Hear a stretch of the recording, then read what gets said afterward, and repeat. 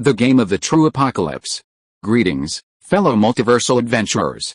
It's an honor to have you back in this saga that has us all hooked. Official channel statement: this story is 100% epic fiction, so please don't attempt real magic. The results aren't guaranteed and insurance won't cover it. The rights to this masterpiece belong entirely to its brilliant original author. We are just a barge sharing it with you. Do you want to keep being part of this amazing community? Join our ninja army of subscribers on YouTube and give this content a like. And for true fans, our Patreon has exclusive ninjutsu waiting for you. Chapter 151, Battle of Dragon's Nest. 5. The crisis is coming. Maglev trains reach in all directions, police patrol the streets on flying motorcycles, skyscrapers soar into the sky, and half-human, half-machine cybernetic beings can be seen roaming the streets. Dazzling neon strips illuminate this futuristic, technological city that never sleeps. Above the city that never sleeps, a massive aerospace fortress floats, the headquarters of the Brotherhood of Steel. The central China branch of the Brotherhood of Steel, housing tens of thousands of people, looks like a child's toy compared to the headquarters mothership. The mothership, with ample room for maneuvering, can accommodate 600,000 people, with a capacity of 1.4 million, covering an area equivalent to one-third of a medium-sized town. Sky elevators, covering over 200 square meters, can be clearly seen, constantly transporting supplies and discharging waste. As night falls and the lights come on, a high-profile meeting of the Brotherhood of Steel's highest echelons gathers. The dimly lit conference room conceals countless secrets. 6 Legion commanders and the Supreme Leader occupy high positions, their faces obscured, their expressions etched only with solemnity. We are members of the Brotherhood of Steel. If you dare to move, we will make you. Oh, no. Above the long conference table, the holographic projection played the scene in the black box that showed the base commander Xiaji, his adjutant, and his secretary being dragged into the bottomless abyss by purgatory chains.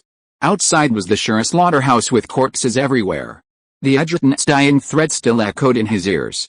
Foreign Affairs Minister Sukidi, who was in charge of recruiting local forces, spitted and berated them. This is simply audacity. The Brotherhood of Steel has never suffered such a humiliation since its founding. Sanctions must be imposed. Logistics Minister Tang Xiankang had long been dissatisfied with the Ministry of Foreign Affairs' recruitment of local thugs.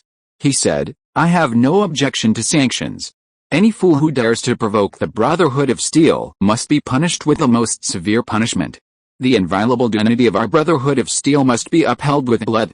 But I must say one thing, recruiting local forces is foolish. Apart from bullying and doing whatever they want under the banner of the Brotherhood of Steel, what have these local tyrants ever done to benefit us? We even allocate funds to train them. Why? Look at what they have done. They have brought shame to our Brotherhood of Steel." Facing the attack from his political opponents, Sukidi's mind turned very quickly. He sneered, "The wasteland is vast and sparsely populated, and it is difficult for government orders to be passed down to the counties and villages below. Recruiting local forces that follow the technological route can effectively strengthen our control over the existing territory. Even if they are not good people, there are still headquarters to restrain them. Times are different and situations are different. Small evils can be tolerated, as long as we ensure that they do not go against the grain and cause public outrage." Tang Xiankang was not satisfied with this reason and wanted to say more, but Sukidi blocked his mouth in advance and said, "Also, old Tang, don't forget that recruiting local forces was the Supreme Head's proposal." As soon as these words came out, Tang Xiankang's open mouth closed immediately. He secretly glanced at the Supreme Head and quickly lowered his head, watching his nose and his heart, and made up his mind not to say a word in this meeting to reduce his presence. "I do think Minister Tang has a point," said Jin Guoan, one of the 6 Legion commanders, commander of the Red Falcon Legion, primarily focused on the Air Force. He was formerly a Chinese Air Force colonel. He composed his words, saying, "Upholding the dignity of the Brotherhood of Steel is right, but we can't be unreasonable. While that guy's methods were brutal, there were reasons for them.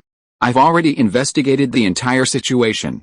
This man, Lin Mingyuan, is from Luoxia province and the first professional to ascend to Sword Saint. He is regarded as a spiritual mentor by many swordsmen and was recruited by the United Council. The incident began when he commissioned the United Council to offer 3 pieces of epic equipment in exchange for the Great Sword of Judgment, held by Liu Xiangsong, the leader of Zunping City. His journey was safe and sound, and the transaction went smoothly. However, On his return, Xiaoji from the branch base stopped him and forcibly searched him. Seeing the great sword of judgment in the hands of the United Council envoy, he became greedy and took it for himself, leading to this catastrophic event. In the apocalypse, whoever controls the army holds the final say. Despite Su Qidi's steadfast determination to kill Lin Mingyuan, Jin Guoan, one of the 6 Legion commanders, silenced him, determined to sanction Lin Mingyuan. Normally, a Legion commander's words would have sealed the deal, but today, things were different. Lin Jingbai, commander of the Sharp Sword Legion, disagreed. Brother Jin's limited knowledge is understandable, but I know a bit more. Before joining the United Council, Lin Mingyuan repeatedly undermined the Central China branch, killing several outstanding members and even infiltrating the Sky Fortress to assassinate his enemies. This lunatic has long been blacklisted by the Brotherhood of Steel. If he had behaved himself, he might have received a lighter sentence in the future. Instead, he turned around and destroyed one of our branch bases.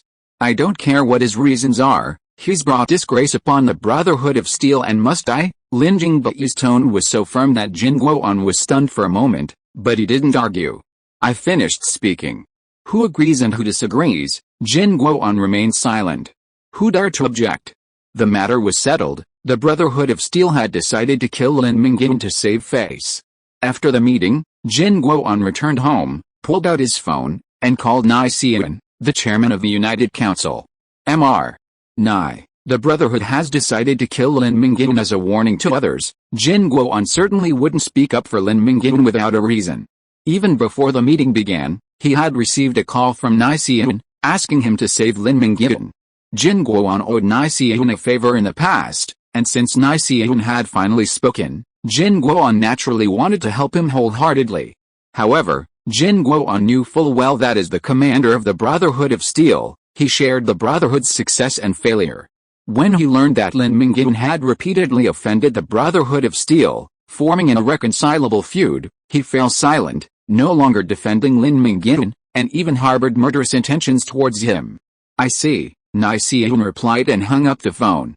Jin Guoan won't help. The person who spoke was Yi Zhao, the third-ranked empress in the god-making plan. More people called her a tyrant.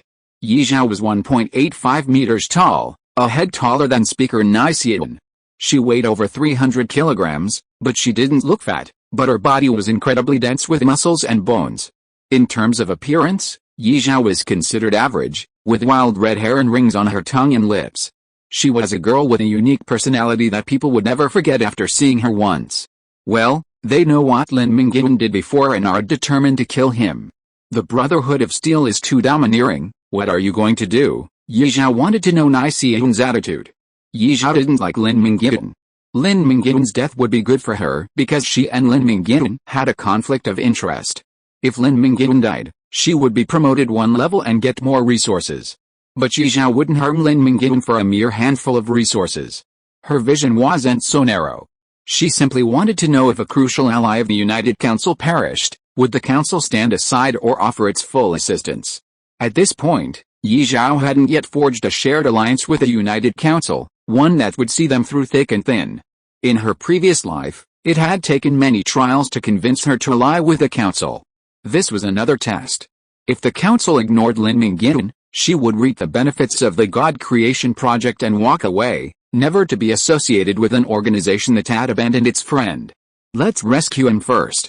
I don't believe the Brotherhood of Steel would dare to start a war with the Cult of Nature and provoke the United Council at the same time, Yan Qianxue said forcefully, his attitude resolute. He would protect Lin Mingyuan to the death. Yi Zhao was pleased with this answer, but she had a plan to pour cold water on Yan Qianxue. It's too late to make a decision now. Do you know about the island locking system? No, Yan Qianxue said. The island locking system is a new battlefield weapon developed by the Brotherhood of Steel to divide battlefields during war. It can seal off an area, preventing anyone from entering or leaving. No matter how you use portals or special abilities, there's no escape. Isn't that just a massive area? Yan Qianxue exclaimed. Think of it this way, the sealed area is like an isolated island. If you don't believe me, try and see if your men can enter the dragon's lair. Yi Zhao was absolutely certain that Lin Mingyuan was beyond saving. All the senior members of the Brotherhood of Steel were present to discuss whether to kill Lin Mingyuan and make the final decision. Determined to kill Lin Mingyuan to protect their honor, how could the Brotherhood of Steel allow him any chance of escape?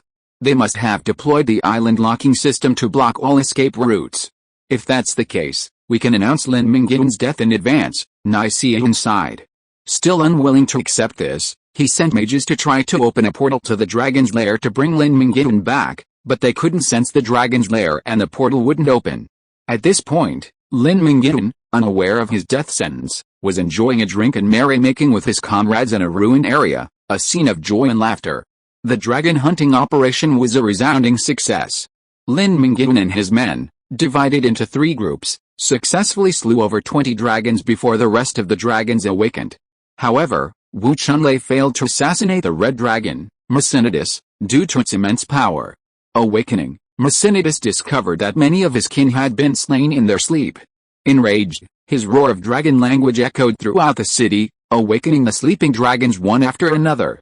Lin Mingyuan, realizing the situation was amiss, abandoned his next target and headed to Macinitas' lair to help Wu Chunlei eliminate him. He then slew 2 sturdy adult dragons that pursued him before departing. After 6 hours of hard work that afternoon, Lin Mingyuan reached level 75, raising his Dragon Slayer talent to a ranked Dragon Slayer. Luo Bing and Wu Chunlei also successfully awakened their B-ranked Dragon Blood Warrior talent. Once the dragons were slain, awakening A-ranked Dragon Slayers was a piece of cake. As it grew darker, further action was no longer feasible, so Lin Mingyuan and his companions retreated to a safe area to rest. Drawing on the Yellow King's understanding of space, Lin Mingyuan skillfully harnessed spatial energy to construct a barrier wall, shielding the structure where they were resting from the dragons. To reward himself for a long day's hard work, Lin Mingyuan removed the tendon he had cut from the dragon while slaying it, slowly roasted the belly on the grill, and shared a cold beer from his special ring. Wu Chunlei raised his glass, toasting Lin Mingyuan with the first drink. First, let me apologize to everyone. It was my mistake not to kill Macinitas that led to the premature end of the plan. Otherwise, we could have continued to expand our victory. Also, I want to thank Brother Lin for helping me resolve the situation and saving my life. I won't go into more detail, it's all in the wine, Lin Mingyuan advised. Don't blame yourself. Red dragons vary in strength and weakness. You were just unlucky enough to encounter the strongest one. It's understandable, anyone who encounters him would inevitably fail. Macinitas was perhaps Jackie Chan's strongest of the year, with strength and stamina exceeding 150 points. Less powerful wilderness demigods would only be at this level. Lin Mingyuan, with his experience slaying dragons, could easily dispatch an ordinary red dragon in 10 moves in a head-on confrontation. However, when fighting Macinitas, Lin Mingyuan barely withstood a single blow. Even after Wu Chunlei stabbed Macinitas through the neck, leaving him seriously injured, he maintained this level of combat prowess. Fortunately, Lin Mingyuan had the Invincible Slash. When the Invincible Slash was used, Macinitas died miserably under the Invincible Slash, and another dragon soul was added to Lin Mingyuan's sword. Chapter 152, Battle of Dragon's Nest, 6, Walking in a Nuclear Explosion. After 3 rounds of drinks, Guanheng discussed tomorrow's plan. The Dragon Legion is both the dragon servants and their eyes. Their annihilation has deprived the dragons of their intelligence source. The enemy is in the open, while we are in the dark.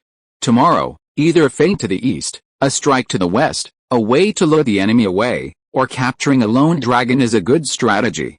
We absolutely must avoid a conflict with the dragons. A single sword saint against many is of no advantage, Lin Mingyuan commented. Tomorrow we have another opportunity to exploit the information gap. Once the dragons learn of our composition, a decisive battle will be inevitable. Therefore, we must seize this opportunity to reduce the number of dragons as much as possible. Roar, leave it to me. Tomorrow I'm going to kill 10 giant winged lizards, Luo Bing boasted. The young man was somewhat unsteady, but in combat, Luo Bing was a reliable comrade, maintaining absolute composure. Yan Qianxue, who disliked drinking and noise, left the table first, followed by Guanheng. Guanheng wasn't going to rest. He wasn't planning on resting tonight. He wanted to monitor the dragon's movements in real time. Luo Bing and Wu Chunlei wanted to have another round of drinks, so Lin Mingyuan didn't join them. He took Zhen Ai's hand and went to the rooftop. He opened his arms to embrace the evening breeze, her hair flying in the wind. We haven't been out together in ages. I'm glad you came with me. I should apologize. I've been really busy lately and neglected you. Lin Mingyuan hugged Zin AI, his heart filled with love. Don't apologize. I understand. You're busy all day long for our future. Zin AI rested her head gently on Lin Mingyuan's chest, her voice soft. Your words mean so much to me. As long as you're by my side, I'm not afraid of anything. The two of them embraced tightly, standing in the bleak autumn wind, warming each other with their body heat. Lin Mingyuan's passion was ignited, and he lowered his head to kiss Zin AI's lips. Zin AI responded awkwardly. Just as Lin Mingyuan was about to take further action, he grabbed his mischievous hand and whispered in his ear, "Don't do it here. We'll be seen." Zin AI hadn't forgotten the invisible warhawks and the reality seal oak in the sky, and she didn't want her intimate moment to be broadcast live. She drew her wand and was about to open a portal to leave the dragon's nest area when Zin AI's expression suddenly changed. "What's wrong?" Lin Mingyuan asked. "It's strange. It seems like the space is blocked. I can't sense coordinates outside the dragon's nest. The portal can only be opened within the dragon's nest. Let me try." Lin Mingyuan focused on sensing the spatial energy. As Zin AI had predicted, he could not sense the space outside the dragon's nest at all. The dragon's nest seemed to be a closed, isolated space, as if trapped in someone else's territory. "Let's go to the border," Zin AI said decisively. She opened the portal and arrived at the dragon's nest border, which she could sense. Lin Mingyuan followed closely behind. The highway stretched into the distance, sparks flickering from unfinished buildings where scavengers lived. Lin Mingyuan could see everything in the distance, but he couldn't sense it. He tried to leave the dragon's lair, but an invisible dimensional barrier blocked his path. It was a transparent membrane with contradictory properties of both strength and softness. Lin Mingyuan delivered a powerful punch, sending ripples through the barrier that spread outward until it vanished, completely absorbing Lin Mingyuan's power. There's something about this dimensional barrier. Are the dragons trying to catch them in a trap? Lin Mingyuan naturally suspected the dimensional barrier sealing off the dragon's lair was the work of the dragons, who had reason to seek revenge on the murderers of their comrades. Lin Mingyuan didn't even consider the Brotherhood of Steel. This was a crucial period for the struggle between the Brotherhood of Steel and the Cult of Nature for supremacy in the north, and he didn't think the Brotherhood would go to great lengths on his behalf.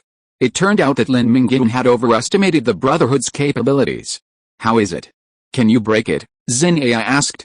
Lin Mingyuan shook his head. "No, it's too strong. Even if I focus on a single point in the spatial barrier, the force can be dissipated and transferred elsewhere. To break through a spatial barrier with a single point, one must possess the power to completely shatter the entire space. Only a demigod can do that." At this thought, Lin Mingyuan wondered if the dragons he had pinned to the ground and hammered could truly possess such a skill. Before the Brotherhood of Steel revealed its murderous intent, Lin Mingyuan was destined to remain puzzled. Trapped within the dragon's nest, Lin Mingyuan remained unfazed. The Red Dragon Legion was already a deadly wasteland. Even if they were trapped there, they would still be defeated, and would only be trapped in their own web. After a brief moment of tenderness in the dim borderland, Lin Mingyuan and Zin AI returned to camp to rest. The night sky was deep, stars shimmering, and from time to time, a mighty red dragon soared across the sky. Nothing happened in the first half of the night. Guan Heng rubbed his eyes and continued to stare at the surveillance feeds from the invisible warhawk and the reality seal oak. Suddenly, a streak of flame streaked across the sky, descending into the heart of the dragon's nest city. Guan Heng's gaze followed the flame. The next second after the flame hit, a burst of flames shot up into the sky, forming a massive mushroom cloud. The blast unleashed a terrifying shockwave that spread in all directions, shaking the building. Glass shattered instantly, swirling into the room amidst a haze of debris and smoke. Guan Heng, crouching in his arms, clutched his ears, lost his balance and fell to the ground. Blood flowed from his ear canal, his eardrum had ruptured, temporarily rendering him deaf. "What's going on? What happened?" Luo Bing, who had just fallen asleep, rushed to Guan Heng's room to understand what was going on. "Missiles. There's a missile coming." Guan Heng couldn't even hear himself, his words coming out with great difficulty. "Who the hell is this?" Wu Chunlei stormed out the door, only to be knocked back by the shockwave. He stood with his sword drawn, his eyes wide open. Lin Mingyuan and Zin AI reacted even faster. Zin AI, like the snow princess from a Disney cartoon, gently waved her wand, and an impenetrable ice fortress was erected in an instant, protecting everyone inside. The dragon would undoubtedly discover them if the icy fortress appeared, but now was not the time to worry about the dragon. Their lives were the priority.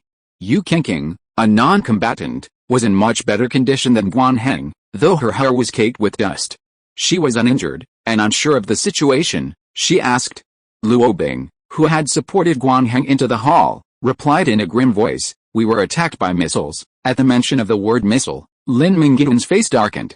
Their constant bombardment of the enemy with missiles was the Brotherhood of Steel's motto. The whole situation suddenly became clear to him. The special barrier had been erected by the Brotherhood, and they were intent on destroying Lin Mingyuan in the dragon's lair.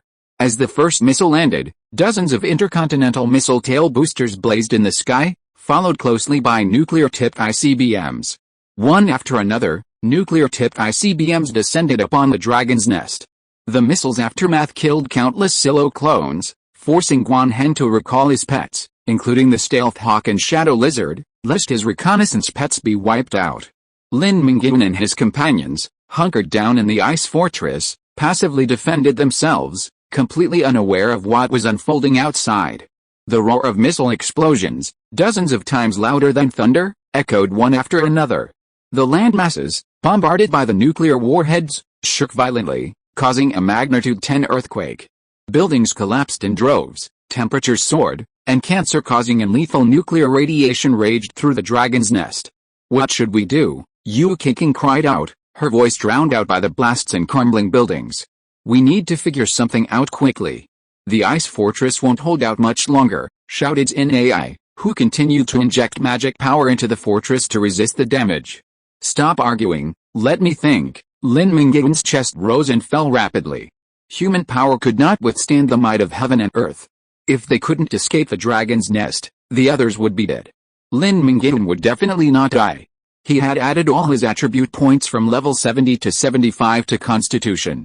Adding the additional attribute points granted by the S-level talents Fire Demon King and Fire Demon King's Crucible Swordsmanship, Lin Mingyuan's base Constitution was now 92 points.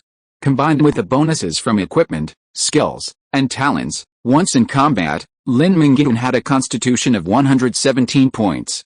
As long as he was not hit directly by a nuclear warhead, Lin Mingyuan would be safe.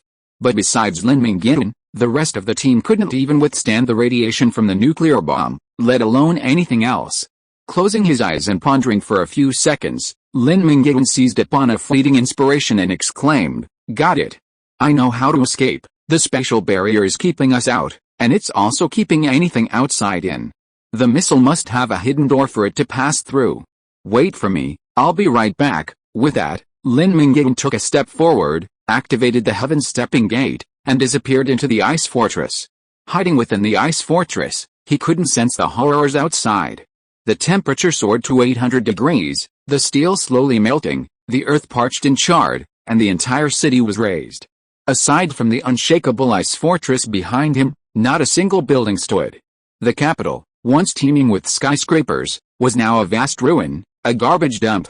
Lin Mingyuan immediately entered combat mode, his agility exceeding 100 as he raced through the ruins at supersonic speed. Time was of the essence, and Lin Mingyuan had to quickly find the answer to his hypothesis. Unable to find what he wanted in the outer reaches of the nuclear blast, Lin Mingyuan resolutely charged directly into the heart of the explosion. Temperatures there reached a staggering 2000 degrees Celsius, and his human form could no longer withstand them. Within the charred crater, he transformed back into his true fire demon form. The intense nuclear radiation slowly and resolutely penetrated Lin Mingyuan's skin, causing widespread cell canceration and necrosis. The eternal flame within the fire demon's heart burned brightly. As long as the eternal flame remained extinguished, the fire demon would not die. Ignoring the rapidly growing malignant tumor within his body, Lin Mingyuan searched the rubble. His efforts paid off. He successfully located a charred and deformed missile casing near the crater. Once the size of a locomotive, the hull was reduced to the size of a manhole cover. Lin Mingyuan took the battered hull and flew into the air to test it. He felt reassured that it could successfully penetrate the spatial barrier. He flashed through the heavenly gate and returned to the ice fortress. Lin Mingyuan's crimson fire demon skin had become stained gray, with patches of muscle completely necrotic and unable to be felt. Rolling the missile casing into a tube wide enough for one person to hide, Lin Mingyuan said, "One by one, get into the tube and pass through the spatial barrier. Then teleport back to the United Council as quickly as possible for radiation treatment. Xin AI opened a portal to the spatial barrier, and everyone left one after another, but Lin Mingyuan showed no sign of leaving. Baby, aren't you leaving? Xin AI asked, pausing. The mission isn't over yet. I can't withstand the damage of a nuclear bomb, and neither can the dragons. Now that the red dragons are all injured, it's a perfect opportunity to take them all out. You go first, don't worry about me, I can leave whenever I want, okay, then. Be careful. Xin AI leaned forward and kissed the crouching Lin Mingyuan. The fire demon's rough skin was unpleasant to the touch, but Xin AI lingered on it for a long time before leaving. The companions had all retreated. Without the magical power to protect it, the ice fortress quickly melted in the intense heat and collapsed. The air was deformed by the high temperature, and pieces of ashes fell from the sky, landing on the barren land with thousands of miles of scorched earth and no grass. The scene before us was the end of the world. Chapter 153, Battle of Dragon's Nest, 7. Witnessing the trailing flames of intercontinental missiles streaking across the night sky, heading straight for Dragon's Nest, Yan Qianxue, who had been sleepless all night, sighed deeply. Although he knew that Lin Mingyuan was trapped in the island's locking system and was essentially dead, Yan Qianxue still held on to a glimmer of hope. Lin Mingyuan was quite capable, and perhaps he had a chance to escape. Then, the intercontinental missiles that pierced the sky shattered his last shred of hope. Wei Changshan, director of the Career Planning and Data Analysis Department, who had also stayed up all night, came to Yan Qianxue with the information he had just obtained and said, the intercontinental missile was launched from the J-23 base in Lixia. Intelligence personnel have sent reliable information. The Brotherhood of Steel has prepared a total of 100 destroyer intercontinental missiles, which will be released in 3 batches. Not only do they want to kill Lin Mingyuan, but they also want to eradicate the Red Dragon Legion and eliminate a great threat to the surrounding people. The Brotherhood of Steel is showing off their skills to us. If they can use 100 intercontinental missiles to kill Lin Mingyuan, they can use more missiles to bomb us. The establishment of a missile defense system is urgent. A tiger can make friends with a black bear, but will never tolerate a sheep sleeping soundly beside its bed. Lin Mingyuan's death was a foregone conclusion. Yan Qianxue could only accept it and look to the future. Mr. Speaker, are we really not going to try to rescue Lin Mingyuan again? Wei Changshan, his eyes bloodshot, said in agony. He had poured all his passion into Lin Mingyuan's career, devoting himself to his development. Just when everything was on the right track, he heard the news that Lin Mingyuan was in dire straits. Wei Changshan couldn't accept it. Little Wei, I know you've put a lot of effort into Lin Mingyuan, but the dead cannot be resurrected. Cheer up as soon as possible. Even without Lin Mingyuan, we still have Yi Zhao. The parliament has decided that you will be responsible for guiding Yi Zhao from now on. Do your best. Yan Qianxue had just finished speaking when he heard a sudden commotion outside. It was midnight. Yan Qianxue sent his secretary out to inquire. A moment later, his secretary, Zhao Sisi, opened the door excitedly and reported the good news. Speaker, Lin Mingyuan is not dead. They're back, really? Wei Changshan, overwhelmed with excitement, knocked over a flower pot. No one cared about the flower pot at this moment.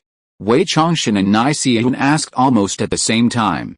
How is Lin Mingyuan now? How did he escape? The secretary answered the speaker's question first. The island targeting system has a hidden trick. The destroyer intercontinental missile they built can penetrate the island targeting system. Lin Mingyuan figured this out and found a piece of missile casing in the nuclear bomb ruins. He used it to wrap his body, tricking the island targeting system and getting his companions out safely. His quick thinking and calmness in the face of danger. Only he could find the loophole in the island targeting system in such a short time. Wei Changshan praised loudly, his face etched with pride. But the radiation level in the missile casing is seriously excessive, and they just returned from the nuclear war wasteland. So they are all receiving treatment in the hospital? Secretary Zhao Sisi asked. Which hospital? Wei Changshan said, about to go to the hospital to visit Lin Mingyuan. Second People's Hospital, Minister Wei, don't rush over. Lin Mingyuan hasn't returned yet. Zhao Sisi held Wei Changshan back. Why? Wei Changshan asked, puzzled. Lin Mingyuan is still on a mission in Dragon's Nest. He said he won't return until the dragons are wiped out, Zhao Sisi said. Wei Changshan was furious. This is ridiculous. The Brotherhood of Steel's attack isn't over yet. He only managed to dodge one of 3 missile strikes. No, I have to send someone to bring him back. Little Wei, calm down. Lin Mingyuan isn't the type to make impulsive decisions. He must have his reasons for staying in Dragon's Nest. All we have to do is fully understand and respect his decision. Nai Xian's words reassured Wei Qianxue, and Wei Qianxue thought about it and felt it made sense. Mr. Speaker, you're right. Lin Mingyuan is so intelligent that he wouldn't make an unwise move. I believe Lin Mingyuan made his decision after careful consideration and deliberation. The two of them exchanged words, speculating on Lin Mingyuan's inner thoughts. Lin Mingyuan did prefer to plan carefully before acting, avoiding any uncertainties and planning everything in advance. However, they overlooked the external context. In a devastated nuclear wasteland, having just been bombarded by intercontinental missiles, how could Lin Mingyuan remain calm? The safest course of action was, of course, to withdraw from Dragon's Nest with his companions and return to the United Council for further discussion. While the Brotherhood of Steel would dare bomb Dragon's Nest with an intercontinental missile, they would never dare use the same method against the United Council. Hejian City has over 10 million compatriots. If nuclear weapons were used, not even 1% of those 10 million would survive. If the Brotherhood of Steel dared to commit such a heinous and inhumane act, it would surely cause a split within the Brotherhood. Taking a step back would open up a wider world, temporarily avoiding the limelight and waiting for an opportunity to retaliate against a Brotherhood of Steel later. This was the best option, but Lin Mingyuan chose not to do so. He did not want to be wronged, and his swordsmanship did not allow him to retreat. Lin Mingyuan could probably guess that there would be further intercontinental missile attacks. The Brotherhood of Steel, seeking to show off their military might and assert their dominance as the overlord of the North, would leave Lin Mingyuan no chance of survival and would not stop until they had blanketed every inch of Dragon's Nest with nuclear warheads. Staying in Dragon's Nest would be extremely dangerous, but the risks were well balanced. During the first nuclear bombing, Xin Ai unleashed her ice fortress, completely destroying the city's buildings. Standing tall amidst the rubble, the ice fortress stood out, unmistakable to the dragons. Yet, the arrogant dragons didn't come seeking revenge. This proved that the red dragons had also suffered heavy losses from the nuclear bombing. Those who survived were wounded and in dire condition, perfect for Lin Mingyuan to harvest. Of course, Lin Mingyuan wasn't in good shape either, so once the battle began, it would be a matter of resilience. Highly contaminated nuclear fallout, accompanied by vast ash plumes, fell from the sky like a blanket of black snow. Hiding in the ruins, the dragons huddled together for survival, only to be caught off guard by a nuclear bomb. Over half the unsuspecting dragons were instantly killed or wounded. Having finally found a safe haven to heal their wounds, the vengeful demons returned. The red dragon, Qianxue, looked up at the towering fire demon, wielding the great sword of judgment, towering above the ruins. His golden pupils were filled with indifference. Go back to the abyss, demon, unless you want to die. Lin Mingyuan's demonic bloodline was so pure that none of the dragons that encountered him ever doubted his demonic identity. It's you who will die, Lin Mingyuan muttered, instantly closing in on him through the heavenly gate and unleashing his invincible slash. Qianxue's massive size and his position at the center of the pack made it clear that he was the most powerful and prestigious of the remaining red dragons. It was a no-brainer to kill him first. Ever since Lin Mingyuan mastered invincible slash, it had been a surefire hit, but today, Lin Mingyuan was destined to fail. The red dragon, Qianxue, had mastered the legendary skill called damage transfer. As the name suggests, damage transfer involves transferring damage taken to another unit. The target's life energy must be equal to the target's own. It wouldn't be like a wounded elephant transferring damage to an ant. With his legs nearly severed by Lin Mingyuan's blow, Qianxue made an immediate choice. He had to use damage transfer, or he would be slain by omnipotence.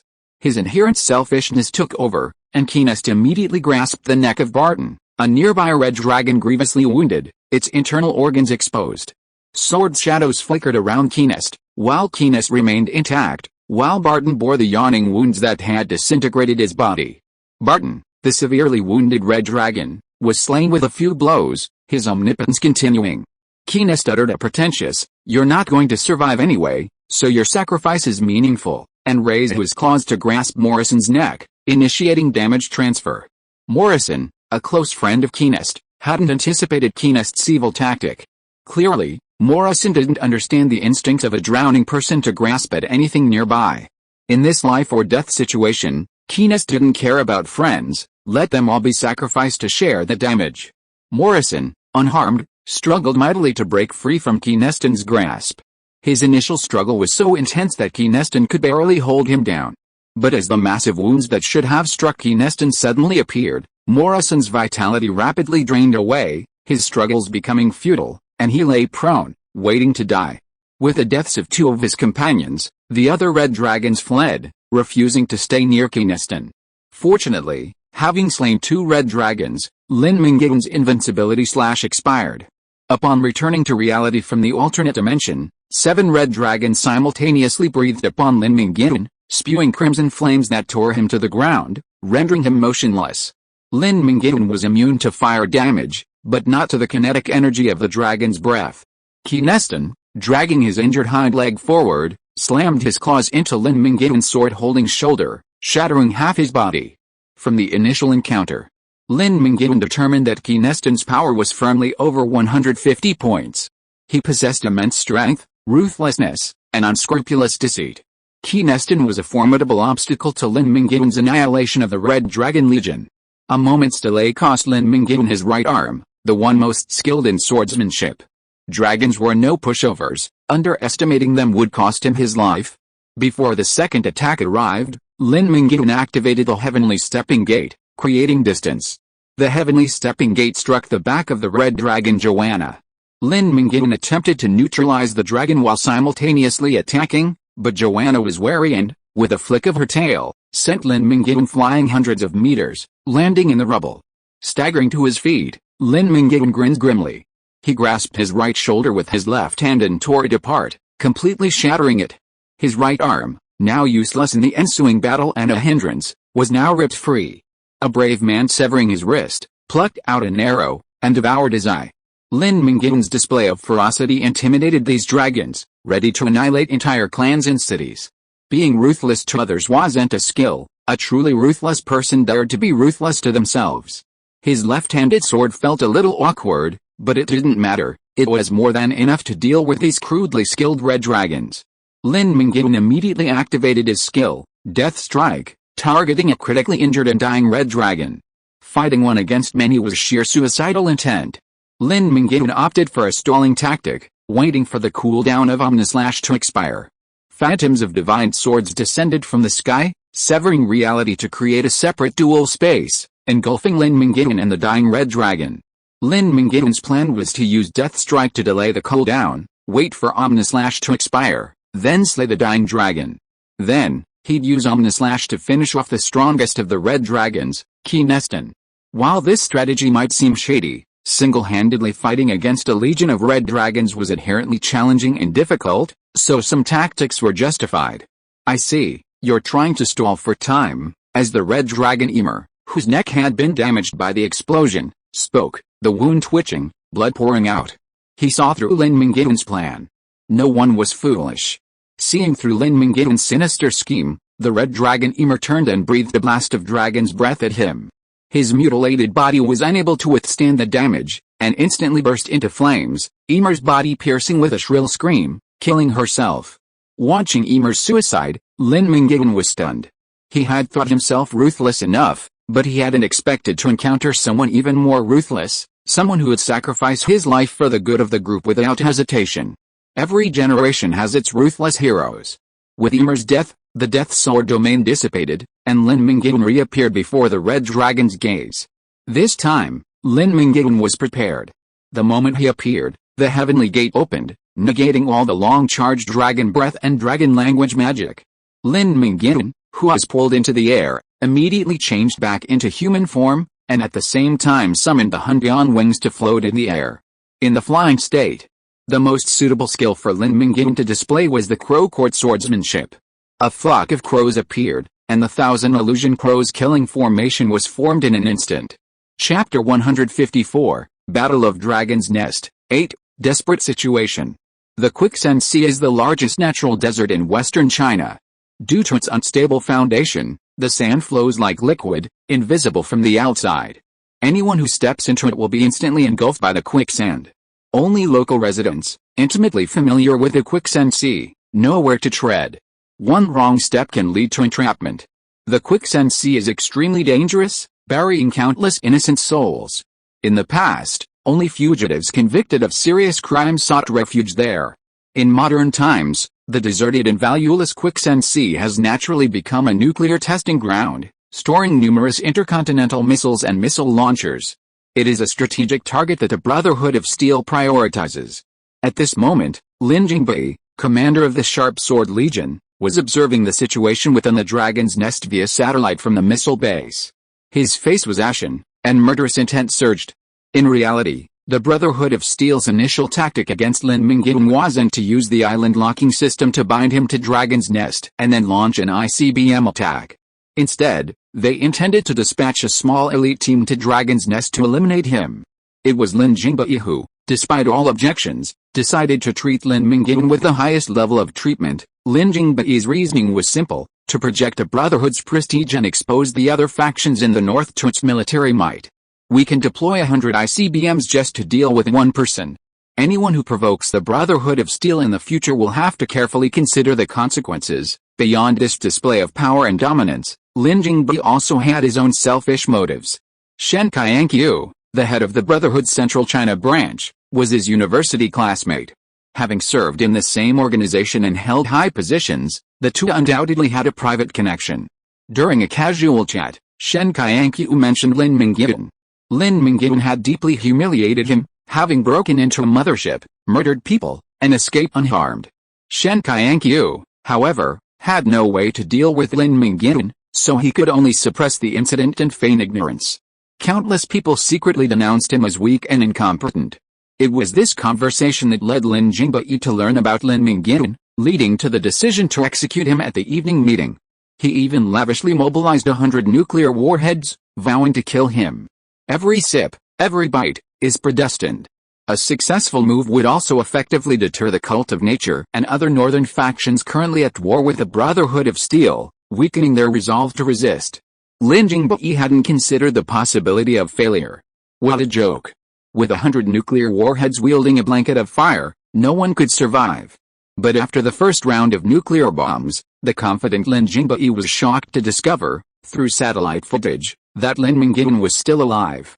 Not only that, he was battling the battered red dragons, despite the nuclear bombs having had no serious impact on him. The Brotherhood of Steel had expended hundreds of intercontinental missiles to target a single professional. If he escaped, word would spread that the Brotherhood's prestige would be shattered, and they would become a laughingstock. The grave consequences of failure washed over Lin Mingyuan, and he immediately gave the order. See the satellite imagery? Fire all remaining intercontinental missiles. I want Lin Mingyuan dead. Yes, the missile base sprang into action, all launch pads ready. One after another, intercontinental missiles, with dazzling flames, soared into the night sky and vanished without a trace, their internal lock systems already trained on Lin Mingyuan, who was engaged in a fierce battle with the red dragons. Separately, within the dragon's lair, Emer's death bought his companions the opportunity to kill Lin Mingyuan. However, Lin Mingyuan, wary of the dragon's initial attack, took to the sky and unleashed 1,000 illusion crows killing formation. After awakening, Supreme Blade, no one dared to ignore the sword energy crow swarms Lin Mingyuan unleashed. The crows howled in a storm, and a daring red dragon stumbled into the crows, instantly showering the sky with blood. Had the other dragons not rescued it, slaying the crows with their breath, the red dragon would have been minced alive. The rescued red dragon, battered and bleeding profusely, was no longer able to fight. It ascended to the ground, its fate awaiting it, to become a living sacrifice when Qianxue used damage transfer to block invincible slash. After yesterday's attack and the sudden nuclear bombing tonight, only 30 dragons remained of the Red Dragon Legion, most of them wounded. Only 10 of the less injured were currently engaged in a battle with Lin Mingyuan. With the loss of another, only 9 remained.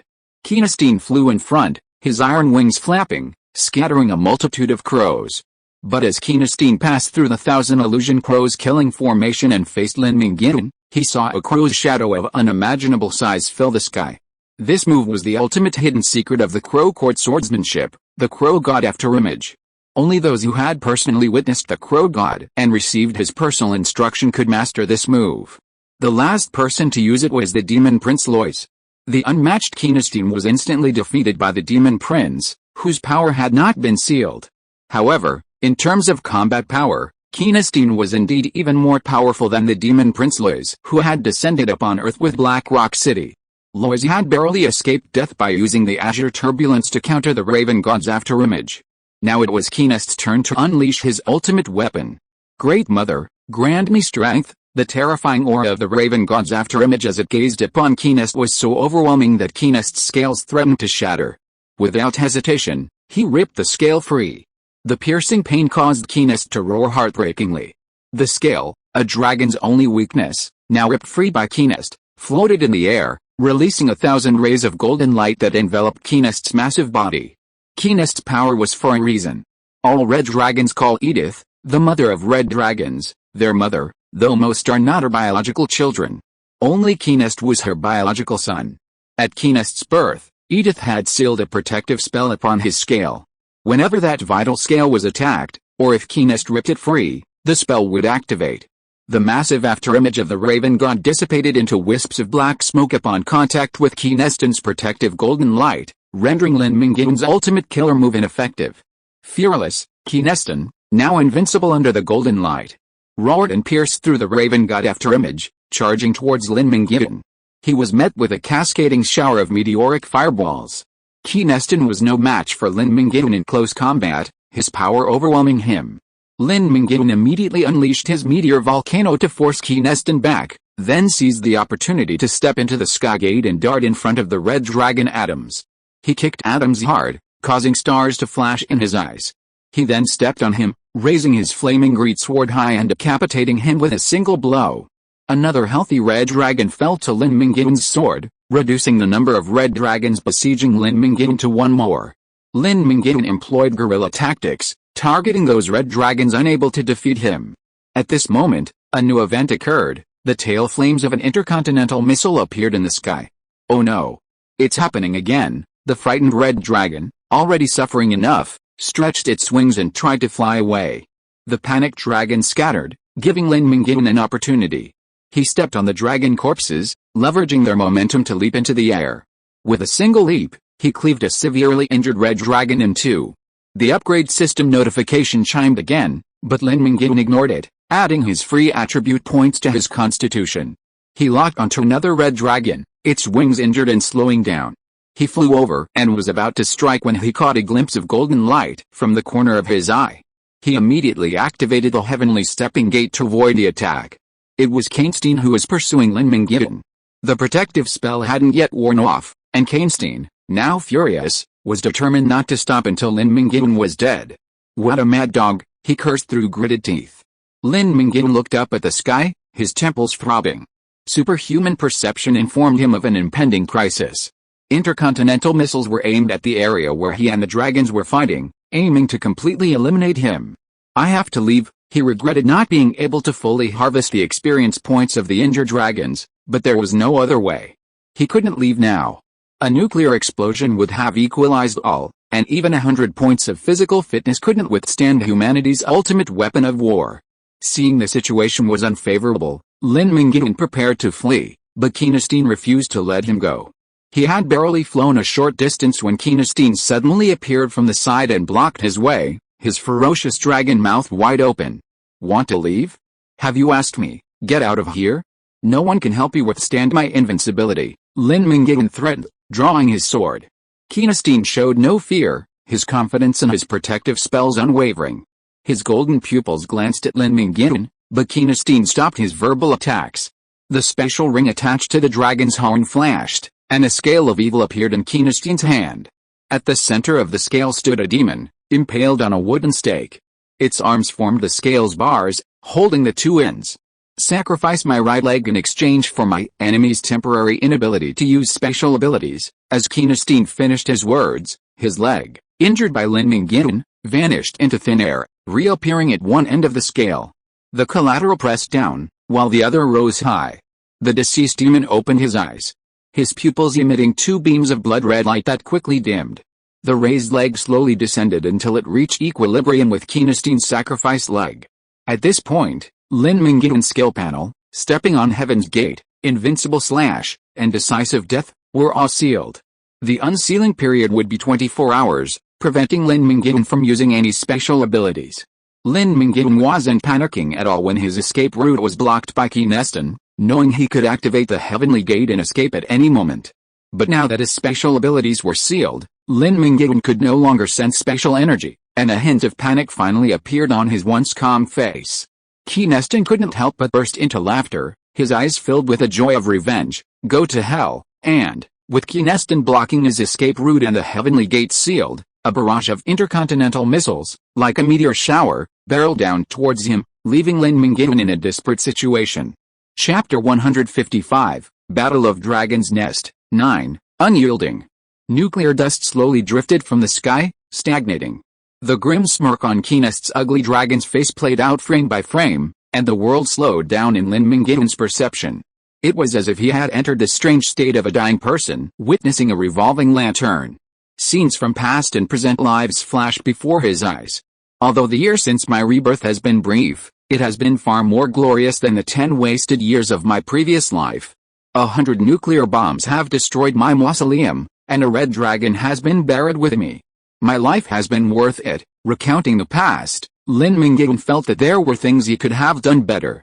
Perhaps there was no chance to make amends in this lifetime.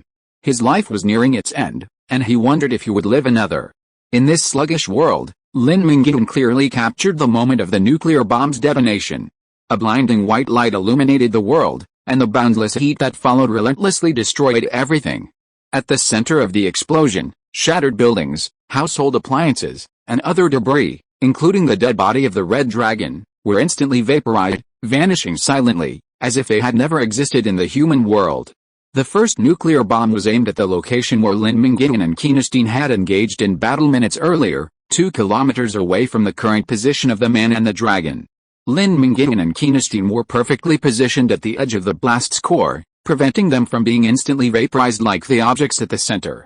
Lin Mingyuan had believed his fire-resistant physique was sufficiently robust, but when the platinum-colored flames of the intercontinental missile's detonation touched his body, he realized he was still too young. The flames unleashed from the central detonation point reached temperatures exceeding 100 million degrees Celsius, vaporizing everything within its reach. With only a true god's flesh, perhaps only a true god could withstand the damage of a nuclear blast. The 100 million degree heat lasted only a moment, yet it was terrifying enough. Lin Mingyuan, in human form, wouldn't have survived a single second in the nuclear blast, forcing the fire demon's true form directly out. His fire resistance was so high that the rough, scathing skin of the fire demon, which could bathe in a pool of magma, cracked and flaked, burning to ash. His bright red flesh was exposed to the terrifying heat and the intangible, yet pervasive, terrifying radiation. Muscles scorched and shrunken, the mighty fire demon, over 8 meters tall, shrank to twice its original size in a matter of seconds. Then, a gust of air, blasted by the ash and smoke, flew 1,000 meters away. Lying on his back on the charred ruins, he watched giant flaming mushrooms bloom in the sky. The edge of the nuclear explosion, shielded by golden divine light, remained motionless. The damage from the nuclear explosion only dimmed the golden light slightly, but it remained bright. If he wasn't in the core of the explosion, the protective spell cast by the Dragon Mother Edith for Qianxue would help her son survive the catastrophe. Qianxue felt his victory was assured. Dozens of nuclear bombs were about to explode nearby.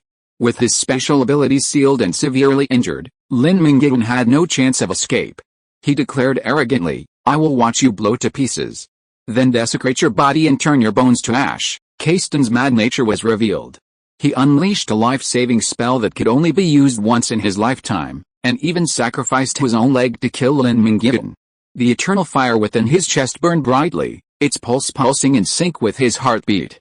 With each beat, a portion of the eternal fire was shed, melting into his blood to repair Lin Mingyuan's body. This was the reason why the Eternal was immortal, the fire demon was undying. The eternal fire never gave up, still diligently repairing his body. Lin Mingyuan, seemingly ready for death, suddenly rose from the ground. He glanced up at the sky, where more nuclear bombs were raining down. His injuries, rapidly healing, Lin Mingyuan taunted and provoked Qianxue. "You don't really think a nuclear bomb can kill me, do you? I'm the ruler of the fire elemental world, the emperor who commands the abyss. You're just a foolish giant lizard. Today, it's you who will die." With these words, Lin Mingyuan sprinted towards the enraged red dragon, his body repairing with each step. By the time he reached Qianxue, His wounds had healed almost completely. He slashed with his greatsword. Qianxue, as if facing a formidable foe, raised his claws to meet the blazing sword of judgment. To Qianxue, Lin Mingyuan's sword might be a greater threat than a nuclear bomb. A nuclear bomb, as long as it avoids the center of the explosion, can easily withstand the heat and radiation thanks to the superior resistance of its powerful dragon body. However, a single strike from Lin Mingyuan's sword would leave a deep wound, exposing the bone and severely weakening its combat effectiveness. Lin Mingyuan would undoubtedly suffer the loss of the clash between sword and dragon claw. Previous tests had shown that Qianxue's power could crush Lin Mingyuan, so this time Lin Mingyuan chose not to confront Qianxue head-on, choosing to use his chest to counter Qianxue's claws. Dragons never wield weapons, their claws and fangs are the most formidable divine weapons. The only result of a flesh and blood body colliding with dragon claws is death. Lin Mingyuan, dead. You're charging all over here, all this time, just to die at my hands? What a foolish pride, Qianxue sneered, tossing Lin Mingyuan's body aside as he prepared to fly away from the nuclear blast zone. As he raised his wings, an incredibly powerful aura soared into the sky. Qianxue turned in surprise. It was Lin Mingyuan, already confirmed dead. He was alive again. You've been fatally attacked by the red dragon Qianxue, triggering the S-level talent, Unyielding. You've entered Unyielding, doubling all stats and attack power for 10 seconds. Lin Mingyuan was dead, but not completely. Qianxue's claw would normally have killed him, but Lin Mingyuan possessed Unyielding, and this one claw sent him into Unyielding. Unyielding, an S-level talent that he'd thought wouldn't be able to function for a while, saved Lin Mingyuan's life in a desperate moment. Unyielding is a talent you rarely remember until the very moment it matters. No one makes a near-death plan, it's unlucky. Lin Mingyuan was blown away by a nuclear bomb. Seriously wounded and near death, he suddenly noticed the Unyielding talent entry on his talent panel flashing, about to activate. He suddenly remembered his life-saving trump card and decided to die at the hands of the red dragon, Qianxue, before taking revenge. The key to his plan was that Qianxue must kill Lin Mingyuan. Lin Mingyuan deliberately provoked Qianxue to force him into action, then willingly died at his hands. He absolutely couldn't be killed by the nuclear bomb. If that happened, he had to kill the launcher within 10 seconds. Lin Mingyuan couldn't cast a curse remotely, so that was out of the question. If killed by the nuclear bomb, Lin Mingyuan would have no choice but to drag Qianxue into hell before his death, unable to do anything else. If it was Qianxue who killed him, Lin Mingyuan could finish him off during his 10-second, indomitable state, and then, with Xin Chunji's full health restored, he could escape without a fight. Qianxue had to die, otherwise he would remain a distraction, preventing Lin Mingyuan from escaping. At this point, Lin Mingyuan, having reached level 78 and entered Unyielding state, had doubled all his attributes. His 4 attributes were Strength 210, 90 base points x2 plus Dragon Slayer 10 plus Arena Master 5 plus True Strike 10 plus Deep Sea Anchor 5, Agility 191, Constitution 224, and Intelligence 65. Aside from his intelligence, which remained subpar despite doubling, all of Lin Mingyuan's other attributes were above or near 200. His once strong agility was now drag. There was no other way. Each level up in Fire Demon King's Constitution automatically increased strength and Constitution, and every 3 levels of Legendary Crucible Swordsmanship randomly increased Constitution or Strength. Lin Mingyuan had to allocate all his upgrade points to agility to maintain a balance between strength, agility, and physical fitness. However, to awaken his S-rank regeneration talent, which required exceptionally high Constitution, Lin Mingyuan allocated all his upgrade points to Constitution, rendering his once stellar agility mediocre. The truth is, comparison is the key. Lin Mingyuan's even mediocre agility was far beyond the reach of many swordmasters. All his attributes doubled. Many demigods lack such vast and balanced attributes. Lin Mingyuan had never been so powerful before. He felt as if he could punch a hole through the sky. Infinite divine power surged within him. With a slight strain on his leg muscles, he felt as if he were about to soar into the air, defying gravity. His superior physique gave him the confidence to survive the nuclear detonation. Nuclear bombs rained down from the sky, the detonations filling the air and the vast flames illuminating the entire city like daylight. The battle entered its final round, and it was Lin Mingyuan's turn to use his superior attributes to bully Qianxue. Qianxue's vision blurred, and he saw only a fleeting figure before being swept along by the immense force and falling into the nuclear detonation center. Previously, Lin Mingyuan had avoided nuclear bombs, but now he rushed wherever there was one, grabbing Qianxue's dragon horn and dragging him along. The nuclear bombardment, combined with Lin Mingyuan's iron fists against his head, left Qianxue dizzy and powerless, even with a protective spell. What does 200 points of agility mean? Lin Mingyuan's speed was so great that even high-speed cameras couldn't capture him. At full speed, he could reach 30,000 meters in space in just half a minute. Going even further, he possessed the speed of a god, a speed only found in comics. Lin Mingyuan used this speed to carry Qianxue to the epicenter of multiple nuclear explosions. The golden light on his outer layer had dimmed dramatically, and only 5 seconds had passed. With 200 points of agility, Lin Mingyuan was omnipotent and omnipresent, his enemies unable to even trace him. With 200 points of strength, Lin Mingyuan could easily toy with Qianxue, completely suppressing his divine power. If it weren't for his protective spell, Lin Mingyuan could kill him with just 3 punches. As for the strength of 200 points of constitution, unfortunately, Lin Mingyuan didn't feel it. He was in an unyielding state, and while he definitely wouldn't die within 10 seconds, he figured 200 points of constitution wouldn't be a problem for him to withstand a nuclear bomb. Each punch and kick was accompanied by a sonic boom. Qianxue's protective spells were completely exhausted. His pupils rolled back, blood streamed from his mouth and nose. The dragon was on the verge of collapse, needing only one final blow, a powerful finishing blow. Lin Mingyuan's legs unleashed an explosive force, instantly creating a massive crater on the ground, comparable to a missile explosion. He soared thousands of meters into the air. Have you ever seen a punch drop from the sky? Ascending quickly, descending even faster, his fist rubbed against the air, spontaneously igniting without fire. Lin Mingyuan's flaming fist slammed down on Qianxue's head. For a moment, the world fell silent, followed by a tumultuous din. Within a 3-kilometer radius, all debris was instantly pulverized. The ground sank 10 feet. Qianxue's remains sank into the earth, his head and neck vanishing, exploding into a spray of blood and flesh. The dragon's mighty physique was shattered alive. 200 points of strength combined with 200 points of agility unleashed an attack force comparable to divine punishment. This is why Lin Mingyuan has always prioritized basic attributes. With doubled attributes, even a casual punch from Lin Mingyuan is more powerful than his previous full-strength attack. With 1,000 points of strength, not to mention destroying a planet, sinking a continental plate wouldn't be a problem. You killed the red dragon Qianxue, gaining 1,637,800 experience points too. You reached level 79, gaining 1 free attribute point. You completed your revenge, removing your unyielding status and restoring full status. Unyielding enters a 24-hour cooldown. It wasn't until he activated unyielding that Lin Mingyuan realized it had a built-in cooldown, limiting him to 1 death per day. This wasn't a big deal. Lin Mingyuan wasn't likely to be killed repeatedly. If that were to happen, it would mean he'd encountered an opponent of a higher level of strength.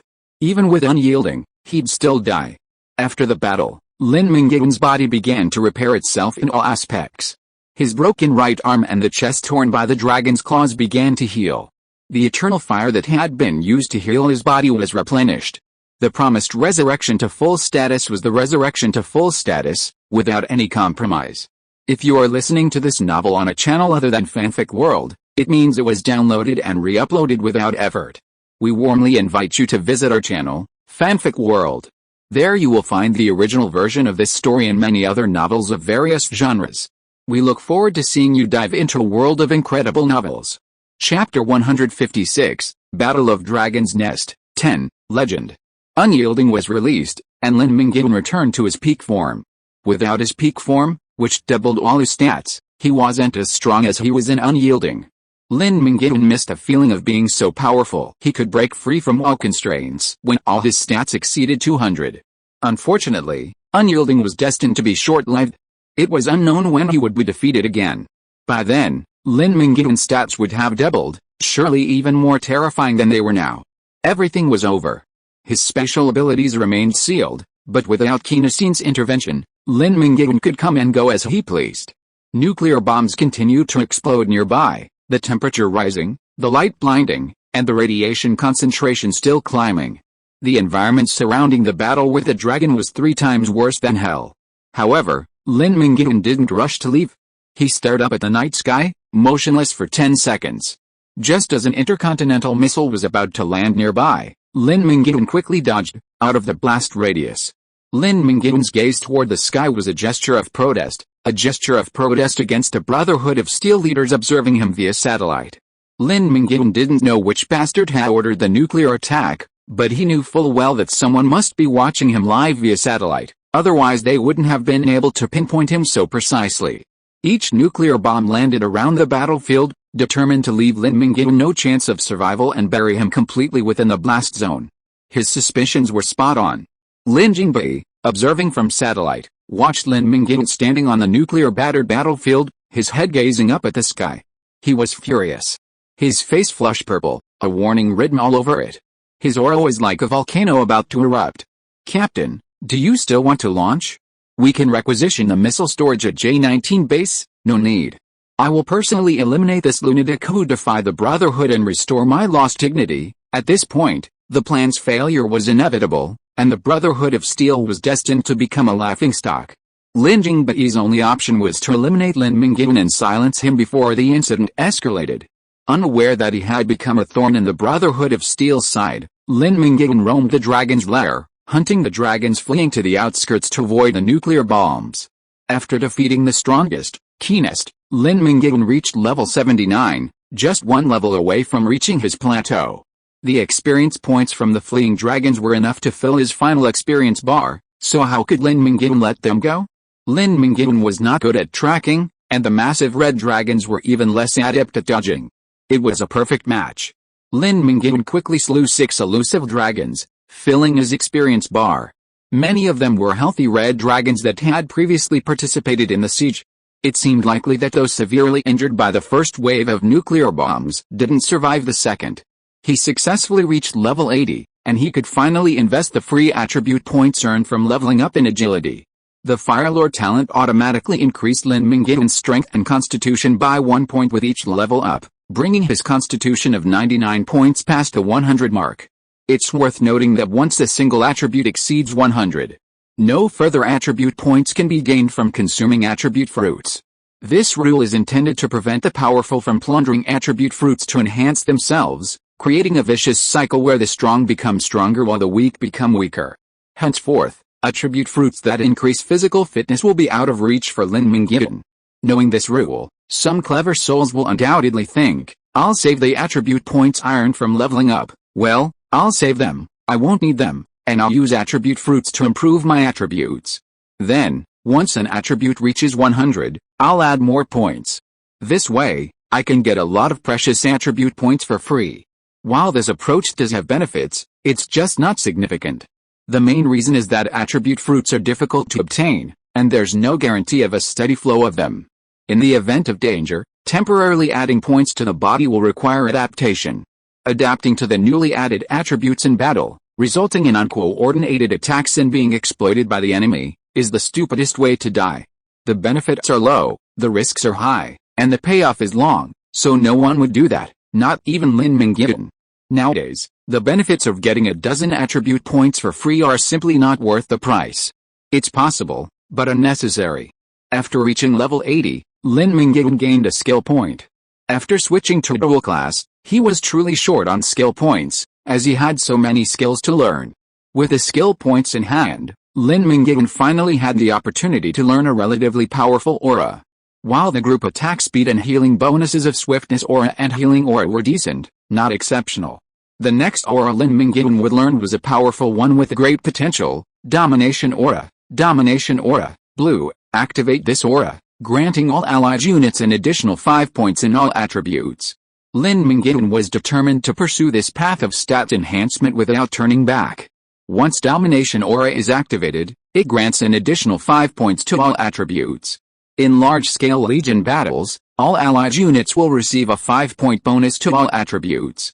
5 points for a single person might not seem like much, but if thousands of them each received 5 points, the combined bonus would add tens of thousands of points to all attributes, a tremendously profitable outcome. Even if it weren't for Legion Wars, the Domination Aura would have doubled its effect on Lin Mingyuan, who possessed the S-rank talent of arrogance. The 10 points added to all attributes were the same as those added by True Strike, which shows how powerful it is. Furthermore, the domination aura could be further strengthened through evolutionary skill points later on.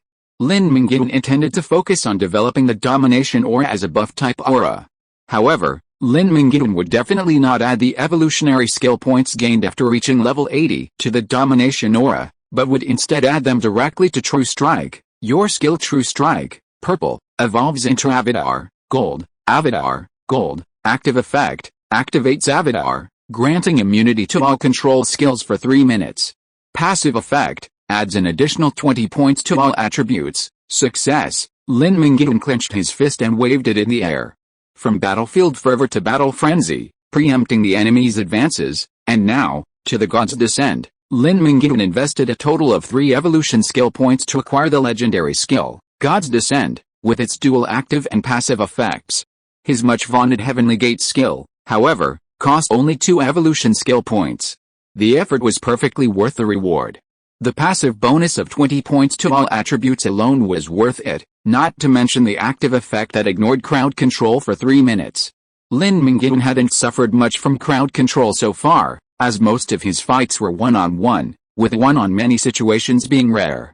However, once he entered a Legion war, enemy class members' crowd control skills would rain down on his core. Knowing the power of crowd control in Legion wars, Lin Mingyuan had been constantly courting Yan Qianxue. While the Moon Priest's buff offered little combat power, it offered immunity to crowd control effects like protection from evil, and increased dodge chance, allowing him to avoid hidden arrows and spears like Hazy Moon Shadow, both valuable skills that could greatly aid his team's core on the battlefield. Now that the gods had descended, their effects were even greater than protection from evil. For 3 minutes, Lin Mingyuan could do whatever he pleased, charging and slashing through the enemy lines with impunity. After tallying his gains, the dragon hunting project had yielded Lin Mingyuan a wealth of experience. He didn't need much of the equipment and skills, so he stored them in his interspatial ring for now. Arriving at the border he and Xin Ai had reached last night, he saw the missile casing, rolled into a tube, still there. Lin Mingyuan transformed back into human form, slipped inside, and stepped forward, effortlessly escaping the island's locking system as if passing through a bubble. Just as he left the dragon's lair, the system notification chime echoed again, Red Dragon Hunter. You brought death to the Red Dragon Legion that destroyed the capital and killed millions. Regional Legend +3, note, you killed Edith's beloved son and destroyed the loyal legion that welcomed his mother's arrival. Edith, the Red Dragon Mother, who learned the truth through divination, regards you as the #1 enemy of the New World, man who survived the nuclear explosion. You survived the bombing of hundreds of intercontinental missiles. The ruins destroyed by the intercontinental missiles will prove your legendary experience. Regional Legend +2, note, the Brotherhood of Steel has been disgraced because of you. Please be cautious, danger is approaching. Chapter 157, Peace. Lin Mingyuan hadn't expected to gain 5 points of Regional Legend in a row. Thinking back, the last time he'd gained one was when he conquered Black Rock City and became its lord. Back then, Lin Mingyuan was the first to complete the 2nd rank of Sword Saint, and the news spread throughout the nation, earning him 1 point of World Legend. The 1 point of Regional Legend, added by the Lord of Black Rock City, had been automatically ignored by Lin Mingyuan. Before gaining 5 points of Regional Legend, Lin Mingyuan had a total of 4, 1 for defeating the Crowman of Jingu Town, 1 for becoming the first class changer in TS City, 1 for defeating the Three Spears Alliance and Pengcheng Camp, unifying TS City, and 1 for conquering Black Rock City. After toiling in TS City for over 6 months to earn only 4 points of Regional Legend, Lin Mingyuan achieved 5 points in a single wave during the Battle of Dragon's Nest, which made him ponder the deeper meaning of legend. Some time ago, I quelled the Mist Tide, one of the 4 great natural disasters, in JJ City. I narrowly avoided slaying the projection of the alien god, the Yellow King, and nearly lost myself in the process. The scale and difficulty of this experience far surpassed the time I dealt with the Crow people in Jingu Town. However, I gained some Regional Legend points in Jingu Town, but none in JJ City. The reason might be due to my personality. When I dealt with the Crow people in Jingu Town, I defeated them with overwhelming force in front of thousands of the townspeople. The townspeople continue to spread this story, earning me immense fame in the countryside. However, few people knew that I had killed the Yellow King, except for Yan Qianxue, so I didn't gain any Regional Legend points. Few people witnessed the Dragon's Nest battle, but word will surely spread. Many people know about my dragon hunting plan, and with the team members adding fuel to the fire, a legendary story has been created. Hejian City has over 10 million residents, a much larger base than TS City, so more legendary points are awarded, even for surviving a nuclear bomb. This leads us to the conclusion that to gain legendary points, one must first have enough legendary experience, and then spread the word to let more people know. Even good wine needs a bush. As his strength increased, Lin Mingyuan had a premonition that legendary points would play a huge role in the future. The more legendary points, the better. Lin Mingyuan was satisfied with gaining 5 legendary points in one battle, but there was a hidden danger behind the 5 legendary points. Forget about the Red Dragon Mother, who hasn't yet arrived on Earth. She won't arrive in time, and even if she did, she wouldn't be able to do anything. Lin Mingyuan remembered that in his previous life, the Brotherhood of Steel had destroyed the dragon's nest while on its way to conquer the north. Red Dragon Mother Edith failed to stir up any significant trouble, either resigned to her fate or seeking revenge only to be easily crushed by the Brotherhood. Both possible outcomes prove that the Brotherhood of Steel was far more troublesome than the Red Dragon Mother. Lin Mingyuan hadn't anticipated the imminent threat posed by the Brotherhood of Steel, even without the system's warning. The Brotherhood's arduous attempts to eliminate him were met with a barrage of anti-aircraft fire, which ultimately led to their escape. If word of this were to get out, how would the Brotherhood of Steel maintain its reputation? Who would take them seriously in the future? Therefore, the Brotherhood was bound to retaliate, and the sooner the better. They wanted to eliminate Lin Mingyuan before word spread, to restore their dignity. The thought of retaliation from the Brotherhood of Steel still terrified Lin Mingyuan. Previously, in Qianxue, Lin Mingyuan had dealt with 2 attacks from the Central China branch of the Brotherhood of Steel, but those were minor incidents. The Central China branch held little weight with the Brotherhood's headquarters. The Brotherhood of Steel headquarters is teeming with experts. Currently, there are over 5 professionals capable of defeating Lin Mingyuan in a one-on-one fight.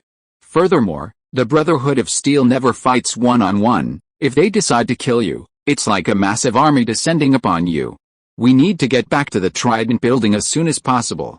We can't hang around out there any longer. Realizing he was about to be targeted by the Brotherhood of Steel, Lin Mingyuan tensed up and went into high alert. Continuing forward, he spotted his escorts, a mage and 2 Special Forces soldiers. Special Forces soldiers in this context refer to those who have advanced from soldiers to second-class professionals, skilled in combat across a wide range of terrains. Lord Lin Mingyuan is incredibly powerful. Surviving a nuclear devastation. After a few words of flattery, the mage continued, by orders of Minister Wei Chongxin, we are here to escort him home. Please follow me. The mage opened the portal, and as he stepped inside, his legs trembled beneath his soft robes. He was terrified by the dozens of intercontinental missiles that had just streaked across the sky. If one of them had its positioning system malfunctioned and landed outside, he wouldn't have had time to escape. Lin Mingyuan found himself amused. He passed through the portal and found himself in the Trident building. It was exactly 2 in the morning. As he entered the first floor, he was met by Speaker Yan Qianxue, eager to see him, along with Wei Chongxin, the Data Analysis Department, and other officials. There was also an unexpected presence, Yi Zhao, dressed in punk attire, dyed hair, and earrings, standing out from the crowd of high-ranking officials in suits and ties. Lin Mingyuan had seen Yi Zhao's portrait and recognized her. She looked much the same now as she had 10 years earlier, just as eccentric. Goodness! It's only been less than a day, and you almost ripped the sky apart. The destructive power is astonishing, Yan Qianxue said. His words were neither good nor bad, neither sarcastic nor venomous, like a wife's complaint about her husband's extravagant spending. I was just pissed off. I didn't expect a Brotherhood of Steel's counterattack to be so fierce. There's no point in arguing about who's right and who's wrong now. The Brotherhood and I are at loggerheads. What's the United Council planning to do? Lin Mingyuan's eyes shone. Lin Mingyuan wasn't pressing him, he simply needed to know Yan Qianxue's stance. If Yan Qianxue agreed to help, Lin Mingyuan would remember the favor and would definitely use him in the future. If Yan Qianxue was afraid of the Brotherhood of Steel, Lin Mingyuan could understand. After all, unlike Lin Mingyuan, whose base was in central China, the United Council's territory bordered the Brotherhood of Steel. And the Brotherhood of Steel could very well attack. While understanding was understandable, all agreements with the United Council were null and void. Lin Mingyuan would not ally himself with a force that stood idly by in times of crisis. Lin Mingyuan at this moment was just like Ye Zhao a few hours earlier. Both wanted to know the United Council's stance on their allies facing difficulties. Yan Qianxue, who had already answered Ye Zhao's question, remained unmoved. Don't worry. The Council will handle the follow-up on this matter. We will find a way to resolve the conflict between you and the Brotherhood of Steel. As Yan Qianxue spoke, a deep rumble of thunder echoed outside, accompanied by lightning. A dozen warriors wearing metal visors and silver tights appeared in the open space in front of the Trident building. As soon as they appeared, they immediately set up a portal base station. Tech-savvy professionals could also master the technology of space travel portals, but compared to the flexible portals that mages could open at any time, these were cumbersome. First, they had to dispatch the Thunder Squad, who possess special teleportation capabilities, to the desired location in advance. Then, they had to establish a base station, and then connect it to another base station on the other side before they could teleport. It was a complex and tedious process, and a single mistake could lead to disaster. The guards near the Trident building, suddenly aware of the intruders, brazenly constructing some sort of structure as if it were their own, rushed forward to stop them. While their intentions were good, their strength was lacking. The guards, surrounded by the Thunder Squad, were easily subdued using fists, kicks, and stun guns. Seeing this, Ye Zhao sneered, the soldiers of the United Council are awful, a bunch of idiots. Why not just use my mercenaries? They're cheaper, but more capable. Sun Yang, the head of the security section responsible for the defense, glared at Ye Zhao angrily but remained silent. Yan Qianxue ignored these trivial matters. He knew what was about to happen and said to Lin Mingyuan, you must be tired after a day of fighting. Go get some rest. Lin Mingyuan suspected something and asked hurriedly, did those bastards from the Brotherhood of Steel come to call for justice? Yan Qianxue sighed. Since Lin Mingyuan had guessed it, there was no need to hide it. He said, no matter what the Brotherhood of Steel's intentions are, I will find a way to help you deal with this. The most important thing is that we must not let any conflict arise again. You and Xiaoyi go to the park. I'll let you know when it's over. The speaker has spoken. Let's go, handsome boy. Ye Zhao raised his eyebrows, the tips of which were dyed a bright blue-purple, giving Yan Qianxue face. Lin Mingyuan moved his lips, but said nothing. He and Ye Zhao left the Trident building, but they didn't go far. They both wanted to find out what had happened. Yan Qianxue breathed a sigh of relief upon seeing Lin Mingyuan leave. The Brotherhood of Steel's style of conduct was well known throughout the land, characterized by a tyrannical, domineering, and unreasonable approach. Lin Mingyuan, on the other hand, possessed a resolute character, otherwise why would they have clashed so frequently with the Brotherhood of Steel? While the two groups might have managed to maneuver if they hadn't clashed, a fight was inevitable, and by then, there would be no peace. The teleportation base station was complete, and the members of Thunder Squad released a flash of lightning from their fingertips, instantly activating the teleportation device. The mage's portal was a blue oval, while the one opened by Thunder Squad was a rectangular one, 3 meters high and a little over 1 meter wide. The gate of nothingness was activated by the lightning, and a pitch-black energy filled the portal, resembling a piece of pure, flawless obsidian, or a cloudless night sky with stars fading into the night sky, a serene and mysterious scene. Lin Jingbei, wearing a pair of pointed cowboy boots with spurs on the heels and a camouflage uniform, walked through the portal. Glancing around, he saw that the arrogance and murderous intent on Yan Qianxue's face had faded considerably. He demanded, hand over Lin Mingyuan. This matter has nothing to do with your United Council, haha, Commander Lin, stop joking. Lin Mingyuan's out and hasn't returned yet. When he returns, I'll take the initiative to bring him to apologize. Yan Qianxue wore a humble smile, using the tactic of delaying. Lin Jingbei had come in furious, and they had to wait until his anger subsided before they could talk. The shadows of the trees swayed, and Ye Zhao, hiding in the nearby landscape forest, suddenly said, you're watching so intently, are you worried the speaker will betray you? Glancing back at Ye Zhao, Lin Mingyuan said, I trust the speaker, but he's young and in such a high position, I'm afraid his Tai Chi tactics won't work on him. Even Lin Mingyuan, who had lived 2 lives, couldn't help himself sometimes, let alone a young man in his early 20s. Things wouldn't go so smoothly. Speaker Nai, you're an elder, a man of virtue. I respect you and am willing to talk to you. Otherwise, it wouldn't be me or my army standing here now. I'll give you one last chance. Hand over Lin Mingyuan, and I'll pretend the United Council is unaware of this. If you insist on shielding him, I'll have to deal with him impartially and raise the United Council to the ground, Lin Jingbei threatened. Yan Qianxue's personal bodyguard, Han Yu, could no longer resist the accusation. He angrily shouted, "Who the hell do you think you are? How dare you speak so rudely to the speaker? Do you have a say here?" Lin Jingbei's eyes were sharp as knives, and he glared at Han Yu. With invisible telekinesis, he formed a giant palm and slapped Han Yu away. He shattered the tempered glass revolving door and fell unconscious on the marble floor covered in broken glass. Han Yu, a level 71 defender, was defeated without even a single blow. The United Parliament emphasized the importance of each person doing their job. Politicians focused on politics, businessmen focused on the economy, and professionals, as an indispensable armed force, trained diligently, fought hard, and enjoyed the highest treatment, but few powers. The Brotherhood of Steel, however, is different. The strongest reigns supreme, and the law of the jungle is the supreme principle embraced by the Brotherhood. While the 6 Legion commanders may not possess commanding talent, they are undoubtedly the strongest within their legions. In later generations, all 6 Legion commanders have achieved demigod-level prowess, and the Brotherhood's supreme leader is poised to attain true godhood, having already begun a stealthy sprint toward true godhood.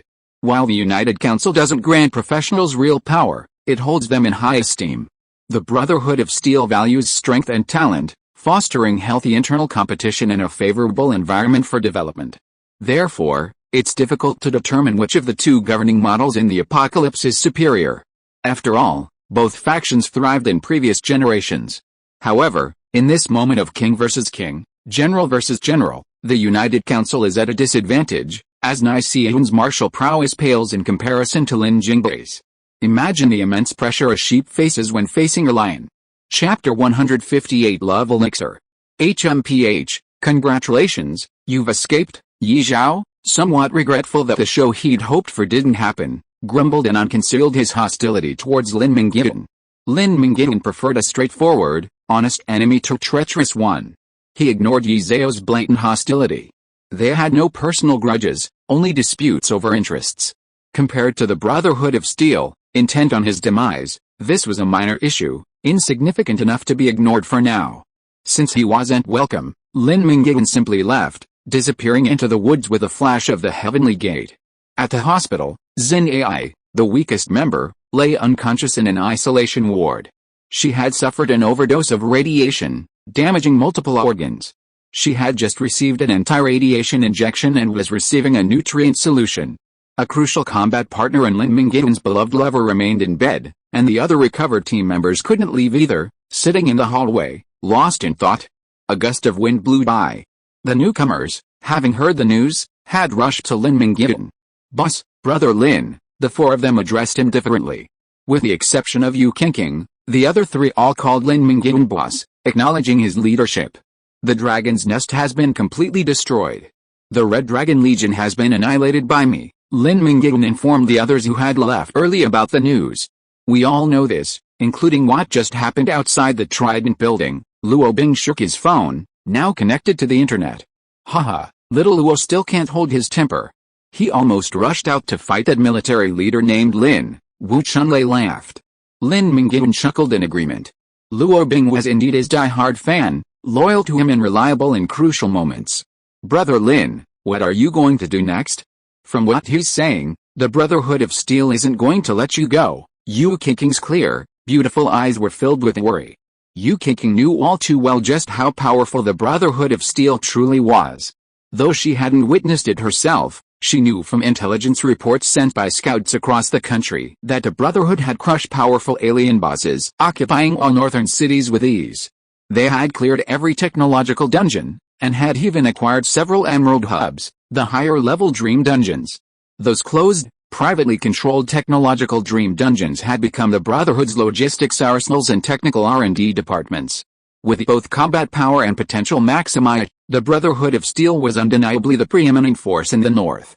Lin Mingyuan blurted out his true feelings. "At this point, coexistence between me and the Brotherhood of Steel is impossible. Honestly, I never considered peaceful coexistence with them, due to my earlier offenses against their branch.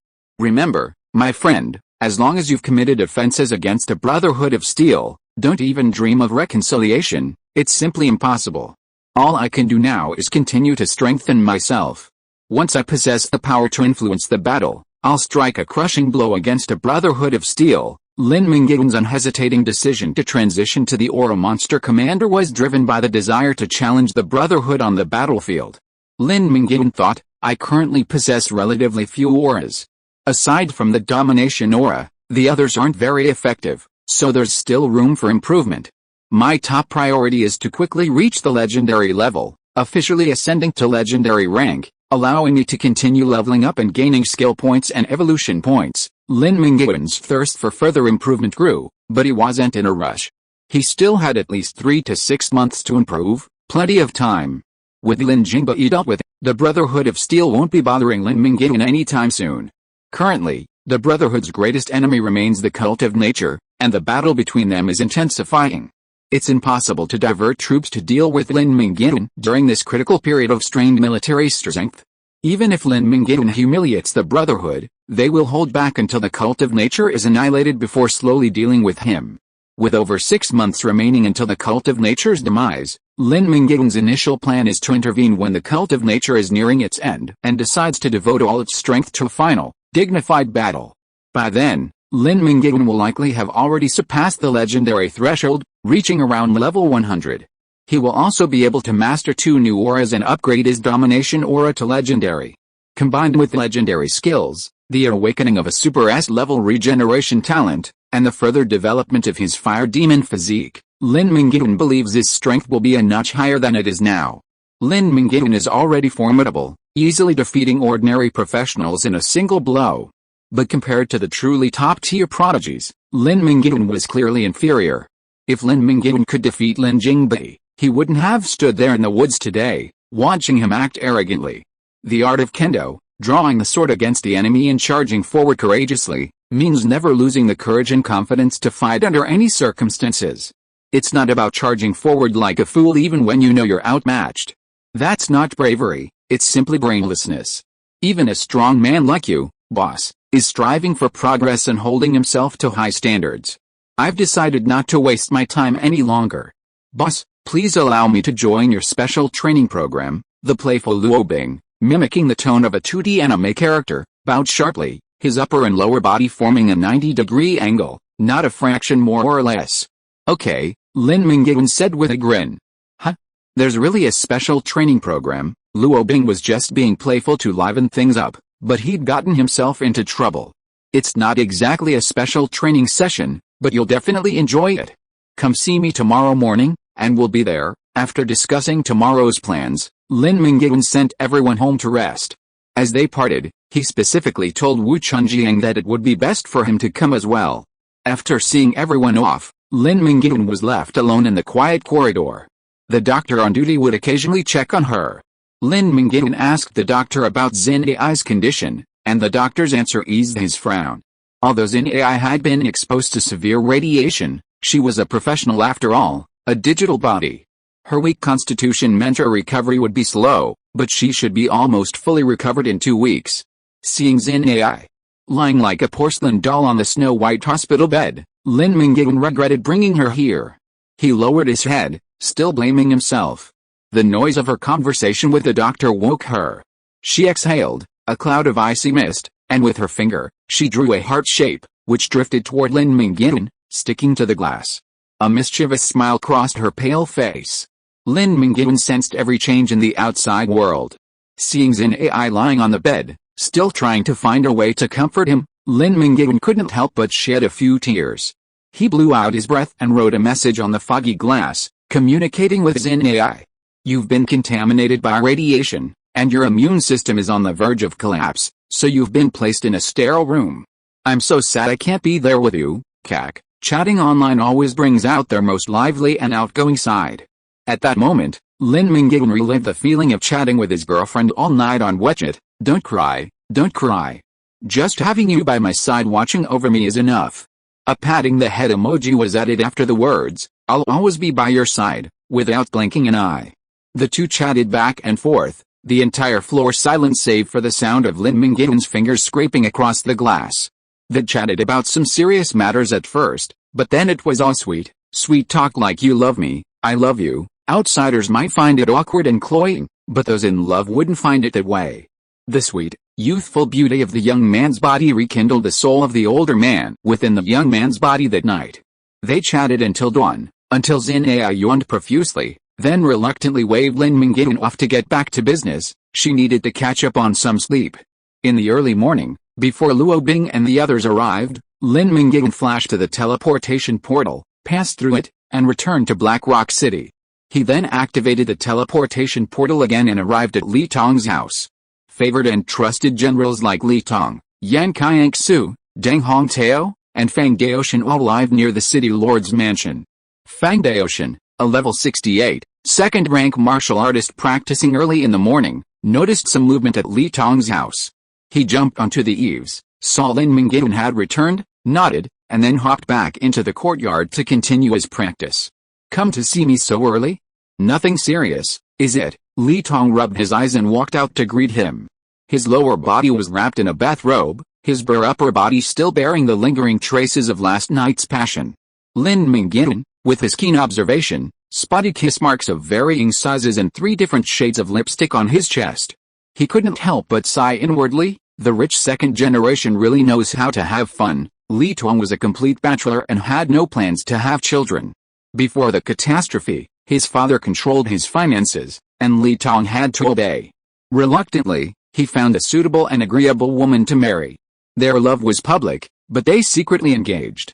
After the catastrophe, Li Tong finally let loose, unencumbered, living his life to his own will. Otherwise, Li Tong wouldn't have adopted a godson so early, simply because he'd decided against marriage and children. Of course, if he accidentally created a child, he wouldn't refuse and simply give it to his father to raise. After all, the old man had always wanted a grandson, so he'd give him one. Lin Mingyuan, never minding his debauched private life, pulled out a red dragon egg from his space ring, twice the size of a basketball, its skin a deep crimson, covered in delicate scales. This time, it was a genuine dragon egg, not a nesting doll like elven dragon egg. True to his word, Lin Mingyuan brought Li Tong a real dragon egg. Lin Mingyuan personally slew more than half the Red Dragon Legion, yielding countless equipment, skills, and items. Among them were 2 epic items, the epic skill Destruction Charge, and the epic item Red Dragon Egg. Both of these were Lin Mingyuan's first drops. After the nuclear bombardment, the dragons were all wounded. Lin Mingyuan earned plenty of experience points by slaying more dragons, but the spoils were no longer calculated as one-on-one kills of higher levels. Instead, they were all red dragon-related junk, whether equipment or skills. Lin Mingyuan dumped them all on Li Tong, selling off the useless and giving the useful ones to the hatchlings. In Li Tong's eyes, dragon eggs were more alluring than 100 supermodels.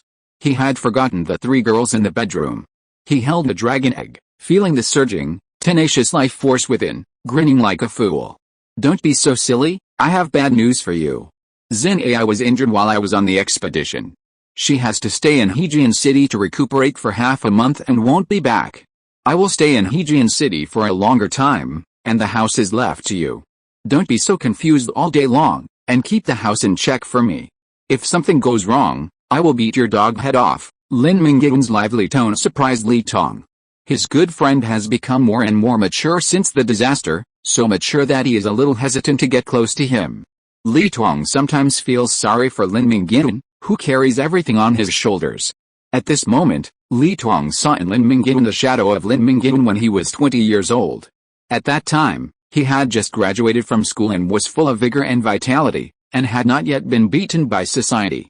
Thinking back to the past, Li Tong couldn't help but smile, put away his respect for Lin Mingyuan, and scolded with a smile, "I know, get out." Chapter 159 Visit. After returning and specifically instructing Li Tong to defend Black Rock City, Lin Mingyuan returned to Hejian City through the portal. As he left, Kane, the fiery main lion, who was guarding the gate, gave him a resentful look. Ever since obtaining the elven dragon egg, Li Tong had focused all his attention on it, neglecting Kane. Now, with another red dragon egg, its status in its owner's heart was about to decline again. The massive fiery main lion, as huge as a mountain, was obsessed with vying for favor. Lin Mingyuan would probably laugh for a long time if he knew what he was thinking. In less than 5 minutes, he was home and done with his work. When he turned around, he was already back at the city hospital. Lu Obing and Wu Chunlei arrived together, both wanting to know what Lin Mingyuan was up to. Before we leave, go to the Trident building and ask the speaker for permission. Lin Mingyuan planned to visit someone, but if he didn't notify the speaker in advance, he would take the initiative and disrupt unity. Last night, Yan Qianxue had expressed his commitment to protecting Lin Mingyuan in any crisis, and he hadn't betrayed him, a move that greatly earned Lin Mingyuan's favor. When Lin Mingyuan arrived at Yan Qianxue's office, Secretary Zhao Sisi informed him that the speaker had retired. Is there an emergency? The speaker has instructed that he can be woken if there's anything urgent, Zhao Sisi said to Lin Mingyuan. It's nothing urgent. I wanted to visit Fang Taichu, so I came to say hello. This certainly didn't need to disturb Yan Qianxue's rest after a busy night. Oh, then you can just go directly. Fang Taichu lives in seclusion in the desolate mountains outside the city, but you don't know where he lives. Miss Yu Qingqing knows the way, so you can ask her to lead the way, Zhao Sisi offered. After thanking him, Lin Mingyuan inquired about what had happened since he left last night. Zhao Sisi said, I can tell Lin Jingbai respects his godfather very much. He had to talk a lot last night to convince him to accompany him to the Brotherhood of Steel headquarters. Lin Jingbai hasn't mentioned you again, it seems he's given up on bothering you. Lin Mingyuan nodded thoughtfully and took his leave. Yu Qingqing, who had been planning to take a day off to rest, received a call from Lin Mingyuan, asking her to guide her to Fang Taichu. She couldn't get her beauty sleep, so she washed her face, tied her hair into a ponytail, and went out without makeup. Without makeup, Yu Qingqing's beauty surpassed that of over 90% of female celebrities. Her stunning purity was tinged with allure. She needed nothing but this face to live a life of ease. She was truly blessed. Could you please come so early in the morning? Lin Mingyuan, accustomed to seeing peerless beauties from his daily interactions with Zinner, remained calm and unmoved. It's a piece of cake. Let's go. Yu Qingqing didn't mind the trouble.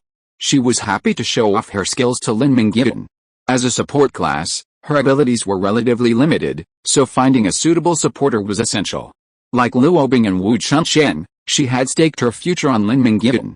They rode their off-road capable Hummer, enjoying the scenery all the way to the outskirts of the city. Monsters frequently roamed the city, and the streets were damaged and poorly maintained, making the road bumpy in the latter part, especially once they entered the mountains. A thin white mist drifted through the forest in the early morning, a cool mountain breeze whistling through the trees.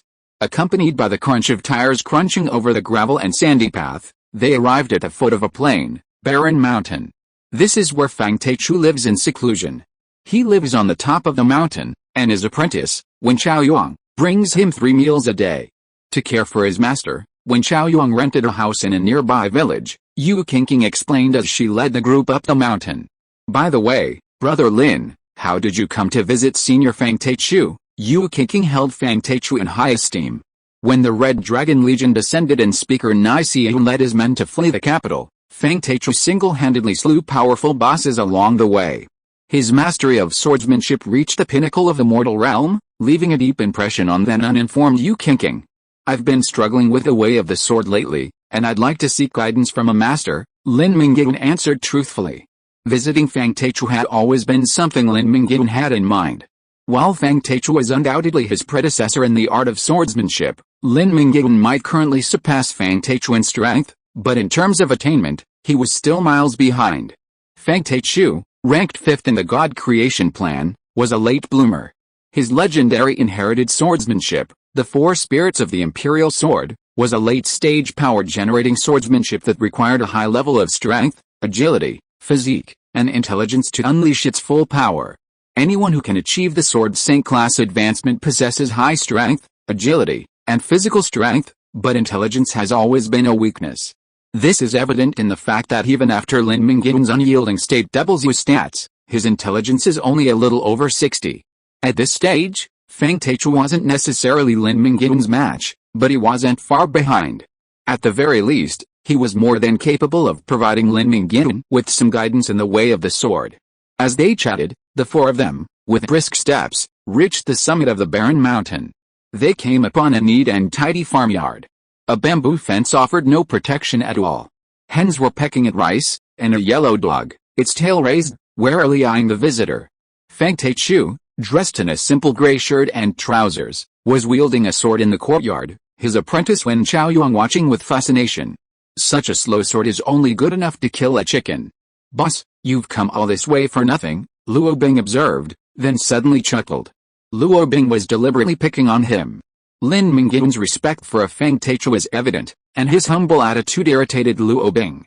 Luo Bing once lost to Lin Mingyuan in a sword duel, a defeat he truly accepted. Lin Mingyuan didn't use his superior attributes to bully others, instead, he suppressed his own attributes to match Luo Bing's strength and agility, defeating him. In Luo Bing's mind, Lin Mingyuan was the most gifted swordsman of his generation, and losing to him wasn't shameful at all, but rather something to be proud of. Hearing Lin Mingyuan's praise for an old man, Luo Bing felt a surge of rebellion, and the other party initially showed a hint of hostility.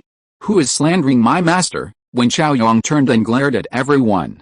Veins popping out from his hand on the hilt of his sword. Why was things so awkward right after they met? Yu Qingqing cast a resentful glance at the provocative Luo Bing and explained, Brother Wen, put down your sword first. This person next to me is Lin Mingyuan. He's here to visit Senior Fang. Visit? I think he's here to pick a fight. Do you really think you're so awesome just because you were the first to achieve Sword Saint?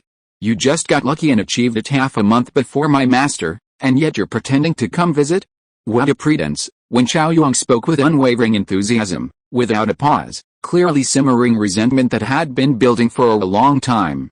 When Chaoyuan and Lin Mingyuan had never met before, and his deep hatred stemmed from his indignation for his master. He felt that Lin Mingyuan was just a lucky young man who had achieved Sword Saint status before Fang Taichu, stealing the immense prestige that wasn't his. While Wen Chaoyuan's thoughts were a bit resentful, like he was blaming gravity for his inability to poop, the reality was just as he'd said, the prestige that should have belonged to Fang Taichu had gone to Lin Mingyuan. Lin Mingyuan felt no guilt about this. No one stipulated that Fang Taichu had to be the first to achieve Sword Saint status. Wen Chaoyuan's fury at the slighting of his master was justified. Similarly, when Lin Mingyuan was mocked, Luo Bing flew into a rage. He drew his sword, pointed it at Wen Chaoyuan, and declared, Say another word and I'll kill you. As he spoke, Luo Bing's tone and expression were impassive. He had entered a state of absolute composure, revealing everyone's flaws. Everyone had flaws, including Lin Mingyuan, some more or less. But when Luo Bing looked at Fang Taichu, who stood slouched, leaning on his wooden sword, he was surprised to find that Fang Taichu was completely flawless. What the hell? This old man seems to have something special. Lin Mingyuan and Fang Taichu said nothing, their followers nearly threatening a duel. Calm down, come inside for some tea, Fang Taichu said, speaking first. He couldn't remain silent. He could see Luo Bing was truly murderous. He wasn't afraid of Luo Bing, even if he allowed his behavior to escalate. But Wen Chaoyuan was no match for Luo Bing. To this day, Wen Chaoyuan still hadn't mastered the 3 inherited sword techniques to become a sword saint. He was just an ordinary swordsman stuck at level 50. Aside from Yu Qingqing, Wen Chaoyuan had the most weaknesses among the people present. If they really came to blows, he would likely be killed by Luo Bing with a single strike. Chapter 160 Visit. A genius master doesn't necessarily produce a genius disciple.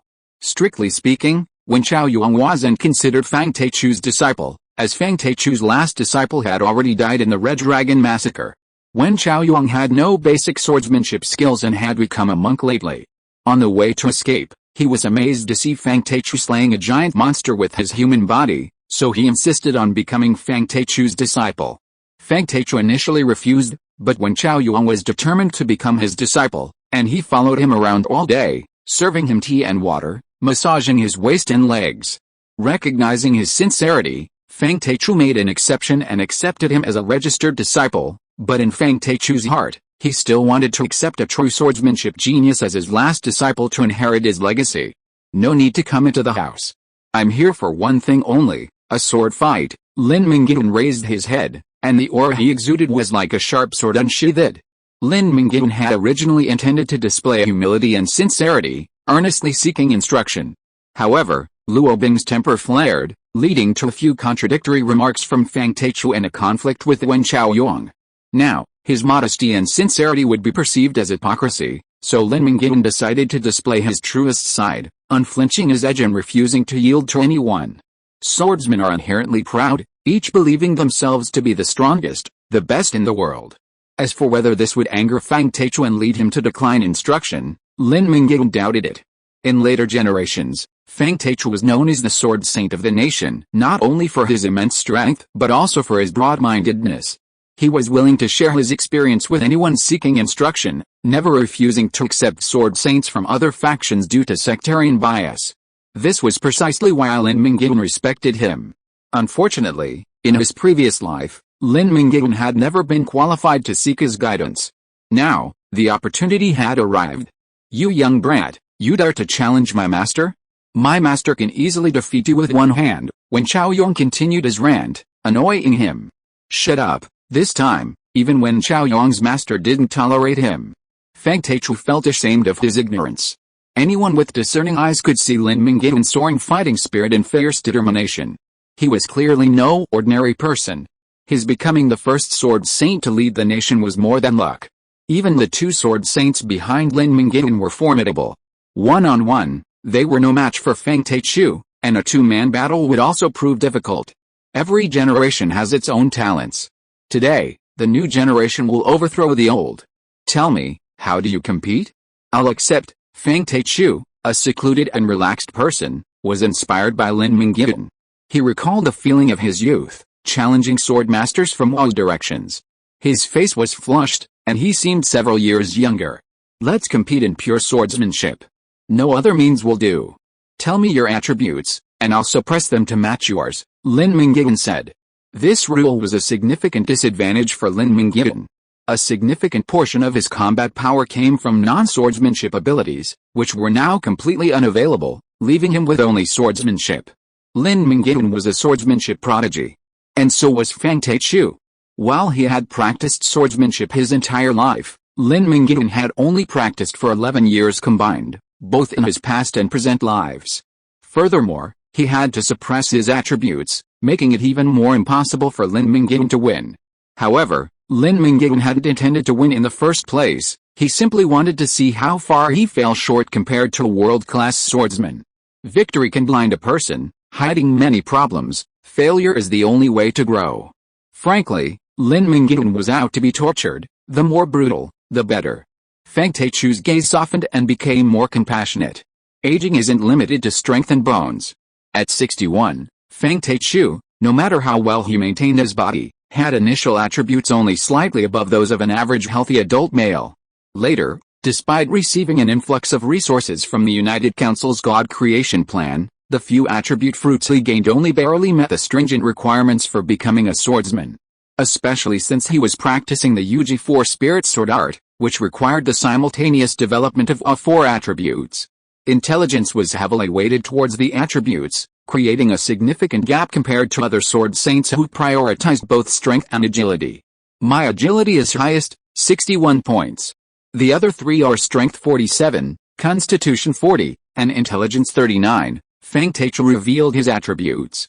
Wu Chunlei, who, like Lin Mingyuan, was a member of the attribute cult and believed that high attributes equaled high combat power, was immediately skeptical. These attributes weren't even as high as his. Lin Mingyuan nodded, his distinctly defined muscles disappearing. With the exception of intelligence, all three attributes were suppressed to the same level as Fang Taichu's.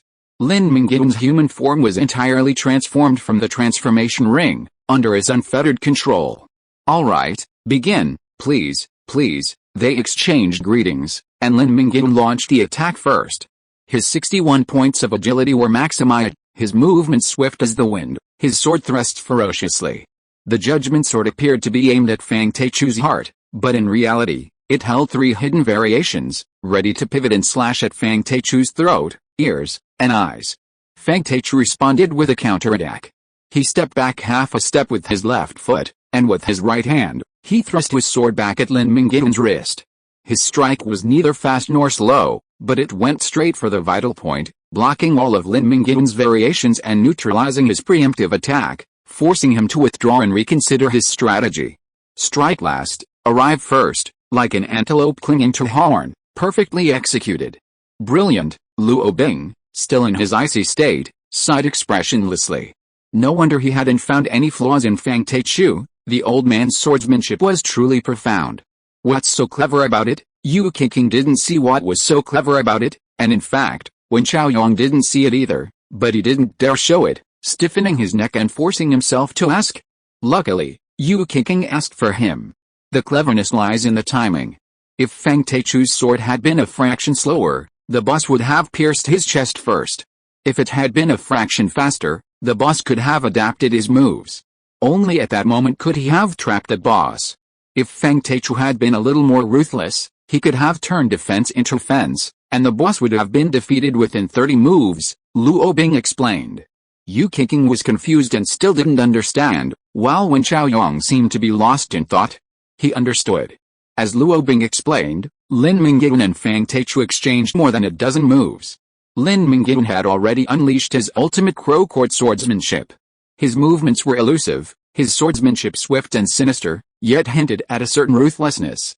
Fang Teichu, on the other hand, continued to employ basic swordsmanship, demonstrating the most fundamental elements of swordsmanship, slashing, collapsing, stabbing, pressing, and hanging, to perfection. This often left Lin Mingyuan reveling in his amazement, as he realized that a sword could be used in this way. Therefore, it's not advisable to invent something in isolation. Lin Mingyuan, while amazed, quickly incorporated the techniques he learned from Fang Teichu into his own swordsmanship. His crow court swordsmanship became even more dynamic, like a giant crow swooping and pecking. Fang Teichu was equally amazed, even a little stunned by Lin Mingyuan's astonishing understanding of the swordsmanship. This was a natural-born swordsman. Even the smallest details revealed that Lin Mingyuan came from a different background, with a relatively weak foundation. The fact that he had managed to hold his own against such a weak foundation only proved that Lin Mingyuan was incredibly talented. The crow court swordsmanship alone wasn't enough to hold Fang Teichu down.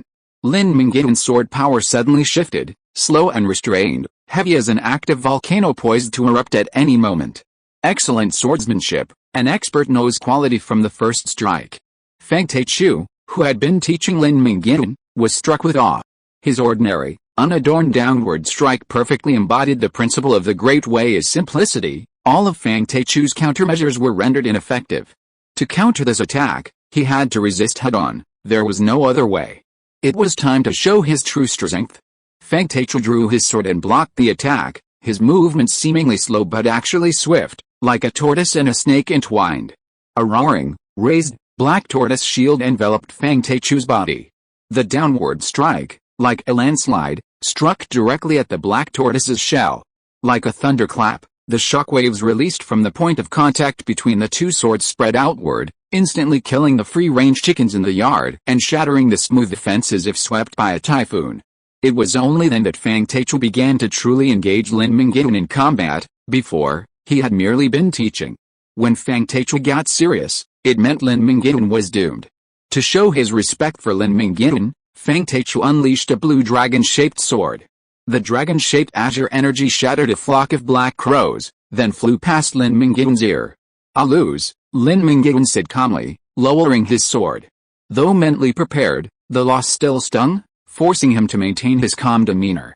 "Ha, I told you you're no match for my master." The moment he gets serious, Fang Teichu glared at Wen Qiaoyong, staving off his continued taunts. Turning to Lin Mingyuan, he said kindly, "How was it? Did you learn anything from this, senior? You truly deserve the title of Sword Saint. Compared to you, I'm like a primary school student." "I still have a lot to learn," Lin Mingyuan said sincerely. After all, learning was something he should show some respect for. Given his earlier rebelliousness, the respect Lin Mingyuan displayed at this moment was truly precious. A smile crossed Fang Teichu's face. He grasped Lin Mingyuan's long, slender fingers, a broad palm naturally suited for swordsmanship, and said, "It's good to learn something. How about this? You stay with me for a few days. I see you're lacking in your swordsmanship fundamentals, and I can help you fill in the gaps. How about that?" Asking Lin Mingyuan's opinion was like the mixed emotions Fang Teichu felt when he sent a love letter to his first love, the anticipation and trepidation of wanting her to agree, yet the fear of rejection. Just as Lin Mingyuan was about to agree, Luo Bing jumped in, saying, "Old man, I admit you have some skills, but they might not be enough for me to teach my brother. He suppressed his attributes, otherwise you wouldn't be able to withstand a single blow." Lin Mingyuan smiled wryly, feeling another wave of anger for no apparent reason. He couldn't really blame Luo Bing for speaking up for him. "It's okay, Xiaolin, just give it your all and see if I can handle it." Fang Taichu pounded his chest. He had finally met a swordsman whose talent was as great as his, perhaps even greater. How could Fang Taichu let him go so easily? Lin Mingyuan was perfect to be his last disciple. Luo Bing said his victory was unfair, but it didn't matter. Just let Lin Mingyuan go all out. It would be a good opportunity for his future disciple to see his true strength. Chapter 161, Become a Disciple and Seek the Truth. That's not good. Lin Mingyuan's stats were nearly double Fang Taichu's. His every move was a crushing blow, overwhelming with power and speed. It was pure bullying, disrespectful of the elderly and the young. Just like the fight between Lin Mingyuan and Qianxue had no skill at all, relying solely on brute force, which made Lin Mingyuan extremely uncomfortable. Techniques only work when the opponent is on the same level. A heavyweight champion versus a featherweight champion, no matter how skilled their opponent is, a single punch is enough to knock the opponent down. "It's okay. Trust your master's strength," Fang Taichu unknowingly said. He wanted to take Lin Mingyuan as his disciple. "Huh?" Lin Mingyuan blinked twice, digesting the message from Fang Taichu. "Ahem, I'm getting old and confused. I mistook you for Chao Yong. Xiaolin, attack." "I can take it." The old swordsman coughed twice to mask his embarrassment, then took his stance. At this point, Lin Mingyuan felt a bit hypocritical to refuse. He said seriously, "Well, senior, you must be well protected." With that, Lin Mingyuan gripped the hilt of his sword and unleashed a horizontal slash of sword energy. A massive sword energy, over 10 meters long, reached Fang Taichu in the blink of an eye. The illusory image of the black tortoise had barely formed when it was shattered by the aftermath. Shocked, Fang Taichu was about to unleash the profound power of the UG4 Spirit Sword technique when the sword energy passed over his head, destroying the thatched hut behind him. The mighty force stretched for 10 miles, its lingering force severing a distant mountain top, sending it crashing to the ground like a rock, shaking the earth and startling flocks of birds. When Chao Yong had shut himself in, he had belittled Lin Mingyuan like a fool, but facts proved that he was the clown. Lin Mingyuan lost because he suppressed his power. Otherwise, it would have been his master who would have been humiliated. "Boss, you're awesome." Some were introverted, others were laughing. Seeing Lin Mingyuan's prowess, Luo Bing finally let out his anger, waving his arms and shouting like a fan cheering for his idol. A disciple need not be inferior to his master, and a master need not be superior to his disciple. Fang Taichu suddenly remembered this. Lin Mingyuan's strength was simply too overwhelming. A simple sword strike nearly forced him to unleash his ultimate power. Fortunately, Lin Mingyuan held back. If he had unleashed his ultimate power, he wouldn't have been able to stop him. How would he have felt? "Senior, I'd love to learn from you for a while, but my girlfriend was recently injured and hospitalized, and I need to be with her often." Despite his victory, Fang Taichu's face lost its arrogance. Lin Mingyuan remained true to his original intention, to learn swordsmanship from Fang Taichu. With a surprising twist of fate, Lin Mingyuan, who had easily defeated him, still had the possibility of becoming his disciple. Fang Taichu was overjoyed and said, "That's great. You've destroyed my room, so I'd move in with you." "Wouldn't you mind?" "Of course not. It would be my honor," Lin Mingyuan said with a smile. Watching the two chatting so happily, Wen Chaoyong suddenly felt a bit redundant. They looked like a master and disciple, while he was jumping around like a clown. Especially when Wen Chaoyong recalled how Fang Taichu had been so arrogant when he first became their disciple, even though he had been so respectful and diligent, only to be reluctantly accepted. Contrast this with the docile and obedient attitude he now displayed towards Lin Mingyuan. Wen Chaoyong felt like he was kneeling in the snow, roaring to the heavens in the cold wind and heavy snow, while Fei Yuking's cut plum played in the background, a touch of melancholy yet humorous. The matter was quickly settled. There had been 4 people on the trip, but 5 on the return. Fang Taichu, who disliked the city and rarely ventured into it, decided to go with Lin Mingyuan. Before leaving, he didn't forget to stab his apprentice's wounded heart. "Chaoyong, don't bring me food for now. I'm not sure when you'll be back. You must work hard on your sword skills and quickly become a sword saint." "Master, I'll remember your words." When Chaoyong burst into tears, watching his master seduced by the slutty bitch. At 9 o'clock in the morning, At the sword core base far from the city that never sleeps, Lin Jingbei carefully carried a bowl of premium braised bird's nest to a site where thousands of workers had recreated a one-to-one, full-scale replica of the courtyard where his grandfather had once lived. Wang Baohu was watering flowers in the yard when he saw his godson approaching and put down his kettle to greet him.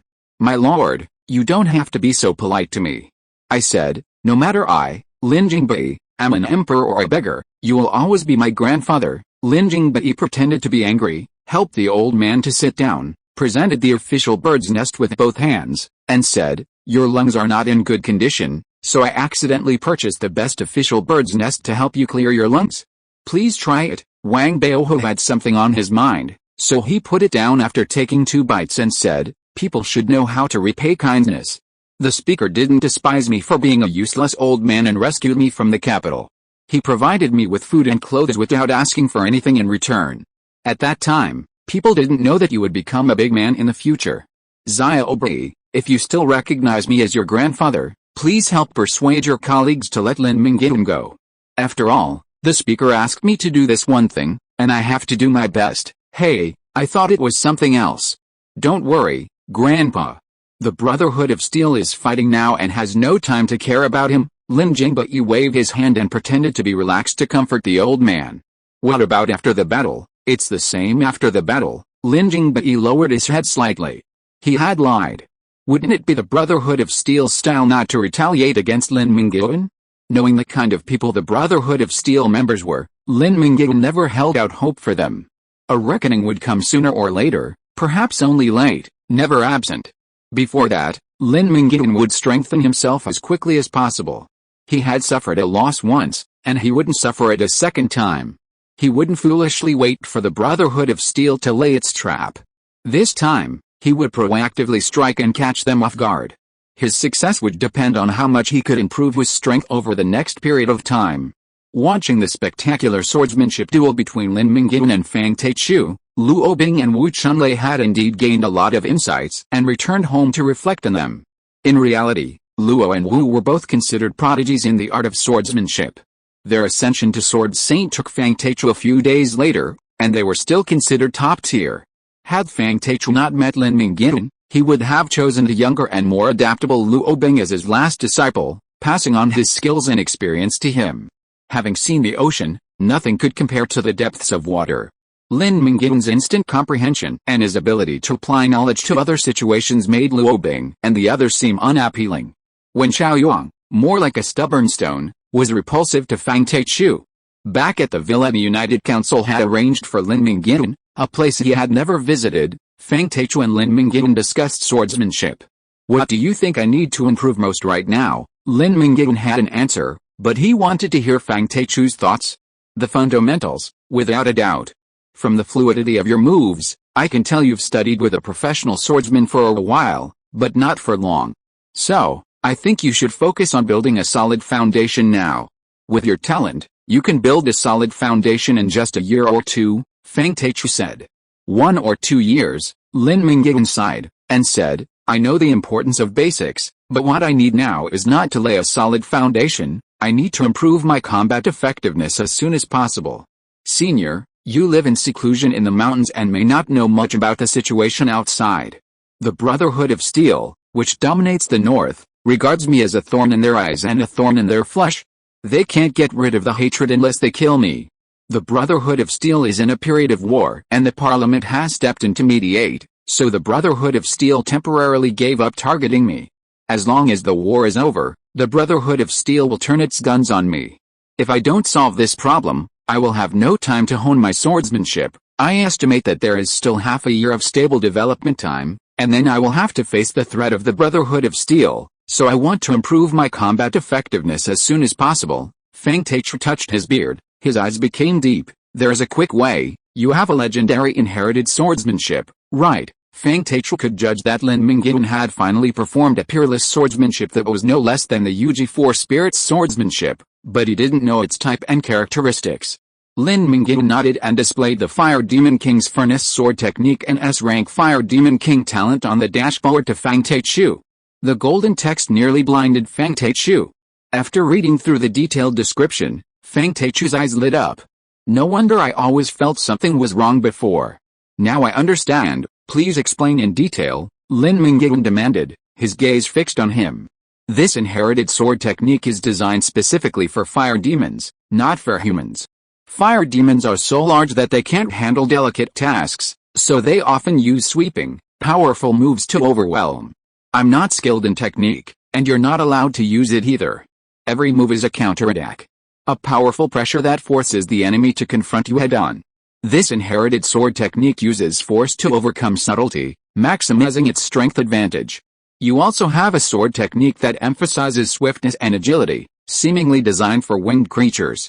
Without flight, its effectiveness is greatly reduced. Feng Teichu's discerning eye discerned the strengths, weaknesses, and unique characteristics of Lin Mingyuan's two core inherited sword techniques in less than 100 moves.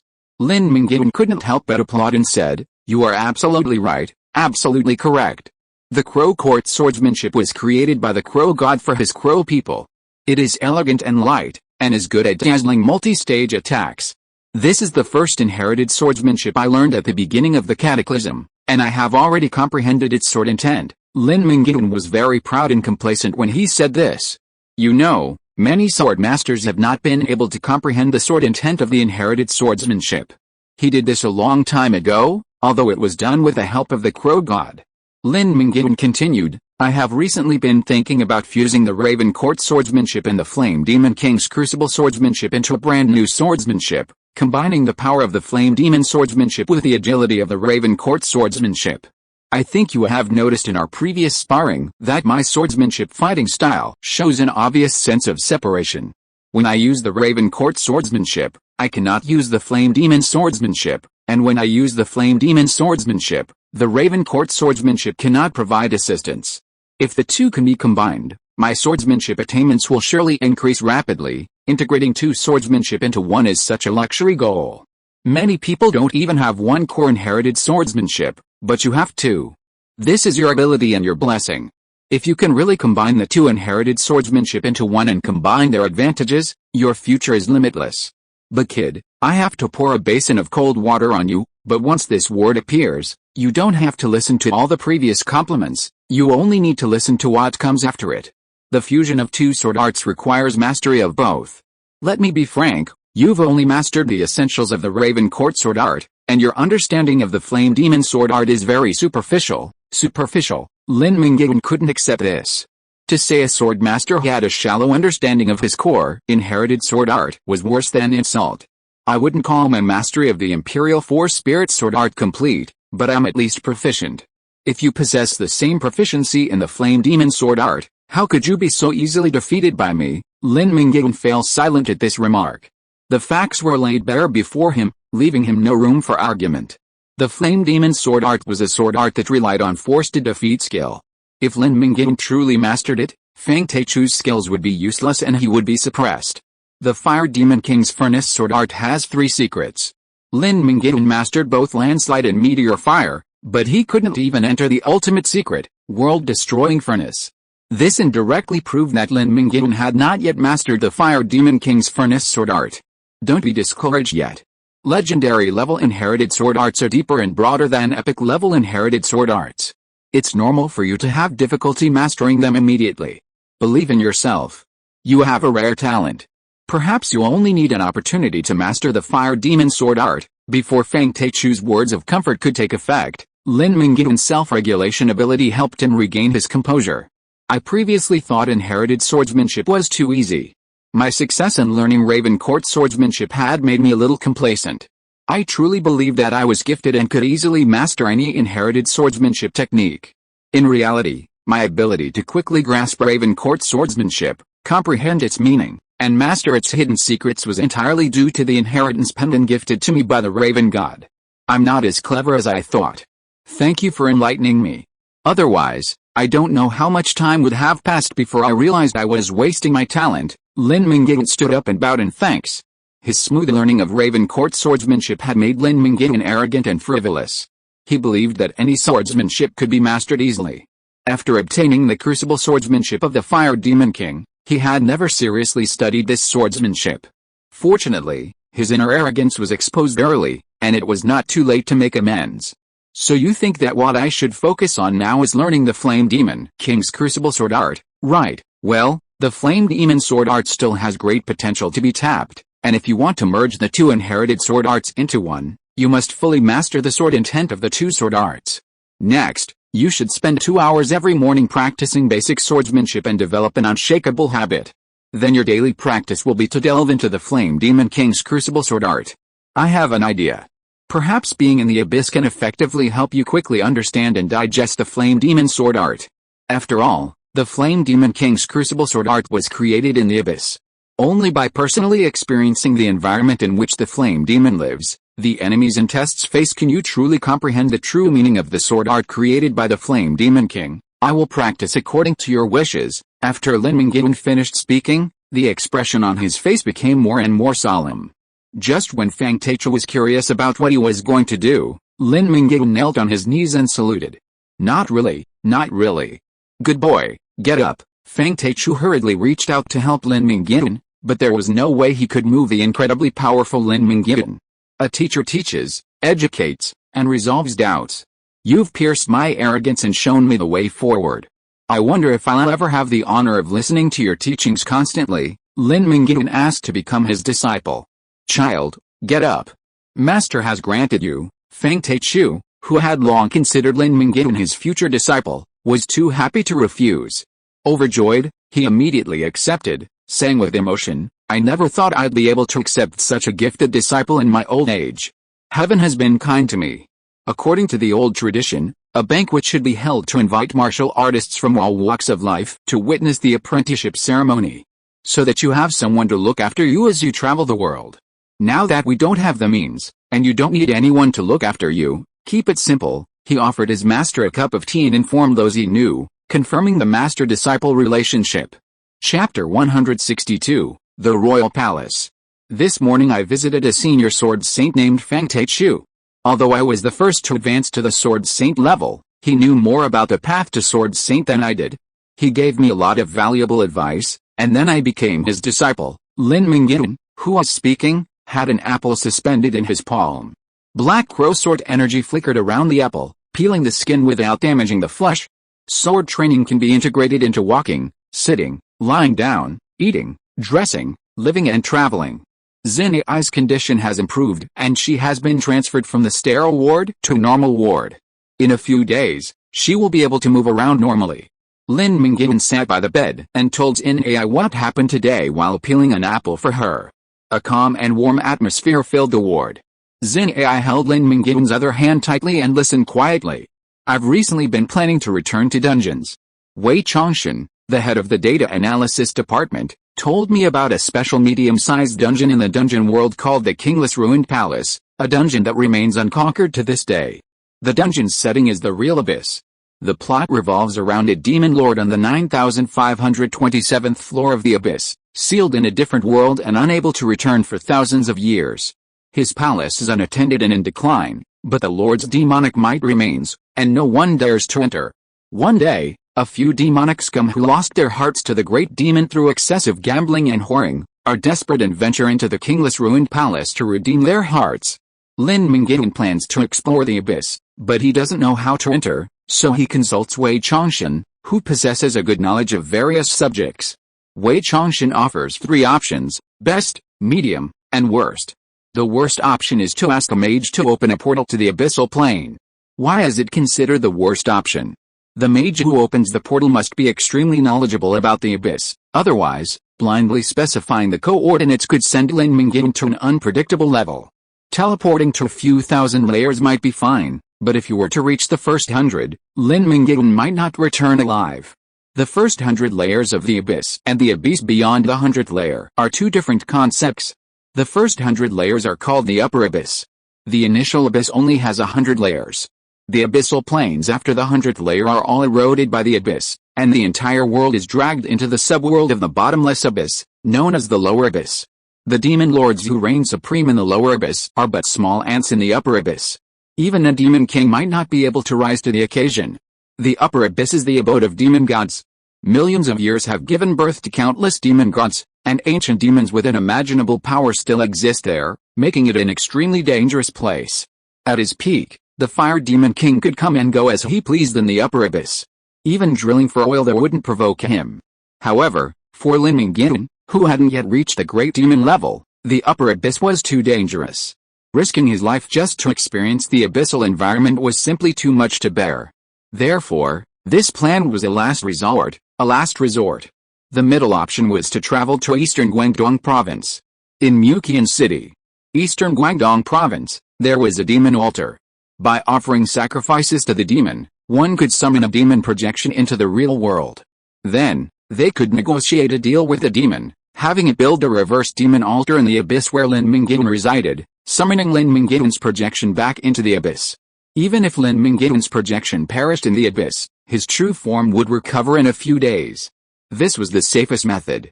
The only risk was that the demon involved in the transaction might embezzle the supplies and not build the altar, leaving Lin Mingyuan at a significant loss. Building a reverse demon altar would cost roughly 1/3 of a permanent portal, a significant amount of resources. Winning the bet doesn't necessarily mean a huge profit, and losing it means losing everything, but at least there's no danger to one's life, which is a moderate strategy. The best strategy is what Lin Mingyuan just mentioned, a way to experience the atmosphere of the abyss firsthand while remaining safe, and it comes at no cost. I really want to go with you. We first met in a dungeon, remember? Xin Ai pulled Lin Mingyuan's hand to her cheek and gently rubbed it, like a cute cat. Lin Mingyuan could feel the smoothness of Xin Ai's face against the back of his hand. His fingers were untouched by water, and Xin Ai's skin, always baby soft and tender, felt wonderful to the touch. Xin Ai always presented herself as an icy beauty, but only in front of Lin Mingyuan did she reveal her soft and adorable nature. You're wrong. We first met at the trading market held at Pengcheng Camp. Back then, I bought the archery skills for Yan Qianxue's job change. Lin Mingyuan stopped talking, as any further discussion would have brought up the man Xin Ai didn't want to remember. Xin Ai gently bit the back of Lin Mingyuan's hand and said in a soft voice, "Silly boy, we're talking about a first meeting where we truly get to know each other." The arena dungeon solidified their relationship. Xin Ai saw through the scumbag, and Lin Mingyuan's wandering heart finally found a haven. Memories of the good old days always brought a warm glow to Lin Mingyuan's heart, but at this moment, Xin Ai suddenly posed a fateful question. You mentioned the trading market, and it suddenly hit me. You went there with Yan Qianxue. To buy her skills, you sold all your limited equipment to Li Zuan, right? Lin Mingyuan rarely mentioned Li Zuan in front of Xin Ai. In fact, in Xin Ai's heart, Li Zuan was already a thing of the past. She no longer had any feelings for him, neither love nor hate. Mentioning him was like mentioning a stranger. It was just some blue and white equipment, not worth much, Lin Mingyuan explained. Don't quibble. That was before the cataclysm, when blue and white equipment was extremely rare. You even sold it to win her love. Did you ever really like her? If it weren't for me, would you have ended up with her? Xin Ai pouted, as if to say, if you don't answer properly, I'll cry in front of you, you little jealous girl. Lin Mingyuan poked Xin Ai's head lightly and said, I can tell you clearly that I didn't answer the first question. As for the second question, it's hard to say. I know Yan Qianxue likes me, but I don't have any feelings for her. To say I think of her as a younger sister is inappropriate. I've always considered her a close confidant and beloved general. If fate hadn't assigned us to the arena dungeon, perhaps I would have slowly fallen in love with Yan Qianxue. Love blossoms over time, and I don't have any other good options around me. If there were a parallel world, all it would take would be a small mistake for Lin Mingyuan and Xin Ai to not end up in the same dungeon. Faced with Yan Qianxue's passionate emotional offensive, Lin Mingyuan wouldn't have been able to hold out for long before succumbing. Xin Ai was satisfied with this answer, but not quite. She snorted and turned away, seemingly ignoring Lin Mingyuan. Lin Mingyuan knew just how to coax Xin Ai. With a wicked grin, he flung aside the covers and slid into bed, his burning hands shoving into the loose hospital gown. Oh, we're in the hospital. Damn it, Xin Ai's coquettish protests failed to stop Lin Mingyuan from continuing his misdeeds. Roundups. A few minutes later, a nurse called out from the corridor entrance. Only then did Lin Mingyuan, satisfied and with his hands full of fragrance, slip out. He kissed Xin Ai's blushing face and said, I'll see you tonight. I'm going to get busy now. Being with Xin Ai soothed Lin Mingyuan's battle-hardened, ever-tense mind, and healed. Lin Mingyuan was certain he loved Xin Ai. Leaving the ward, Lin Mingyuan activated the Dream Hub, unused for a long time, and entered the dungeon world. Compared to when Lin Mingyuan last opened the Dream Hub and journeyed to the eternal battlefield, the glittering stars that symbolized each dungeon world were noticeably fewer than half. Many dungeons had been conquered and turned into resource extraction sites. The most numerous small dungeons had all vanished. Large dungeons like the eternal battlefield still existed, though they remained unconquered. The number of medium-sized dungeons had also decreased significantly. Lin Mingyuan easily located the unconquered medium-sized dungeon, the Kingless Palace, that Yan Qianxue had mentioned. The Kingless Palace's difficulty level was relatively high, but that wasn't the only reason it remained unconquered. Many dungeons even more challenging than the Kingless Palace had been conquered by major factions and groups.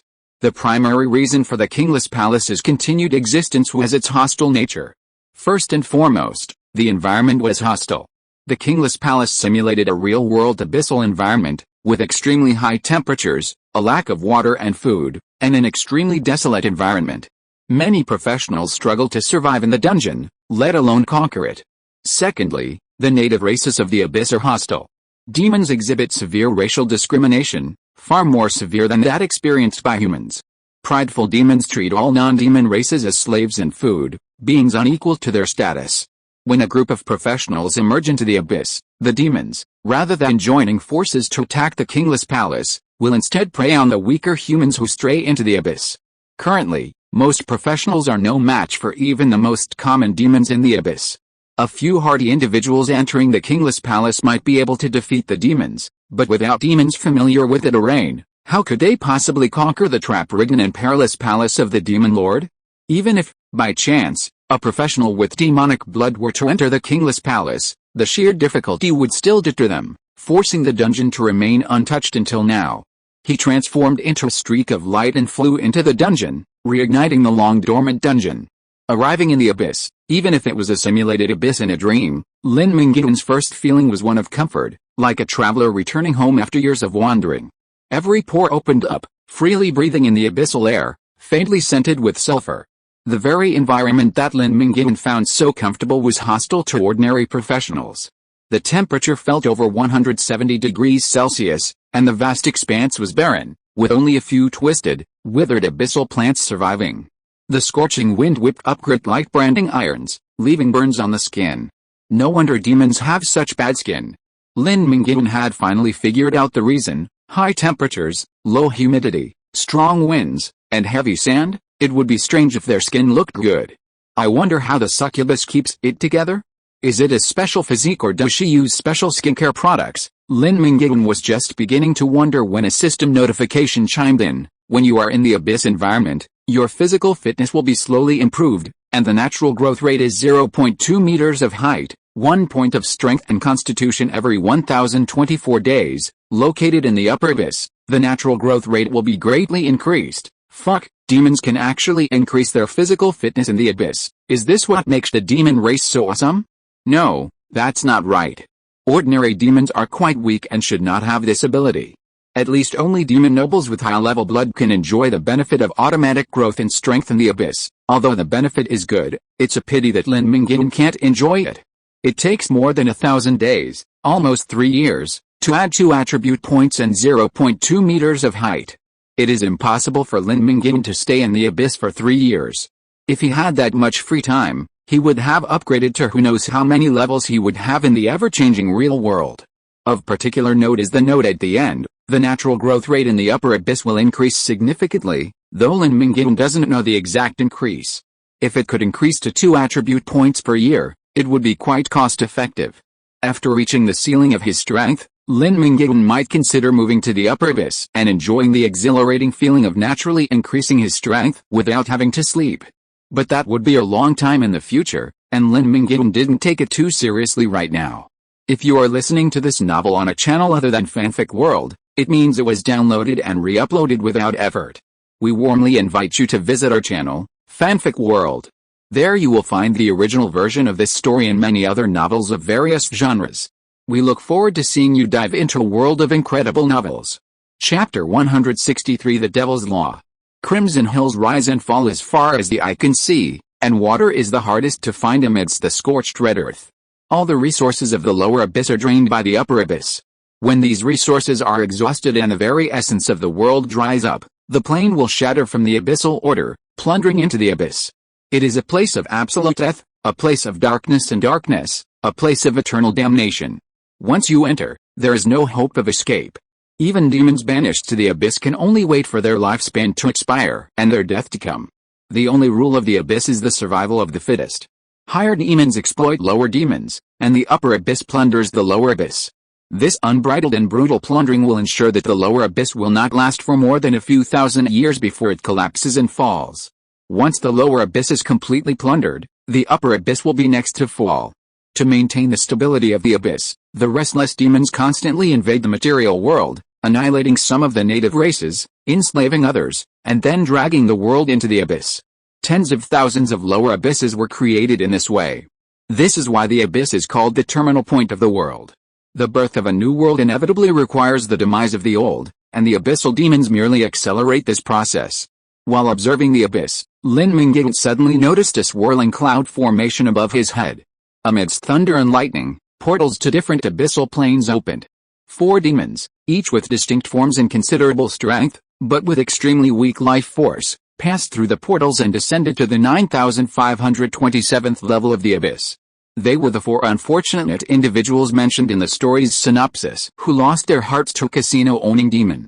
Lin Mingyuan observed the 4 demons and found that the shortest one was the scorpion demon Dickens, with a human upper body and a scorpion lower body. He was not one of the original demons of the abyss, but a transformed demon. He was once a powerful figure who dominated a particular world. However, by the time he came to power, the world had entered the age of decline. Natural disasters were rampant, the lifespan of planets was less than 10,000 years, and the dimensional barrier protecting the world from other planes had become extremely fragile. A demon summoned to this world by a sacrificial ritual discovered the situation there and reported it to his lord upon returning to the abyss. The lord immediately mobilized an army of hundreds of thousands of demons to invade the dying world, dragging it into the abyss and absorbing it into his own abyssal plane. With the world on the verge of collapse and the situation unavoidable, the scorpion demon chose to betray his country and people, resolutely throwing himself into the arms of the abyss. By betraying an entire country, he gained the favor of the demon lord, who bestowed upon him a vial of inferior demon blood. The resentment of hundreds of millions of citizens and the ugly betrayal that followed caused his soul to undergo an irreversible transformation. Dickens' lower body transformed into a venomous scorpion, while his upper body retained its human form and previous appearance, preventing him from truly integrating into the demonic community. Any demon who saw him would know he was a shameless traitor. Unsurprisingly, he continued to decline into the abyss, eventually losing his heart. The tallest, at 4.5 meters tall and the most muscular, with bulging muscles resembling a devil's muscle man, was the destroyer, katana. Like the Balrog, destroyers cannot fly. Among the demonic races, they serve as the vanguard of attack and capture. Their attributes are far inferior to those of the Balrog, placing them in the ordinary demon class. Among destroyers, 4.5 meters tall is considered a very tall figure. There is also the lanky devil, Archie, with a tumor on each shoulder, resembling a 3-headed monster. Destroyers are a collective term for all deformed demons. Some destroyers are powerful enough to become demon kings, while others are weaker and become food. The last one was the dread demon Atlas. Standing 3 meters 9, his streamlined muscles combined strength and agility. He possessed an enviably wide pair of wings. He was born with an aura of fear that suppressed any less powerful foe, expertly crushing weaker opponents. He belonged to the higher order of demons. Gambling proved to be detrimental not only to humans but also to demons. This high-ranking demon, often serving as a lieutenant to demon lords and plain demon kings, had fallen to the point of hanging out with a bunch of scum. To redeem his heart, he was forced to risk his life exploring the demon lord's palace. Woohoo! Look, what have we found? A lost human. Great! We can have a good meal before our expedition. As promised, Aki, have reserved his head. I really want to know what the brains inside that poor little head taste like. Upon seeing Lin Mingyuan, the deformed demon Aki's eyes lit up, their green glow like a prairie wolf that had finally spotted food after starving all winter. Aki muttered in demonic language, and the other demons followed suit with greed. To them, humans were food. It's like seeing a fat, white pig. One's first thought isn't to make friends with it, but to figure out how to cook it. The world's malice has been revealed. If Lin Mingyuan were a pure human, his dungeon adventure would have ended by now. Whether he was killed and eaten by the demons or killed them in return, without 4 well-prepared demon veterans to lead the way, he would have no chance of conquering the kingless palace. You despicable bastards, open your eyes and take a good look, Lin Mingyuan angrily shouted in demonic language, disabling the camouflage effect of his transformation ring. The flame demon, now 10 meters tall, stood tall and proud above the abyss. Human communication is not acceptable when dealing with demons. Being polite to low-level demons will only be seen as weakness and incompetence, and who knows when they might betray Lin Mingyuan and stab him in the back. The more arrogant you are, the more powerful you are, but this only makes the bullying demons docile. A wave of heat swept across the surroundings, pushing the 4 demons back a few steps. The scorched earth instantly erupted in flames, welcoming the return of the master who rules the abyss. Lord Flame Demon, the scorpion demon Dickens immediately lowered his head and prostrated himself on the ground in submission to Lin Mingyuan. Dickens and the dread demon Atlas were both level 80 quasi-legendary demons, the same level as Lin Mingyuan, but Dickens could not stand up straight in front of Lin Mingyuan. The flame demon was ranked very high among the higher demons. Once the eternal war began, the flame demon would have the power of life and death over these lower demons. He would do whatever he commanded and obey unconditionally. Resistance would mean death. Archie, the deformed demon who had just threatened to devour Lin Mingyuan, followed suit and knelt. The destroyer, though strong and powerful, was as weak as a newborn in front of Lin Mingyuan. He tried to resist Lin Mingyuan's authority, but could not withstand the pressure of his bloodline and knelt tremblingly. Only the dread demon Atlas, a fellow higher demon, retained a shred of dignity before Lin Mingyuan, bowing in respect. What are you guys trying to do sneaking here? Having rarely encountered demons, Lin Mingyuan had no idea his status as a high-ranking demon could be so useful. After confirming the 4 demons' fear of him, Lin Mingyuan's commanding presence only intensified. To advance the plot, Lin Mingyuan deliberately pressed them to reveal the truth. Every time a dungeon exploration fails, all players perish, and the dungeon restarts. These 4 unfortunate individuals had reached the 9,527th floor of the abyss countless times, unsuccessfully trying to explore the kingless palace, but they hadn't succeeded once. Reporting to Lord Flame Demon, we are planning to enter the palace where the Lord has disappeared to explore, the deformed demon Aki replied, atonement for his earlier outrageous remarks. What treasures are there in the palace? Lin Mingyuan appropriately displayed a demonic greed. There's the forest calling horn, which summons a full-grown green dragon, the Jiuquan cup, which produces an endless supply of fine wine, the Hellsinger's piccolo, which unleashes a requiem curse when blown, and the skull of Xerxes, the Balrog. Besides these 4 precious collectibles, there's also the legendary weapon, the Azure Greatsword, the corrupted twin scythes, the life box of the Archlich Winter King, and countless other epic pieces of equipment. With any one of these pieces of equipment or treasure, we can pay off our gambling debt and reclaim our heart. The deformed demon Archie shared all the information his team had gathered, prompting the dread demon Atlas to glare at him. Compared to the gambler Atlas knew all about him, Archie was more afraid of this enormous, flame-burning, and oppressive Balrog. Archie had a feeling this Balrog before him was different from the average Balrog. Excellent, excellent. So there are so many wonderful treasures out there. I've decided. You'll go explore and help me find treasure. If you encounter any problems I can't solve, I'll help you solve them. If you find enough, I might even reward you with 1 or 2 treasures. Lin Mingyuan laughed heartily, showcasing his arrogance to the fullest.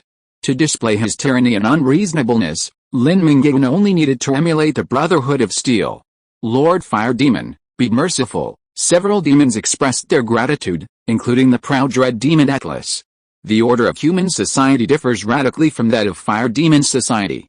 Imagine a human expedition team, fully prepared, arriving at a ruin, ready to explore. Suddenly, a powerful figure descends and declares, all of you, follow my command. Explore the ruins and serve as my scapegoats. Your death will be in vain. If you succeed, all the treasures will belong to me. Depending on my mood, I may reward you with 1 or 2 scraps. With this remark, the expedition team was completely unyielding. No matter how powerful the individual, even if they agreed, it would likely be a sham, ready to attack at the slightest opportunity. But for demons, obedience to the powerful is ingrained in their DNA. Lin Mingyuan was stronger than them, so he could take everything they possessed. Weaker demons would be ruthlessly plundered by them, too. Demon society was a primitive, straightforward affair, where strength reigned supreme, nothing else mattered. Furthermore, Lin Mingyuan offered to assist if they encountered an insurmountable danger. This was a truly merciful gesture for the four demons, accustomed to the superior demon's arbitrary oppression of ordinary demons. "Let's go, explore the palace," Lin Mingyuan urged. The four demons hurried on, with Lin Mingyuan following behind like an overseer, and soon they arrived at the ruined kingless palace. Chapter 164, The Second Level, Guardian of Balance. The kingless palace stood tall on a high ground, its spire piercing the inky black clouds. Dormant gargoyles crouched on either side of the steps leading up to it. Flashes of lightning occasionally streaked across the gloomy sky, illuminating the palace. The dungeon's name, the Ruined Palace, stemmed from the dilapidated state of the once majestic palace complex, many crumbling to the ground, leaving only the pillars and beams standing. After a brief inspection of the palace's condition, the four demons, fully prepared, launched into action. Leading the charge was Katana, the destroyer. He raised his fists high and pounded them hard, sending rubble flying. A gargoyle guarding the steps was crushed to pieces, still asleep. The gargoyles' defenses were instantly triggered by the attack. All of them awoke, dusted off their bodies, and, brandishing their gleaming double-pronged forks, charged at Katana, the destroyer. The scorpion demon Dickens charged forward, sending a gargoyle flying with a flick of his massive tail. Emitting a toxic purple mist, Dickens's most powerful weapon, a mere scratch on the gargoyle would instantly release the terrifying toxin, completely destroying its internal structure and causing it to crumble into a pile of smoldering rubble. Keaton Dickens was a formidable fighter, but the gargoyles were outnumbered, and two fists were no match for four. The two demons immediately engaged in a fierce battle. The soaring demon of fear, however, did not support the two brothers, but flew directly to the gate behind the steps. Two large tumors on his shoulders split, extending two long, fleshy tentacles covered in granulations. The deformed demon, Archie, eager to join the battle, explained the battle plan to Lin Mingyuan before heading out. The first obstacle upon entering the palace is the gargoyles guarding the gate. The gargoyle guards are no match for us, but we can certainly defeat them if we invest the time. However, there's a defensive mechanism outside the palace. Lord Fire Demon, look at that towering spire. That spire is the palace's strongest defense, the Thunder Tower. Once activated, it unleashes devastating lightning upon any intruder. The gargoyle commanders guarding either side of the gate have the authority to activate the Thunder Tower. Once a gargoyle detects an enemy intruder and awakens, they immediately fly to the tower to activate it. So, the three of us will eliminate the gargoyles on the ground, while Atlas will eliminate the gargoyle commanders who attempt to activate the towers. With that, Archie rushed in, his two fleshy tentacles, powerful enough to strangle an elephant, lashing out left and right, whipping the gargoyles to the ground. Lin Mingyuan sighed inwardly. Even the simple act of entering a doorway held hidden secrets. Ordinary demons might be too cerebral to be easily exploited, but demon lords were no fools. Their cunning surpassed even that of the devil.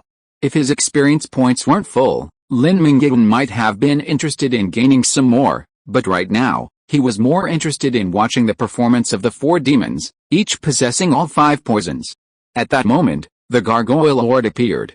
He was no different in size from the gargoyle guards, except for a pair of stone wings, granting him the ability to fly. As Archie had predicted, the gargoyle lord ignored the three demons slaughtering the gargoyles and instead flew towards the thunder pylon, attempting to activate its defenses and snipe the intruder. The dread demon Atlas, waiting in midair, finally saw the gargoyle lord fall into his trap. Atlas's weapon was a six-sided mace, highly effective against heavily armored units. The two gargoyle lords engaged Atlas, but the ferocious and brutal dread demon ignored the gargoyle lords who were attempting to pierce his wings with their two-pronged forks. Instead, he targeted one of the gargoyle lords and hammered him to death. His first blow broke its two-pronged fork, and his second smashed its head. Atlas roared, unleashing a fear aura that frightened the gargoyle lord away. After catching up, he smashed its spine with a single blow, sending the massive gargoyle lord plummeting from the sky, shattering into pieces. The demon's fighting style was all about aggressive, deadly blows, willing to trade wounds for lives. Their powerful physiques and resilience were unfazed by injury. The first stage was cleared. After defeating the gargoyle lord, Atlas flew back to the ground to support his comrades. He unleashed a fear aura once more, a crimson psychic shockwave that solidified into a physical form. Any gargoyles it touched were instantly stricken with fear, either dazed or fleeing. The four demons seized the opportunity to eliminate many, and then, like fallen leaves in the autumn wind, they were crushed. The representative of the buff type auras is the domination aura. I haven't learned the debuff type auras yet. If I get the chance to learn the Dread Demon's Fear aura, then I'll have my trump card in the debuff category. After witnessing the Dread Demon's signature skill, Fear aura, Lin Mingyuan had a clearer idea of his choice for a debuff type aura. With its strong area of effect control, Fear aura's effectiveness was undoubtedly far greater than that of slowness aura, weakness aura, or desolation aura. However, Fear aura wasn't listed on the aura skill tree. To learn it, one had to drop a skill book by killing dread demons, and Lin Mingyuan couldn't help but glance at Atlas a few more times. The chance of a Fear aura dropping after killing an Atlas of the same level was incredibly low, and he didn't want to gamble. His most important priority right now was conquering the Kingless Ruined Palace dungeon and making it his personal property. From then on, he could farm the dungeon's monsters endlessly, always having a chance to spawn a Fear aura. After passing the first level, Lin Mingyuan remained at the back.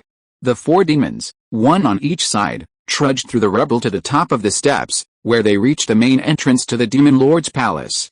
Two pedestals near the entrance were scattered with stone dust, the resting places of two deceased gargoyle commanders. A massive, 30-meter-tall black steel gate was firmly shut. Demon Lord palaces are often enormous, and since many of them are of gigantic stature, a 30-meter-tall palace is just the right size, neither too big nor too small. The destroyer, Keaton, stepped forward, his muscles flexing and crackling, sweat rising like steam as he pushed open the black steel door with brute force. Any work requiring brute force was undoubtedly Keaton's job. Thousands of years of absence had left the hall thick with dust, and the wind from outside blew the dust into the air. Lin Mingyuan stepped on it, feeling like stepping on a soft cashmere carpet. His broad demonic foot sank right in.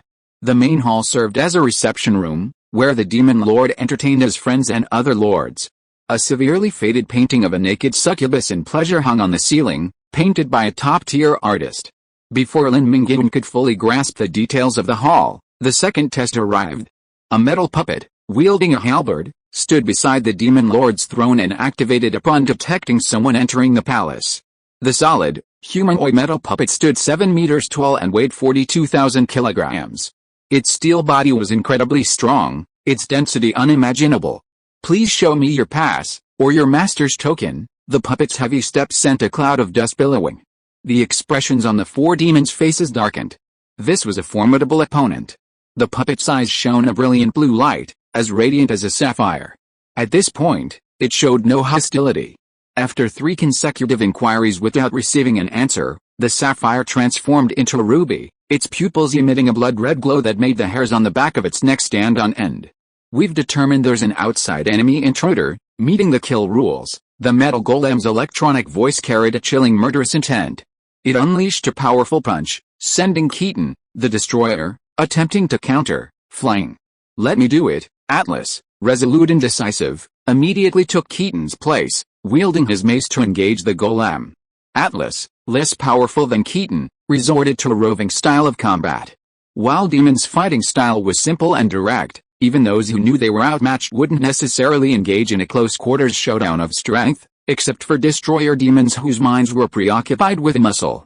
While roving was effective, the golem wasn't very agile, but Atlas's hopes were dashed. His hammer strikes only managed to dent the golem's steely frame. Remember, the golem was solid, it would likely take Atlas 100 years to shatter it. Seeing the situation was unfavorable, Archie the deformed demon and Dickens the scorpion demon joined forces to engage the golem. The flesh tentacles sprouting from Archie's shoulder tumor, more flexible than his own arms, were unable to control the metal puppet and were torn apart alive. Dickens's signature poison had little effect on the metal puppet. The scorpion's tail stabbed the metal puppet, piercing it with tiny spots. The venom continuously corroded the steel, but only left a faint rust mark on the surface of the golden book puppet, which rubbed off as the metal puppet moved. No wonder the Kingless Ruined Palace dungeon was so difficult to conquer. It turned out that the four demons were defeated at the second level. Seeing that they were unable to deal with the golden book puppet, Lin Mingyuan prepared to take action. He pulled the antique master's monocle from his space ring and activated his insight. Know yourself and your enemy, and you will never be defeated. Balance Guardian, LV 103, Race, Metal Life, Strength, 147 Agility, 68 Constitution, 167 Intelligence, 17, Talent, Absolute Loyalty. Born in the Death Meteor Belt, the Balance Guardian, a metal life, will always be loyal to the first person to defeat him and will never betray. After acknowledging his master, the Balance Guardian's intelligence will increase by 10 points and his constitution by 50 points. Steel Bones, as a metal life, the Balance Guardian has the highest level of steel bones, reducing physical damage received by 99%. Star Core Power increases an additional 30 points of strength. Skills, Crushing Blow. After 3 consecutive attacks successfully hit the target, your 4th attack will be converted into a crushing blow, causing severe damage to the enemy. Magnetic Adsorption, suction an enemy to your side.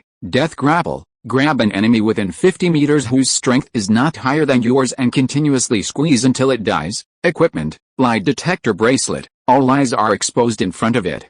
Chapter 165 Slowing Down.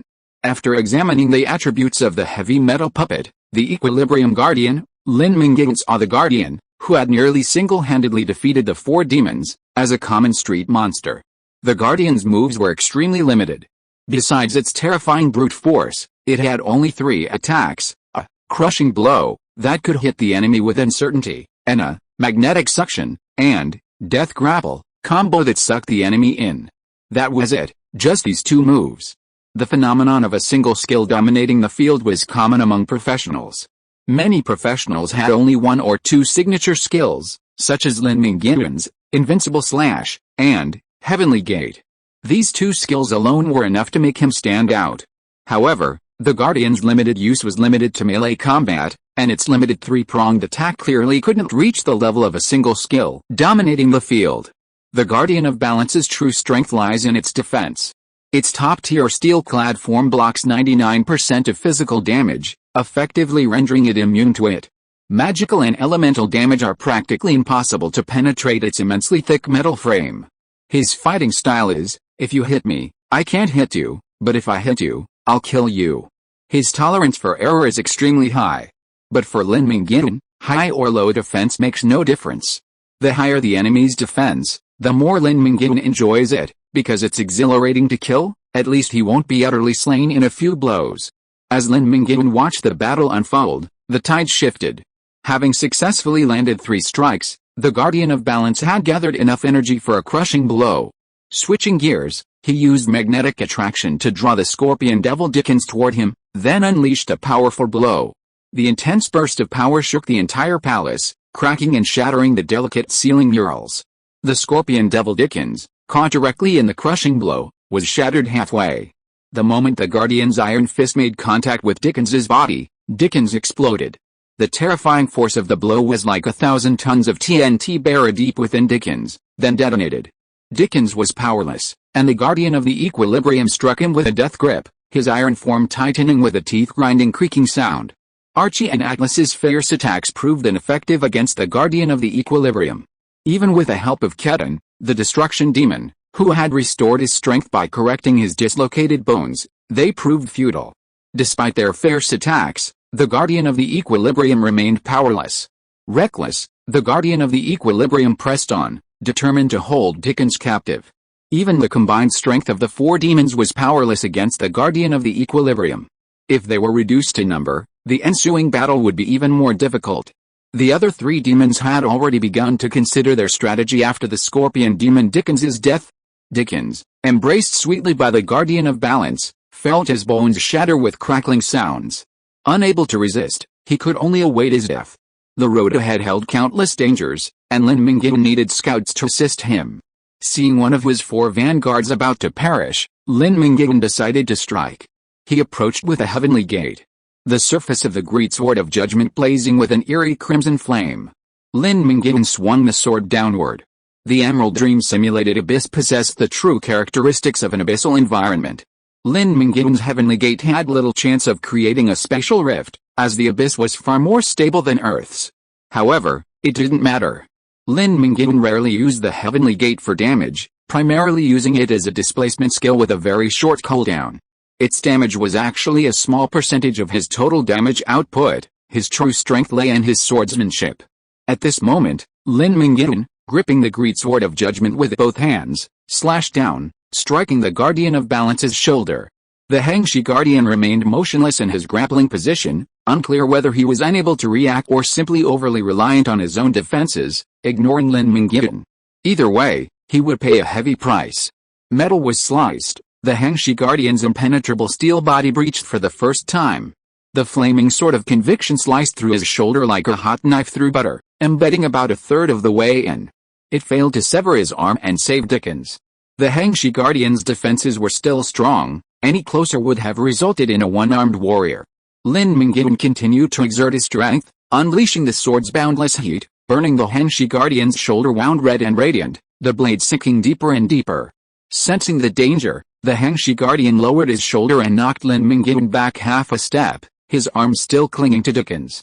The Hangshi Guardian was single-minded, determined to kill Dickens and reduce his numbers. The Hangshi Guardian's disregard for Lin Mingyuan, who attempted to kill his teammates right in front of him, irritated Lin Mingyuan. The 10-meter-tall, powerful fire demon's eyes blazed with fury, a pair of demonic horns atop his head swirling in flames, a terrifying threat. Lin Mingyuan's arms flexed with muscle, raising the sword of judgment like an executioner before the guillotine. The clumsy, single-minded Hangshi Guardian was a condemned prisoner bowing his head, awaiting his death. A red light flashed, leaving a lingering scar of flaming swordsmanship across the space. The light, fleeting stroke of the Hangshi Guardian's neck, flickered past. The massive metal life instantly ceased to function like a factory machine without power. The Hangshi Guardian's massive head crashed down, sinking into the swirling dust and creating a massive crater in the ground. Those who dared to ignore the sword master faced only one fate, death. Lord Fire Demon, your power is unparalleled. You are the future Lord of Fire Demons, the supreme ruler of the Fire Elemental Plane, the eternal demon lord of the Upper Abyss. Ahem. Long live Lord Fire Demon. Lin Mingyuan single-handedly slew the Metal Life Balance Guardian, a force that even the combined might of the four demons could not defeat, and it was a relentless, forceful destruction. Demons worship the powerful, and Lin Mingyuan's display of strength inspired them to submit. They showered him with flattering praise. Even Dickens, a scorpion demon with half his body shattered, coughed up blood as he praised him, fearing he would fall behind his companions. The second level was successfully completed, but Dickens and Keaton were injured and needed time to recover. Lin Mingyuan ordered the remaining two demons to search the main hall to see if they could find a hidden room or compartment containing the treasure. He then wandered around the palace before exiting the dungeon. The abyss is boundless and vast. The Kingless Palace dungeon only reveals a small corner of it. Lin Mingyuan explored the surrounding borders in just 10 minutes of flight. The dungeon's area is estimated to be about the size of a 4th or 5th tier city, slightly larger than the original arena dungeon. The dream energy used to construct the dungeon is primarily concentrated within the palace. Having just arrived at the outer hall for the reception, he encountered two waves of danger. Once he entered the Demon Lord's resting chamber, beyond the treasure vault where his treasures were stored, he knew how many more dangers lay ahead. Unwilling to risk his life, Lin Mingyuan decided to slow down his exploration, waiting for the four demons to recover before continuing to explore the path for him. Leaving the dungeon, Lin Mingyuan emerged onto a rooftop outside the hospital. Gazing at the lush green mountains in the distance and the vibrant city, he felt a sense of peace. At heart, Lin Mingyuan was still human, and he preferred Earth to the desolate and scorching abyss. Chapter 166 Daily Practice.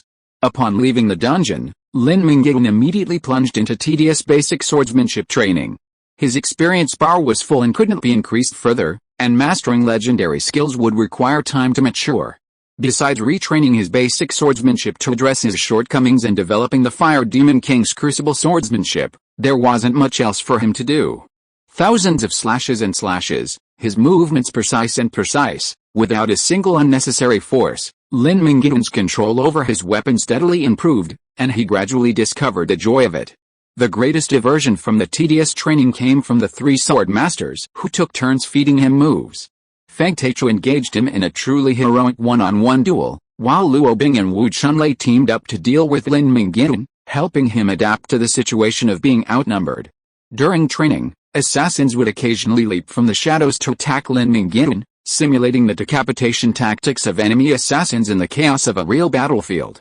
With the company of a few close friends and the support of the United Council, Lin Mingyuan was provided with a perfect training environment, which made the tedious days lively and interesting. After having dinner with Xin Ai that evening, she fell asleep. Xin Ai had recently entered a period of repairing damaged cells in her body, requiring long periods of sleep. Sleeping Beauty didn't want Lin Mingyuan's caregiving to be kept in the hospital and disrupt his daily routine, so she kicked him out. Lin Mingyuan didn't want to go home and waste energy running back and forth through the portal, so he settled into the villa allocated to him by the United Council. The first batch of the God-creating project consisted of 7 members, each assigned a villa based on their ranking. Regardless of whether they occupied it or not, the 7 luxurious villas would belong to them forever, as a sign of the United Council's respect for them. Besides Lin Mingyuan had met 4 of the 6 members of the first batch of the God-creating project. One of the top leaders of the floating city was Bai Chongming, the Shining Moon Mage. Of course, there was no such thing as a Shining Moon Mage yet, but Bai Chongming was undoubtedly one of the strongest individuals in the floating city, holding considerable influence. If he destroyed a branch of the Brotherhood of Steel, the Brotherhood wouldn't even raise a finger. The Brotherhood of Steel also discerns who to offend and who to avoid. Third-ranked Empress Yi Zhao, also known locally as the Female Tyrant, would remain unscathed should she offend the Brotherhood. It's not that they can't afford to offend her, but rather that her influence lies outside the Federation, out of reach of the Brotherhood, making her inaccessible to the Brotherhood. The remaining figures are Fang Taichu, the 6th and 7th in the God Creation Project, Lin Mingyuan's mentor and future Swordmaster of the nation, and Yu Qingqing, the Moon Priestess who, according to her, is the most favored of the Moon Goddess. Lin Mingyuan is only relatively familiar with the latter two. Bai Chongming has only seen his illusionary projection, and Yi Zhao harbors hostility towards him. Lin Mingyuan has never met He Yiming, the 4th in line, and Zhu Qiyu, the 5th in line, nor had he heard much of them in his previous life. They certainly didn't become nationally renowned masters.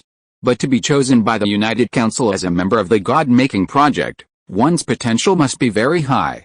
If one develops some of that potential, he will become a strong member of the United Council in the future. Similar to Liu Obing and Wu Chunlei, his reputation may not be too great, but his strength is definitely not weak. He is well known locally, but unknown outside.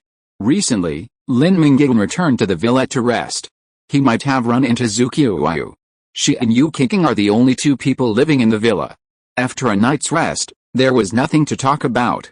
In the morning, he got up and prepared to go to the training ground to continue practicing swordsmanship. On the road, he ran into Zhu Qiyu who was jogging. Lin Mingyuan didn't recognize her, but she recognized Lin Mingyuan first. You must be the Lin Mingyuan who has been in the spotlight recently. I always hear Qingqing mention you. You're quite handsome. Let me introduce myself.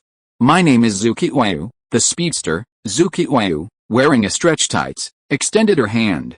After shaking Zhu Qiyu's hand, Lin Mingyuan chuckled. What did that girl say about me behind my back? Lin Mingyuan was somewhat curious about Zhu Qiyu's career as a speedster, but out of politeness, he didn't dare use his monocle to check. He'd learn more about her later, once they were more familiar with her.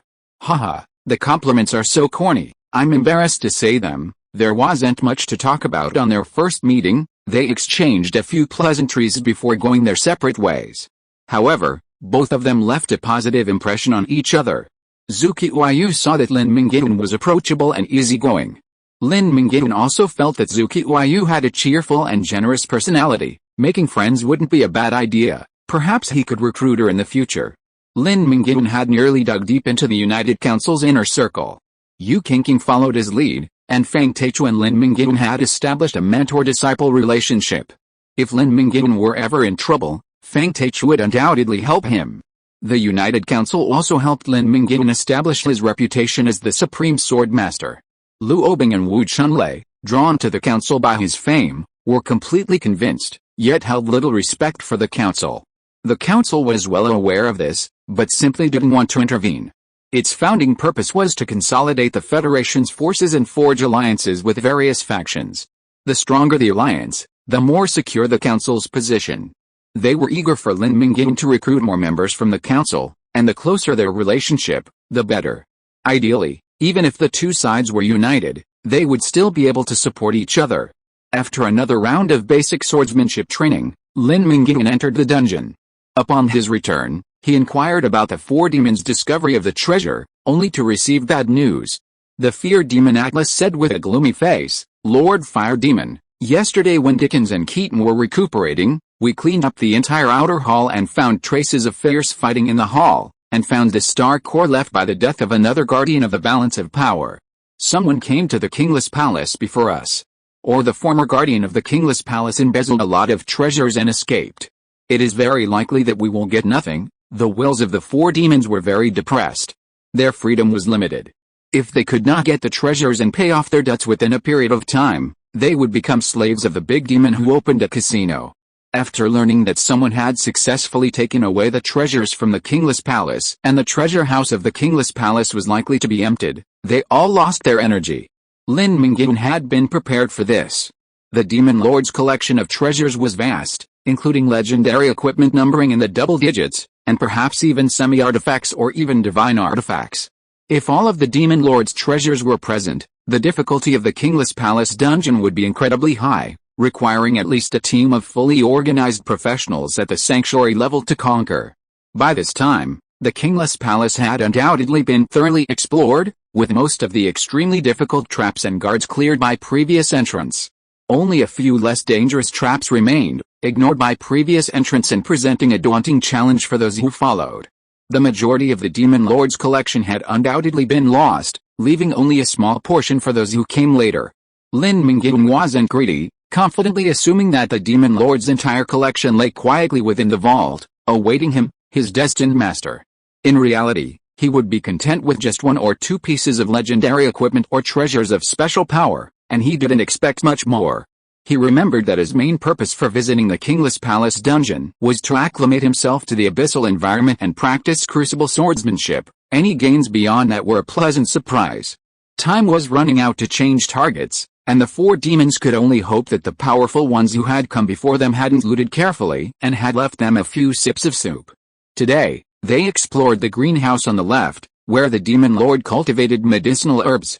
They burned the demonic flower seed that emitted a psychedelic mist and encountered the gatekeeper boss, the soul-binding blood vine, a living plant 100 feet long, like a giant serpent swallowing the sky. Its body was dark red, and its surface was covered in terrifying spikes. The soul-binding blood vine's primary combat method was to entangle and strangle. The souls of enemies killed by the soul-binding blood vine were imprisoned by the vine. If a strong enemy was encountered, the soul-binding blood vine would release the souls of those it had slain from its prison to fight for them. In this battle, the four demons could only play a supporting role. They couldn't even defeat the Balance Guardian, let alone the soul-binding blood vine, which was far superior in strength and intelligence, with strength, agility, and body attributes exceeding 100. The soul-binding blood vine, with its immense regenerative abilities, proved quite a match for Lin Mingyuan, who relied heavily on swordsmanship. Whenever Lin Mingyuan severed its body, the vine would briefly split in two and engage him. Once regenerative factors flowed from the wounds, the two vines would rejoin, returning to their full strength. The side of the soul-binding blood vine remaining unscathed after a barrage of attacks was quite demoralizing. Lin Mingyuan's 10-meter-tall fire demon body swiftly maneuvered outside the greenhouse, often facing 32 sections of soul-binding blood vine simultaneously, creating a dangerous situation. Fortunately, the four demons were indeed powerful, helping Lin Mingyuan contain the demonic spirits released by the soul-binding blood vine, creating a one-on-one duel. With his swordsmanship completely countered by the soul-binding blood vine, and sharp weapon attacks having little effect on the vine, Lin Mingyuan shifted his strategy, relying on the sustained fire damage from the burning body and scorched earth to wear down the soul-binding blood vine's vitality. Entering the killing phase, Lin Mingyuan unleashed his ultimate sword techniques, Mountain Collapse and Earth-Shattering and Meteor Volcano. Skyfire stirred the magma, and the two ultimate sword techniques combined to form an indiscriminate, intensive attack from heaven and earth. The large-scale fire damage AoE completely incinerated the soul-binding blood vine. By killing the soul-binding blood vine, Lin Mingyuan obtained two purple epic-level special items, the soul-binding blood vine seeds and its unique regenerative cells. The seeds are self-explanatory. With sufficient skill and resources, Lin Mingyuan could cultivate the soul-binding blood vine to guard his treasure. The key is the regenerative cells. Injecting them into the body grants him rudimentary regenerative abilities. Lin Mingyuan was about to awaken his regenerative talent upon reaching legend status, and injecting them would grant him a certain level of regenerative ability. With continuous training of his regenerative abilities, consumption of regenerative foods, and the infusion of regenerative cells, Lin Mingyuan could be assured of reaching legend status and awakening his regenerative abilities. After counting the harvest, 1 man and 4 demons entered the greenhouse. All of the herbs that could be used to make precious potions were swept away, leaving only overgrown weeds in the greenhouse. This further confirmed that a strong man had indeed come to the kingless palace before them and took away a large number of valuable treasures. Chapter 167 Experience Pearls. It was still early, and the 4 demons were in good shape. After exploring the greenhouse, they planned to cross the corridors to the enclosures housing rare and exotic animals. The seemingly ordinary, wind-worn corridor, a deep, sand-beaten passage, was a hidden trap. Nothing happened the first time they passed through, but a second pass, deemed a return trip, triggered a trap. Endless darkness surged, filling the corridor. From then on, the commands their brains transmitted to their bodies became reversed, forward became backward, and a left-hand kick became a right leg kick. None of the 4 demons could quickly adapt to the unique rules of the inverted passage. They watched helplessly as the Enderman, transformed from dark energy, attacked them, but could only move forward, clumsily and stiffly, like novice puppets. Given time to adjust to the inverted passage, the Endermen were nothing more than a bunch of ragtag creatures. The key was their hasty response. To prevent unnecessary casualties, Lin Mingyuan stepped in again, unleashing a terrifying flame that distorted the very space. The Endermen were unable to traverse the inferno, perishing in it. Countless Endermen fell, one after another, to their deaths. At the end of the upside-down tunnel, a giant formed of shadows gradually took shape. As the Endermen perished, the obsidian giant, condensed from the shadowy energy released by their deaths, was completed, roaring to the heavens. But by this point, Lin Mingyuan had fully adapted to the rules of the upside-down tunnel. With a powerful attack, he and the 4 demons easily dispatched the obsidian giant, dropping a legendary gold-level special material, Shadow Crystal.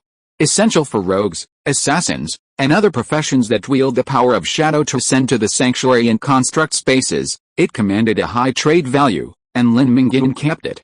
The 4 demons dared not object.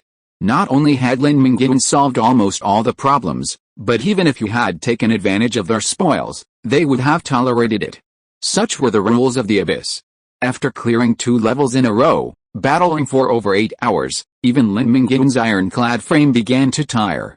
He took a short stroll across the crimson ground to rest before exiting the dungeon.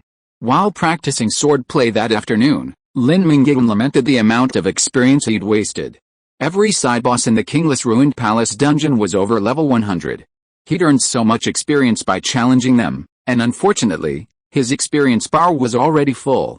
Is there any way to save this experience and use it after my class change? Lin Mingyuan had heard of saving experience in his previous life, but the method was relatively advanced and out of his reach, and it was said to have many restrictions.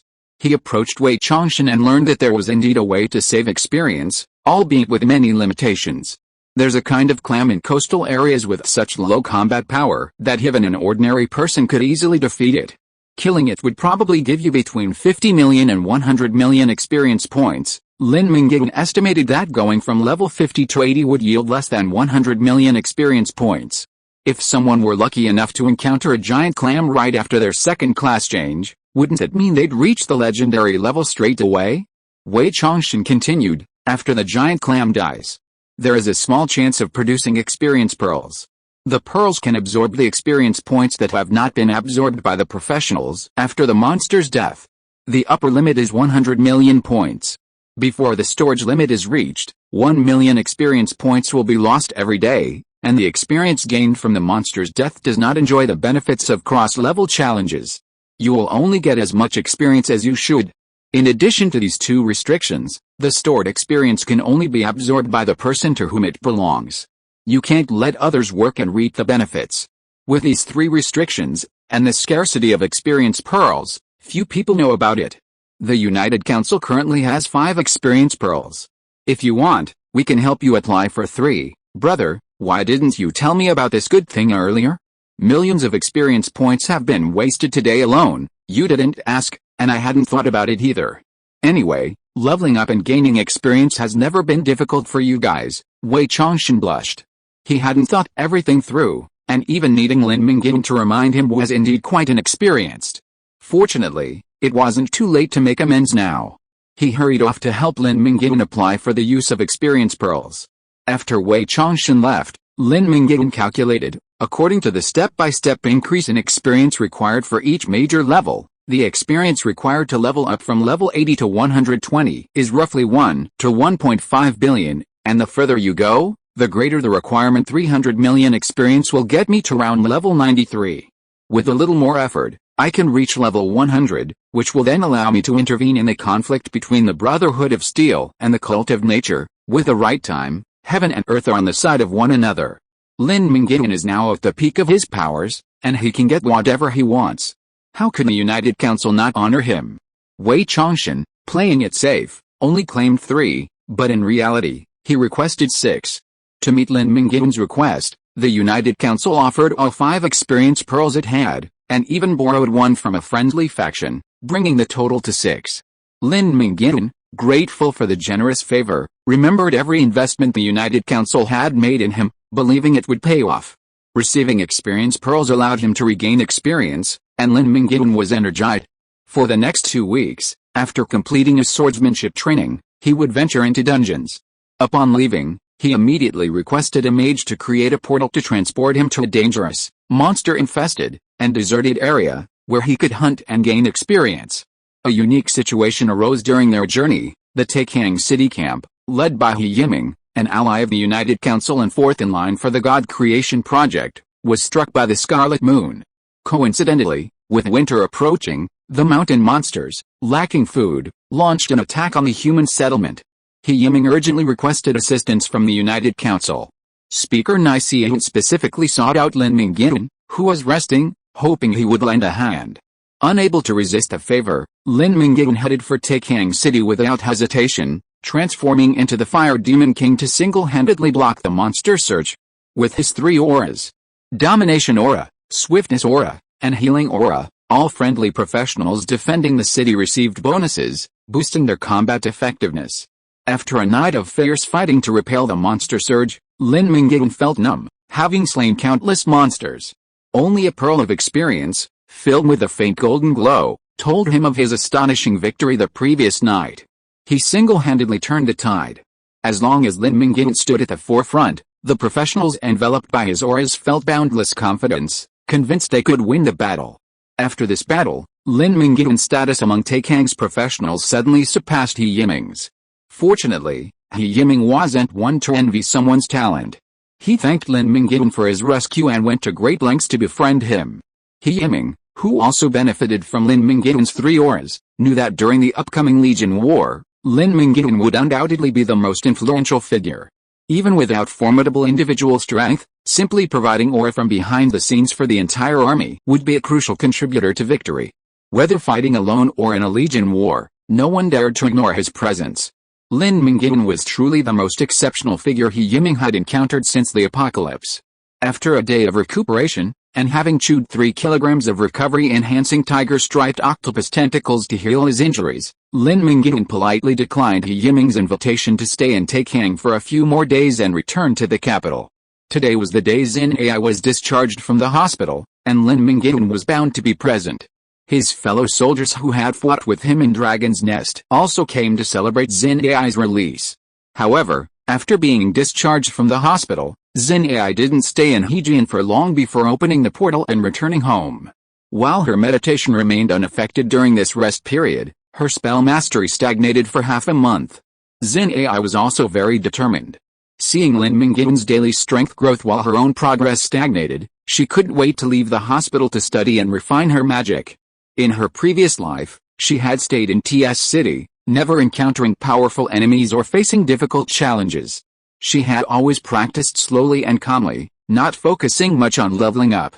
It wasn't until the end of the 2nd year of the Cataclysm, or the beginning of the 3rd, that she reached semi-legendary, just shy of reaching legendary.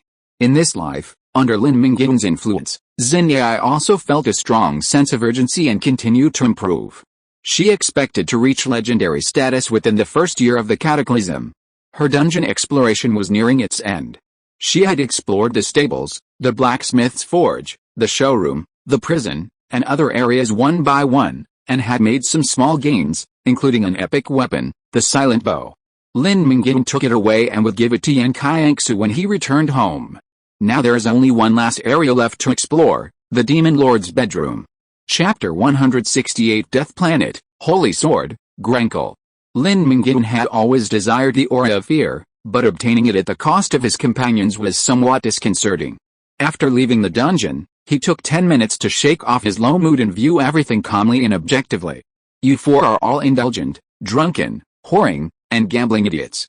Each of you has a past you can't bear to look back on, a stain that can't be washed away. But you've served me diligently, and while you each have your own selfish motives, they're understandable. Yes, the world is a lie.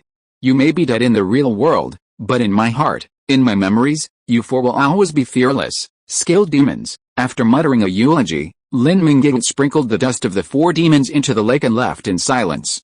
One must always look forward, and Lin Mingyuan's pace will not stop. When it was time to count the spoils, Lin Mingyuan had acquired 4 pieces of epic equipment, 1 artifact, a vial of demonic blood that could transform other races into demons, and the aura of fear. Fear aura is an epic aura skill unique to the Fear Demon clan, and Lin Mingyuan learned it on the spot. Its effect is simple. After activating the Fear aura, all enemies within its radius are checked. Enemies whose combined stats are lower than the caster's will are afflicted with immense fear, their resolve crumbling. Units further from Lin Mingyuan are less affected by the Fear aura. Units whose combined stats are only slightly lower than Lin Mingyuan's will be less affected, if not completely crushed. Despite these limitations, Fear aura remains the most powerful crowd control skill. It's instant, effective, and covers a large area. It also requires a subsequent stat check every minute, inflicting even greater fear on previously affected enemies. This stat check can inflict even death without killing them. Besides Fear aura, the remaining items are items, listed in ascending order of value, starting with Demonic Blood Essence. Lin Mingyuan's transformation into the Fire Lord bloodline was thanks to the Demon Lord blood left behind by the Demon Prince he had slain, allowing him to steadily transform into a higher demon. Finally, redundant genetic sequences were purged by the Eternal Flame. Combined with the internal and external power of the Fire Lord's bone-crushing ring, which contained the Fire Lord's bloodline, Lin Mingyuan's transformation into the purest form of the Demon Lord bloodline was achieved. Demon Blood Essence is less powerful. It can transform a human into a standard demon bloodline, but due to a trace of the Demon Lord's bloodline remaining in a very low concentration, it only has a very small chance of transforming into a higher demon. Demon Blood Essence is a specialty of the Kingless Palace dungeon, much like the demon-resistant coconut oil in the Arena dungeon. It is continuously available. Lin Mingyuan will receive a bottle of Demon Blood Essence every week during the dungeon refresh. In time, Lin Mingyuan may even have a demon army under his command. All dungeons operate like this. Besides dungeon-specific equipment, skills, talents, and specialties can be refreshed repeatedly by resetting the dungeon. Some dungeons yield rich and valuable resources, while others yield less valuable ones. For example, obtaining basic magic resistance through demon repelling coconut oil requires a large amount of it and 3 months of continuous service from a professional massage therapist, resulting in a relatively low value. Demonic blood, on the other hand, is highly valuable, offering rapid returns. Transforming from human bloodline to demonic bloodline grants at least a dozen or 20 stat boosts and also grants the demon's innate abilities, resulting in a dramatic increase in power. However, transforming into ordinary demonic bloodline does have its weaknesses. The most significant weakness is that ordinary demons lose their autonomy and are forced to be controlled by higher demons, unless their power is higher than that of the higher demons. Another drawback is that humans transformed into demonic bloodline may be affected by the chaotic evil power within the demonic bloodline, becoming more brutal and bloodthirsty. They must be constantly restrained and controlled by higher demons to prevent them from being controlled by their power. Lin Mingyuan was unaffected by demonic forces because of the pure bloodline of the Fire Lord. He could easily control the power of his own bloodline, rather than being controlled by it. The remaining 4 epic equipment and artifacts, ranked in ascending order by Lin Mingyuan's mind, were Winter King's Phylactery, Juquin Cup, Horn of the Forest Calling, Xerxes' Skull, and Holy Sword, Grenkel. The least useful to Lin Mingyuan was the Winter King's phylactery. Containing the experience and power amassed by the Archlich Winter King's lifetime of sorcery, it was incredibly powerful among legendary items. However, it belonged to Mage and was completely incompatible with Lin Mingyuan's power system. Even the Jiuquan Cup was more useful, at least providing a steady flow of fine wine when Lin Mingyuan's throat was parched. To Lin Mingyuan, the Winter King's phylactery was like an air conditioner, clean, environmentally friendly, and free of electricity bills. Xin Ai had never possessed her own legendary equipment, and the Winter King's phylactery would have fulfilled all her needs. That's why Lin Mingyuan offered the Jiuquan Cup to the Dread Demon Atlas to redeem them, rather than the Winter King's phylactery. Good deeds are rewarded, and Lin Mingyuan's kindness was ultimately rewarded. The Destroyer Ketan surrendered his hidden demonic blood essence, and the Dread Demon Atlas committed suicide to save Lin Mingyuan's life. The Jiuquan Cup, the Horn of the Forest Call, and the Skull of Xerxes aren't strictly considered equipment, they are instead artifacts of exceptionally high status. The Jiuquan Cup's unique characteristic is that once a certain amount of wine is poured into it, it will continuously produce this wine. The original wine currently stored in the Jiuquan Cup is called Demon's Blood Wine. A common alcoholic beverage in the Abyss, it's brewed from the blood of countless creatures conquered by the Abyss. The finest Demon's Blood Wine is brewed from dragon's blood and angel's blood, possessing magical powers and a supreme taste. The Demon Lord Babylon possesses a unique taste. His Jiuquan Cup is filled with demonic blood wine brewed primarily from the blood of abyssal worms. It's acrid, sour, and corrosive, a taste Lin Mingyuan dislikes, preferring beer instead. The forest calling horn is simple enough. When blown in the forest, it summons a green dragon to fight for you. Lin Mingyuan, with his current strength, naturally couldn't compare to the combat power of an ordinary adult green dragon. And there's also the strange restriction that it must be used within the forest. Lin Mingyuan intends to give it to Li Tong. Lin Mingyuan's most prized possession is Xerxes' skull. Using it summons Xerxes from the endless river of time to fight for him in a short period of time. Xerxes has been dead for untold thousands or even tens of thousands of years, and his strength has been greatly weakened. Even a summoned Xerxes might not be able to defeat Lin Mingyuan. Lin Mingyuan values Xerxes' status and experience. Xerxes, once a guard to the Fire Lord, knew him far better than Lin Mingyuan. Lin Mingyuan could learn more about the Fire Lord's stories and experiences from Xerxes, which would help him master the Fire Lord's crucible swordsmanship. Finally, there was the artifact, the Holy Sword, Grenker. Grenker was the name of a dead planet, fortunate enough to escape the invasion of the Abyss and die a natural death. After the planet's original races fled and its consciousness gradually faded, the shattered planet formed a death asteroid belt. Some of these fragments, rich in metal minerals, absorbed enough cosmic energy to form the Guardians of Equilibrium, a special metallic life form, to guard their mother, Grenker.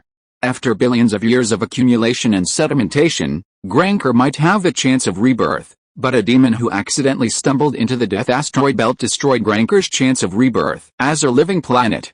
He killed some of the Guardians of Equilibrium, conquered others, and abducted the planet's caller. Babylon expended his life's wealth to purchase countless precious metals, forging Grenker into a divine weapon embryo in the Abyssal Forge, the very same amulet for forging weapons for all demons. Divine weapons are reserved for gods, and only true gods above level 200 are qualified to forge them. Babylon's strength was still a bit lacking. While he possessed the embryo, he was unable to imbue Grenker with divine abilities. While divine weapons typically possess 5 or more affixes, the Holy Sword Grenker currently possesses only 1, Star Core Power, which grants the user an additional 50 points of strength. Divine weapons are divine weapons. Lin Mingyuan had far more foresight than pure stat-enhancing equipment. Only divine weapons could offer a 50-point bonus. And this wasn't even Grenker's final form, it still had significant growth potential. Currently, Grenker was usable, but not very practical. It couldn't freely change size, a distinction it held against the Greatsword of Judgment. Besides, the Judgment Greatsword was inferior to the Holy Sword, Grenkel in sharpness, durability, and growth. It would be great if the Judgment Greatswords, size, could be transferred to the Holy Sword, Grenkel. Lin Mingyuan stroked his chin and pondered. With this thought in mind, he approached the wasteland Noador Wei Chongshan for questioning. He had a feeling Wei Chongshan knew more than the Reborn, perhaps because Lin Mingyuan's past life was too low. It wasn't that Lin Mingyuan looked down on anyone when it came to wasteland survival. Even if all the best wasteland survivors were to form a league, Lin Mingyuan was sure he would survive. However, Lin Mingyuan was unaware of much of the information within the high-end professional community. He didn't have a full understanding of the various wasteland occupations and their unique abilities. He only had a good understanding of the two standard classes, Sword Master and Mage. I recently acquired a valuable sword blank. I'd like to transfer the big and small Rui ability from the Great Sword of Judgment to this new one. Is there a way? Lin Mingyuan didn't reveal that the Holy Sword, Grankle, was a divine artifact. Artifacts are incredibly fascinating. Not only now, but even 10 years after the Cataclysm, few possessed them, and even those who did were kept secret. There's definitely a way, but to transfer the ability, you'd need to ensure your new sword blank is of higher rarity than the Great Sword of Judgment, and the ability hasn't been added yet. And you'd need to find a Grandmaster Blacksmith and a Grandmaster Enchanter to help you complete the transfer. Wei Changxun certainly didn't disappoint Lin Mingyuan. He did have a method, but it was far too demanding. Reaching Grandmaster level for a life professional was no easier than for an ordinary professional to ascend to demigod level. Currently, there were no Grandmasters. Lin Mingyuan was just feeling a little depressed when he heard Wei Changxun say, "As for the Grandmaster Blacksmiths, our United Council's Master Blacksmith, Master Ho Dongshen, is expected to be promoted to the Grandmaster level next year. There doesn't seem to be a Grandmaster Enchanter now, but I heard that the art group has several Grandmaster Enchanters, and there will always be one who can be promoted to the Grandmaster level. The Sword of Judgment is enough for you to use for now, and you will have a chance next year, so don't be impatient." "Okay, I got it. Thank you, old Wei. Good things come to those who wait." The Holy Sword Grankle will be Lin Mingyuan sooner or later, so there is no need to rush. Chapter 169, The Skull of Xerxes. Leaving the Trident building, Lin Mingyuan found a spacious, deserted space. It was time to summon Xerxes, the Fire Lord's personal guard, from the endless river of time. Unsure of Xerxes' true size, to avoid causing panic, Lin Mingyuan ventured outside the city and retrieved Xerxes' skull from his dimensional ring. While the dimensional ring offered no stat bonuses and offered no combat benefits, it was indispensable in daily life. Possessing a dimensional ring was like carrying an immensely large dimensional storage facility, readily available at all times. No wonder it's a staple item for protagonists in time travel novels. Xerxes' horned demon skull, polished into crystal, shrunk dozens of times to fit in his hand. At that moment, the skull activated, and 2 points of golden eternal flame instantly ignited in its eye sockets. The flames, like dragons and snakes, spiraled upward, carrying Xerxes' skull. In an instant, it soared to a height of over 30 meters. Xerxes, the Fire Lord's personal guard, had returned to the world. 30 meters was already tall. The average height of a fantasy Ultraman was only about 50 meters, yet he towered over the city, making the tall buildings seem like toys before him. Oxygen is abundant, the air is moist and rich in moisture. I've been summoned to the material plane. Without even opening his eyes, Xerxes could tell which world he was in simply by the feel of the air on his skin. Looking up, he saw a distant human city surrounded by lush wilderness. A bloodthirsty grin crossed Xerxes' scarred face. "Oh, my dear demon brother, have you summoned me back to slaughter the human city ahead? I, an old man, can't wait to stretch my legs." Even in human form, Xerxes could still smell the pungent sulfur from him, the scent of the demons of the abyss. "No, not at all.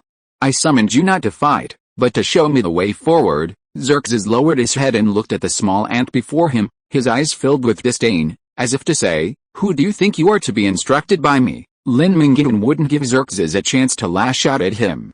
Smoke and dust rose, flames swirled, and Lin Mingyuan revealed his true form as a fire demon. "So we're from the same clan?" Xerxes' eyes grew friendlier.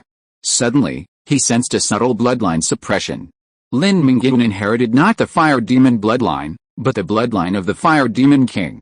You are His Majesty Baal. How did you become so weak? Did it even you survive our fall?" Xerxes knelt on one knee. Even so, he was much taller than Lin Mingyuan, and had to lower his head to speak to him. "No, Baal is dead. He died on the eternal battlefield. I inherited his bloodline and swordsmanship," Lin Mingyuan said truthfully. This news was so shocking that even Xerxes, dead for tens of thousands of years, could not accept it.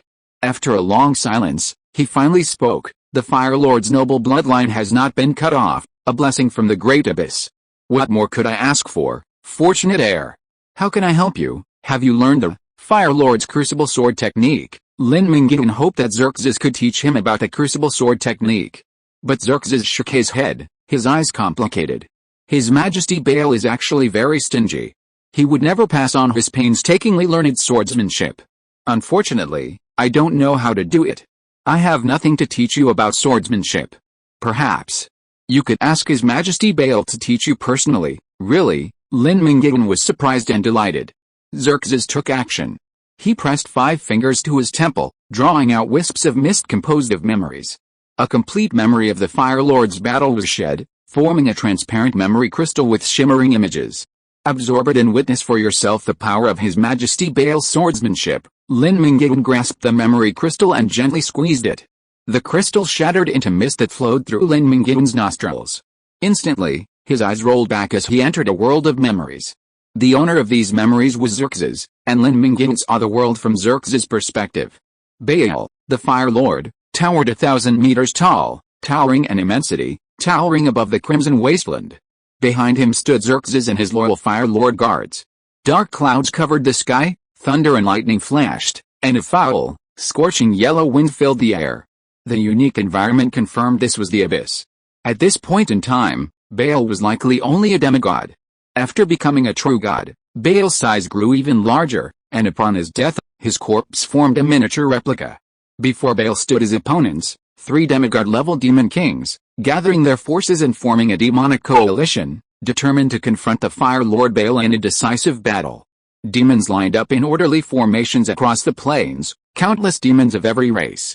Xerxes, possessed by Lin Mingyuan, trembled slightly, his entire body trembling with excitement and fear. Without further ado, the battle erupted. The fierce demonic coalition charged forward. The Fire Lord's fists ripped the earth into countless cracks, each forming a pattern of magical circles. Not a single crack was wasted. With a single blow, the Fire Lord unleashed a magical circle, demonstrating his mastery of power. Within the magic circle, the hilt of the semi-artifact, the red flame-burning sword, capable of freely changing size, slowly emerged and was pulled from the circle by the Fire Lord. Baal's reason for waging war was simple: the red flame-burning sword possessed divine potential. With each piercing of an abyssal plane, it absorbed the vast cosmic power released by the plane's collapse, growing even stronger. This abyssal plane had already been targeted by the Fire Lord, Baal. With the sword in hand, Baal's aura intensified. A vast, searing eternal fire infused the crimson blaze heaven's scorching sword. Raising the sword with one hand, Baal slashed down fiercely, demons soaring through the sky crumbling to dust in the aftermath of the mighty sword's blow. The blade's sharp slash sent the earth crumbling, black ash filling the sky. Countless demons were reduced to ash in the devastating heat. The heat wave incinerated the earth into magma, and a long river of orange-red magma filled the scars left by the crimson blaze heaven's scorching sword. Ultimate power, ultimate destruction, I understand. With a single strike, Lin Mingyuan sensed the exquisiteness of Baal, the Fire Demon King's swordsmanship, a profound departure from his understanding of the Crucible swordsmanship. A myriad of insights suddenly flooded his mind, but time was too short to capture and organize them. He could only commit them to memory, waiting for a moment to contemplate them. Baal laughed heartily and continued his slaughter. His mighty sword swept across, reducing vast numbers of demons to ash. Ordinary demons were mere prey before him. Baal's area damage was too potent. King against king, equal. Watching his men being slaughtered, 3 demon kings surrounded Baal, their claws tearing through space, ripples of death inflicting instant death, and rays of destruction emanating from the single eye between their brows. If they didn't strike, it was fine. If they did, it was fatal. The demon kings simultaneously unleashed their most powerful killing moves. Facing the onslaught of powerful enemies, Baal ignored their attacks, knelt on one knee, and plunged the red flame-burning heaven sword deeply into the earth, the hilt level with his knee, most of the blade etched into the ground. This move is the Furnace of Annihilation. The ultimate secret of the Furnace sword technique. Lin Mingyuan was overcome with excitement. He hadn't even mastered the ultimate secret, the Furnace of Annihilation. The privilege of witnessing Baal unleash the Furnace of Annihilation would surely be a source of inspiration for Lin Mingyuan. The temperature in the abyss is intense, often exceeding 100 degrees Celsius. Most demons possess the power of fire, easily reaching temperatures exceeding 1000 degrees Celsius once engaged in combat. A fire demon is even more ferocious, its core temperature reaching 5,000 degrees Celsius, nearly as hot as the surface of the sun, melting even steel into molten iron. As the strongest of the fire demons, the Fire Demon King wields the red flame heaven-burning sword, reducing demons to ash. The temperatures must reach at least 30,000 to 100,000 degrees Celsius. Without a constitution of at least 150 points and high-level fire resistance, it would be impossible to withstand such terrifying heat. At this moment, the eternal fire, the source of the fire demon's power, blankets his entire body. The red flame heaven-burning sword plunges into the earth, piercing its core. The shattered earth erupts in incandescent flames that fade into indifference, scorching space to instability. The temperature instantly surpasses 100 million degrees Celsius and continues to rise rapidly. Awesome. Shocking. The Furnace of Annihilation was created to destroy the world. The three Demon King's ultimate moves are no match for the raging flames that annihilate all life and bring the world to its knees, instantly engulfed by the intense heat. Such terrifying heat was impossible to withstand with just physique and fire resistance. The Demon Kings unleashed their respective domains and judgments to protect themselves, but this only delayed their death, ultimately reducing them to a wisp of smoke in the Furnace of Annihilation. Lin Mingyuan's memory exploration journey ended. In reality, he had already perished before the three Demon Kings. 3 seconds after watching Baal unleash the Furnace of Annihilation, Xerxes, who was leaning over him, had his eyeballs seared. To experience the furnace's exquisite power firsthand, Lin Mingyuan manipulated Xerxes's body into the furnace's confines. Like a drop of water falling into a scalding iron pot, it was instantly vaporized by the intense heat. Fortunately, this was only a memory, not a true death, otherwise, Lin Mingyuan wouldn't have sought such suicidal consequences. Keep watching. As Lin Mingyuan regained consciousness, Xerxes had created another memory crystal. This one recorded Xerxes' early days following Baal, the Fire Lord. When Baal was still a legendary archdemon and was still developing the furnace sword technique, which was still unfinished. Entering that memory, Lin Mingyuan witnessed firsthand how Baal, step by step, built his power from nothing, learning from countless failures before him to ultimately create the initial stages of crucible swordsmanship. Legendary, sanctuary, demigod, demon god, Lin Mingyuan witnessed every stage of Baal's life, his mind filled with memories of Baal until he practically took on his own form.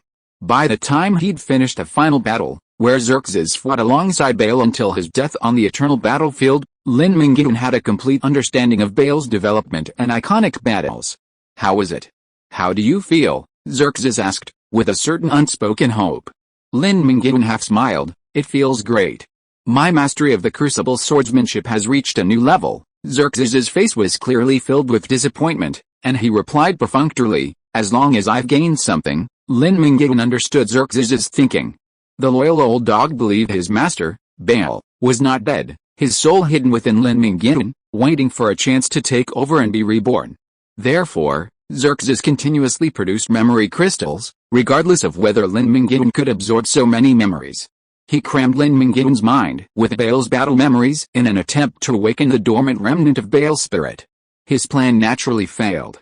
Baal was dead and could not possibly return. Lin Mingyuan was the second-generation Fire Demon King, inheriting Baal's power and bloodline, not a replacement for Baal. Knowing this was understandable, but there was no need to expose Xerxes's subtle intentions, as it would make it difficult for him to use him again. However, there is nothing worth using Xerxes for.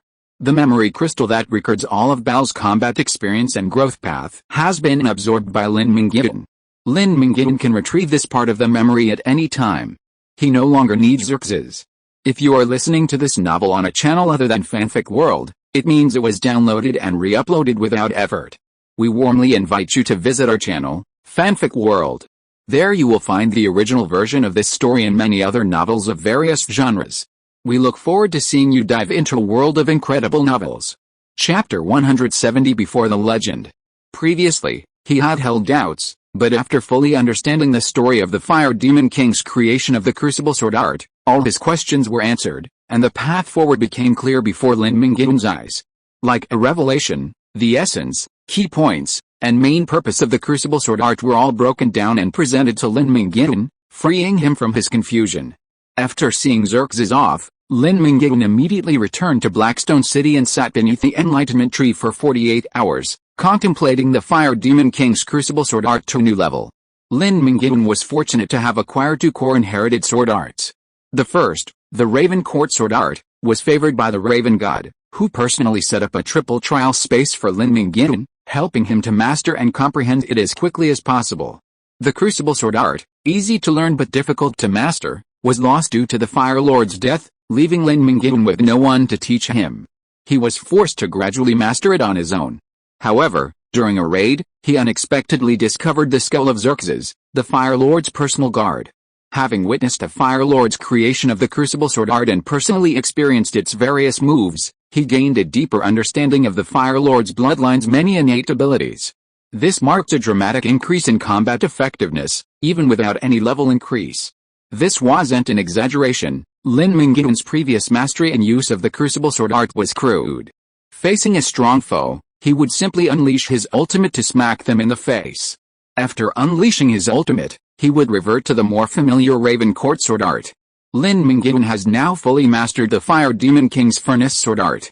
While he can't yet annihilate countless demons with a single strike or create rivers of magma, that's not a matter of skill, it's the sheer difference in sheer strength between him and his predecessor, the Fire Demon King Baal. As long as he can catch up, he can achieve what Baal could. This includes the ultimate secret technique, the Furnace of Annihilation, which had long eluded him. In the blink of an eye, the Furnace of Annihilation replaced the Invincible Slash and the Crow God's Afterimage as Lin Mingyuan's most powerful ultimate move. True teachings can be conveyed in a single sentence, while false teachings can be spread through thousands of volumes.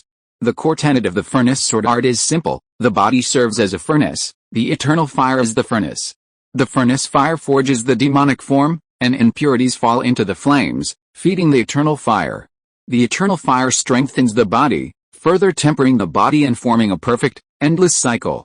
In normal combat, the eternal fire infuses the blade, creating the human fire. Each strike unleashes a terrifyingly intense heat, incinerating the enemy. The first secret is the earth-shattering collapse of mountains, which triggers the eruption of fire from the Earth's core, burning mountains and boiling seas, destroying armies and cities. This is the Earth Fire. The second secret is the meteor volcano, which summons the fire of the sun to form meteorite fragments. The flames burn the sky and destroy the world. This is the Sky Fire. The three fires of heaven, earth and man merge into one, igniting the flames that destroy the world. This is the final secret, the world-destroying furnace. With the furnace sword technique now at the peak of his powers, Lin Mingyuan inevitably sought out his master Fang Taichu for a few moves to test whether he could match his master's current furnace sword technique. The rules set by Lin Mingyuan and his challenge to Fang Taichu were all restrictive. He could not use any skills other than swordsmanship, and his attributes were suppressed to the same level as Fang Taichu. The painful lessons of the previous challenge were still fresh in his mind. Lin Mingyuan frequently used his special moves, while Fang Taichu responded casually with a teaching attitude. Lin Mingyuan's progress was now immense, a 1,000-year leap. The situation was a complete reversal from the previous one. Lin Mingyuan, who had taken the initiative, managed only a few strikes. The terrifying heat and devastating blows forced Fang Taichu to employ the Zuanwu sword style, known for its unwavering defense, and the Suzaku sword style, known for its high intelligence. Similarly, the Suzaku sword style, known for its fire damage, was barely able to counter Lin Mingyuan's attacks. The Zuanwu sword style excelled at defense, while the Suzaku sword style could only withstand the scorching heat. His choice of moves revealed Fang Taichu's limited ability to defend, powerless against any counterattacks. He maintained his position with a rock-solid defense, slowly preparing for a counterattack. The heat intensified, the blows grew heavier. Fang Taichu was able to withstand the first 100 strikes, but after 100, his stamina gave way, and the Suzaku Phantom faltered. Due to his low intelligence, the Suzaku sword's full power was completely unattainable. The uneven strength of the four spiritual forces, Azure Dragon, White Tiger, Suzaku, and Zuanwu, left the Imperial Four Spirits swordsmanship incomplete, and Fang Taichu was unfortunately defeated. As a late-stage swordsmanship, the Imperial Four Spirits sword art requires all four attributes to reach over 100 to unleash its true power. It was during this period that Fang Taichu gained the reputation of the nation's sword saint, becoming a reputable figurehead of the United Council. In their sparring match, both men employed the fundamentals of inherited swordsmanship, neither employing the full force of their ultimate techniques. Even at full strength, Lin Mingyuan was confident of victory. The terrifying power of the furnace of annihilation would undoubtedly be too much for Feng Taichu to withstand. You truly are a rare swordsmanship prodigy. In just a few days, you've mastered the legendary furnace sword art to its fullest potential. Compared to you, I feel like I've lived in vain. Feng Taichu stroked his beard, pleased with Lin Mingyuan's remarkable talent, yet also feeling a sense of disappointment. He hadn't been able to teach Lin Mingyuan much, and felt like an unworthy mentor. I was also lucky enough to gain experience practicing the crucible swordsmanship in this dungeon. If you hadn't reminded me, Master, I never would have thought of experiencing the abyss myself, and naturally, I wouldn't have had this opportunity. Lin Mingyuan expressed his sincere gratitude. While those involved may be confused, those who observe clearly can see clearly. Feng Taichu's advice saved Lin Mingyuan countless detours. After a moment's hesitation, Lin Mingyuan added, Master, from now on, my main focus will be on advancing to the legendary rank. I will still practice swordsmanship, but I won't be able to put my full attention on it. Feng Taichu nodded. Your path isn't purely focused on swordsmanship. It's up to you to make your own decisions. I'll be satisfied if you just come back to see Master more often. Lin Mingyuan smiled. Of course. When I'm ready to merge the two inherited swordsmanships to create a swordsmanship that best suits me, I'll inevitably have to bother you. Please don't find me annoying then. Bowing and bidding farewell to Master Feng Taichu, Lin Mingyuan approached Wei Chongshan and told him of his plans to advance to the legendary rank. Wei Chongshan prepared all the physical fitness boosting equipment for Lin Mingyuan. He borrowed the Mad King's immortal crown and the tortured shackles from Yi Zhao and the Brotherhood of Steel. He also helped Lin Mingyuan collect Siren shoulder pads, the Elder Titan necklace, and other physical fitness boosting equipment, bringing his physical fitness up to 100 points, ensuring that upon promotion, Lin Mingyuan's physical fitness would surpass 200 points, allowing him to secure the Super S-level regeneration talent. Lin Mingyuan, after packing all the physical fitness boosting equipment into his interspatial ring and taking it with him, returned to Black Rock City fully prepared. It was time to embark on his legendary promotion. Chapter 171 Demon Legion Concept. Before beginning his retreat to prepare for his breakthrough, Lin Mingyuan hosted a family dinner, inviting friends and family. A banquet wasn't about eating or drinking, it was primarily about socializing and gauging everyone's current strength. 2 months had passed since Lin Mingyuan became a second-rank sword saint, and everyone's strength had improved significantly. Besides Lin Mingyuan, Yan Qianxue was also a professional who had reached level 80 and was poised for legendary advancement. Yan Qianxue had always been the most diligent and hard-working, her obsession with improving her strength rivaling Lin Mingyuan's. She spent most of her time hunting monsters and honing her skills in the wild, and even during the few moments she had at home to rest, she supervised the training of Amazon warriors. Yan Qianxue's class was the Amazon Queen, a hidden and unique one. Individual strength was never the Amazon Queen's primary concern. The Amazon Queen's core characteristic was transforming female archers into Amazon warriors proficient in horsemanship, archery, and javelin throwing. The Amazon warrior class offered greater development potential than ordinary classes, making it a secondary class for the Amazon Queen. In her previous life, Yan Qianxue had recruited a group of Amazon warriors to form a mercenary group, becoming a powerful lord. In this life, thanks to Lin Mingyuan's unwavering support, her growth has accelerated even faster. She has already recruited 300 Amazon warriors, approximately 1/3 of whom have reached the second transformation, making them an indispensable force in Blackstone City. Yan Qianxue and Li Tong, dressed in hunting breeches and mysterious bronze masks that obscured their upper faces, revealing their snow-white, pointed jaws, sat on Lin Mingyuan's left and right, respectively. They were his right-hand men and two of the most powerful figures in Blackstone City. Following them were the two sword masters, Lu Obing and Wu Chunlei, the Silver Knight Captain Aiden, who had ascended to the legendary Silver Knight rank, and the level 73 martial artist Fang Daoshan, among other key members of the fighting force. Before the banquet began, Lin Mingyuan introduced Lu Obing and Wu Chunlei to the crowd, officially joining Blackstone City as Lin Mingyuan's subordinates and members of the city. Next up is Shen Ying, the swordsman who helped Lin Mingyuan build his foundation in his previous life, stuck at level 50 and uncertain of his promotion to sword saint. Lu Xiaodong, who had completed his second transformation and become a psychic, was encountered in the arena dungeon and had come to join Lin Mingyuan with Fang Daoshan. Deng Hongtao, a level 58 rogue, had made significant contributions to Lin Mingyuan during the early stages of the cataclysm. Xiong Hongda, the formidable and somewhat renowned mercenary leader, met Lin Mingyuan on the way to the throne. These gathered together are the de facto administrators of Black Rock City. Black Rock City's cutting-edge combat capabilities rival those of the top professionals in China. Its core strength is strong and stable, and its ranks are overflowing with talented individuals. With the support of the United Council's resources, Black Rock City possesses all the elements to become a formidable force and is on the right track. Wine can foster bonding, but Yan Qianxue refrained from drinking. After meeting the newcomers, Lu Obing and Wu Chunlei, she prepared to leave. Lin Mingyuan stood to see her off, presenting her with the legendary Absolute Soundbow, an epic weapon he'd obtained in the Kingless Palace dungeon. Although Yan Qianxue already had her own epic whalebone longbow, Lin Mingyuan decided to give it to her anyway, saying, "I got the Absolute Soundbow in the dungeon. Its string is silent, its arrow is invisible, making it perfect for assassinations. It's a different beast than your whalebone longbow. If you like it, keep it. If you find it useless, give it away.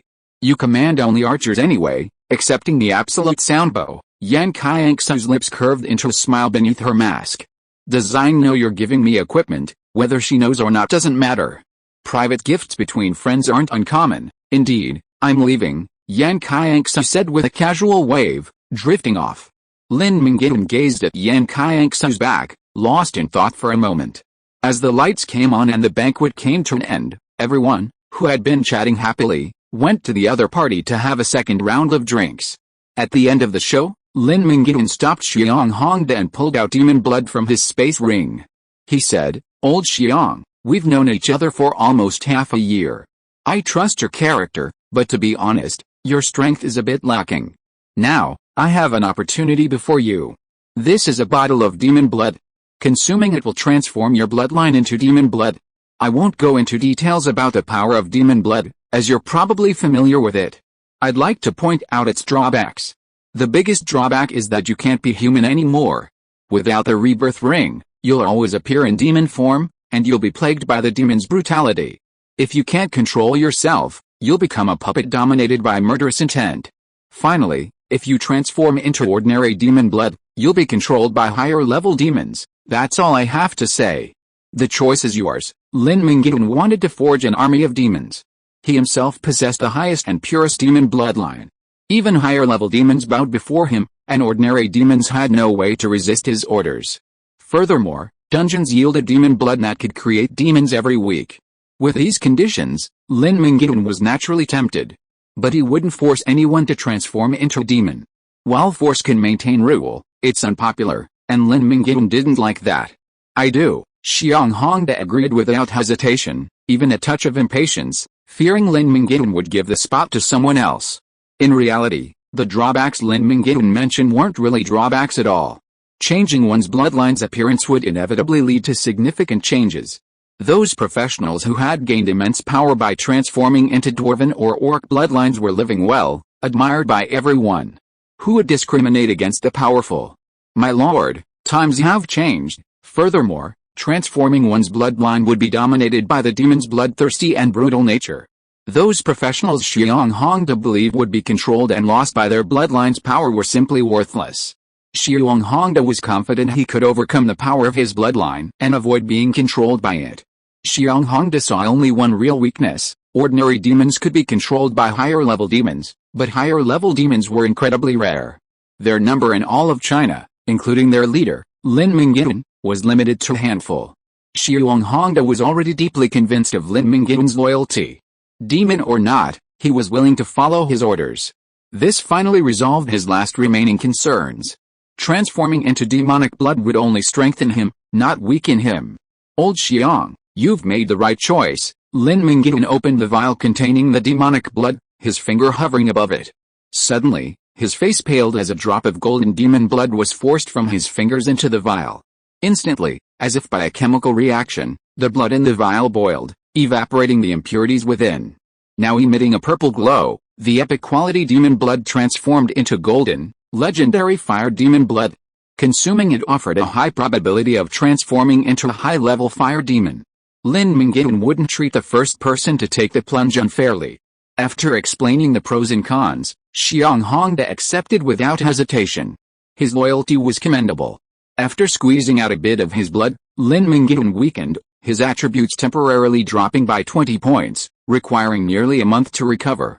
Injuries sustained during this period of weakness would prolong the weakness and could even permanently degrade stats. Therefore, selfish demons rarely rewarded their own blood essence. This sacrifice of self for the benefit of others was a serious violation of demonic nature and carried significant risks. Lin Mingyuan was close to a breakthrough in seclusion, and since no battle would ensue in the near future, Lin Mingyuan was willing to promote Xiang Hongda. Xiang Hongda, deeply impressed by Lin Mingyuan's appreciation, knelt on one knee, bowing his head and saying, "Thank you, sir, for your cultivation. If I, Xiang Hongda, betray you in this lifetime, I will be forsaken by both humans and gods, and annihilated by the five thunders." Xiang Hongda's willingness to drink the demon blood essence proved his unwavering devotion to Lin Mingyuan. The oath seemed unnecessary. Accepting the scalding blood essence, Xiang Hongda drank it all in one gulp. Next came the agonizing transformation period. Lin Mingyuan had adapted well, and he hoped Xiang Hongda would do the same. After ordering a team of silver knights to protect Xiang Hongda's transforming blood cocoon, Lin Mingyuan returned to Li Tong's home, where Santa Claus was still distributing gifts. The young dragon's barely developed vocal cords let out an unpleasant roar. It crouched amidst the dense mane of a dejected fiery mane lion, seemingly treating this place like its own nest, its neck stretched out, waiting for its master to feed it. The newly born dragonlet was already larger than a large seabird. No wonder the adult dragons often measure tens or even hundreds of meters in length. The young dragon's intelligence far surpassed that of a human cub. Noticing Lin Mingyuan's powerful dragon slayer aura, the young dragon feigned indifference, calling for food. Unfortunately, its trembling body beneath its barely fully grown wings betrayed its inner fear. Li Tong, who shared the dragon's empathy, thought it was in danger and hurried to the courtyard.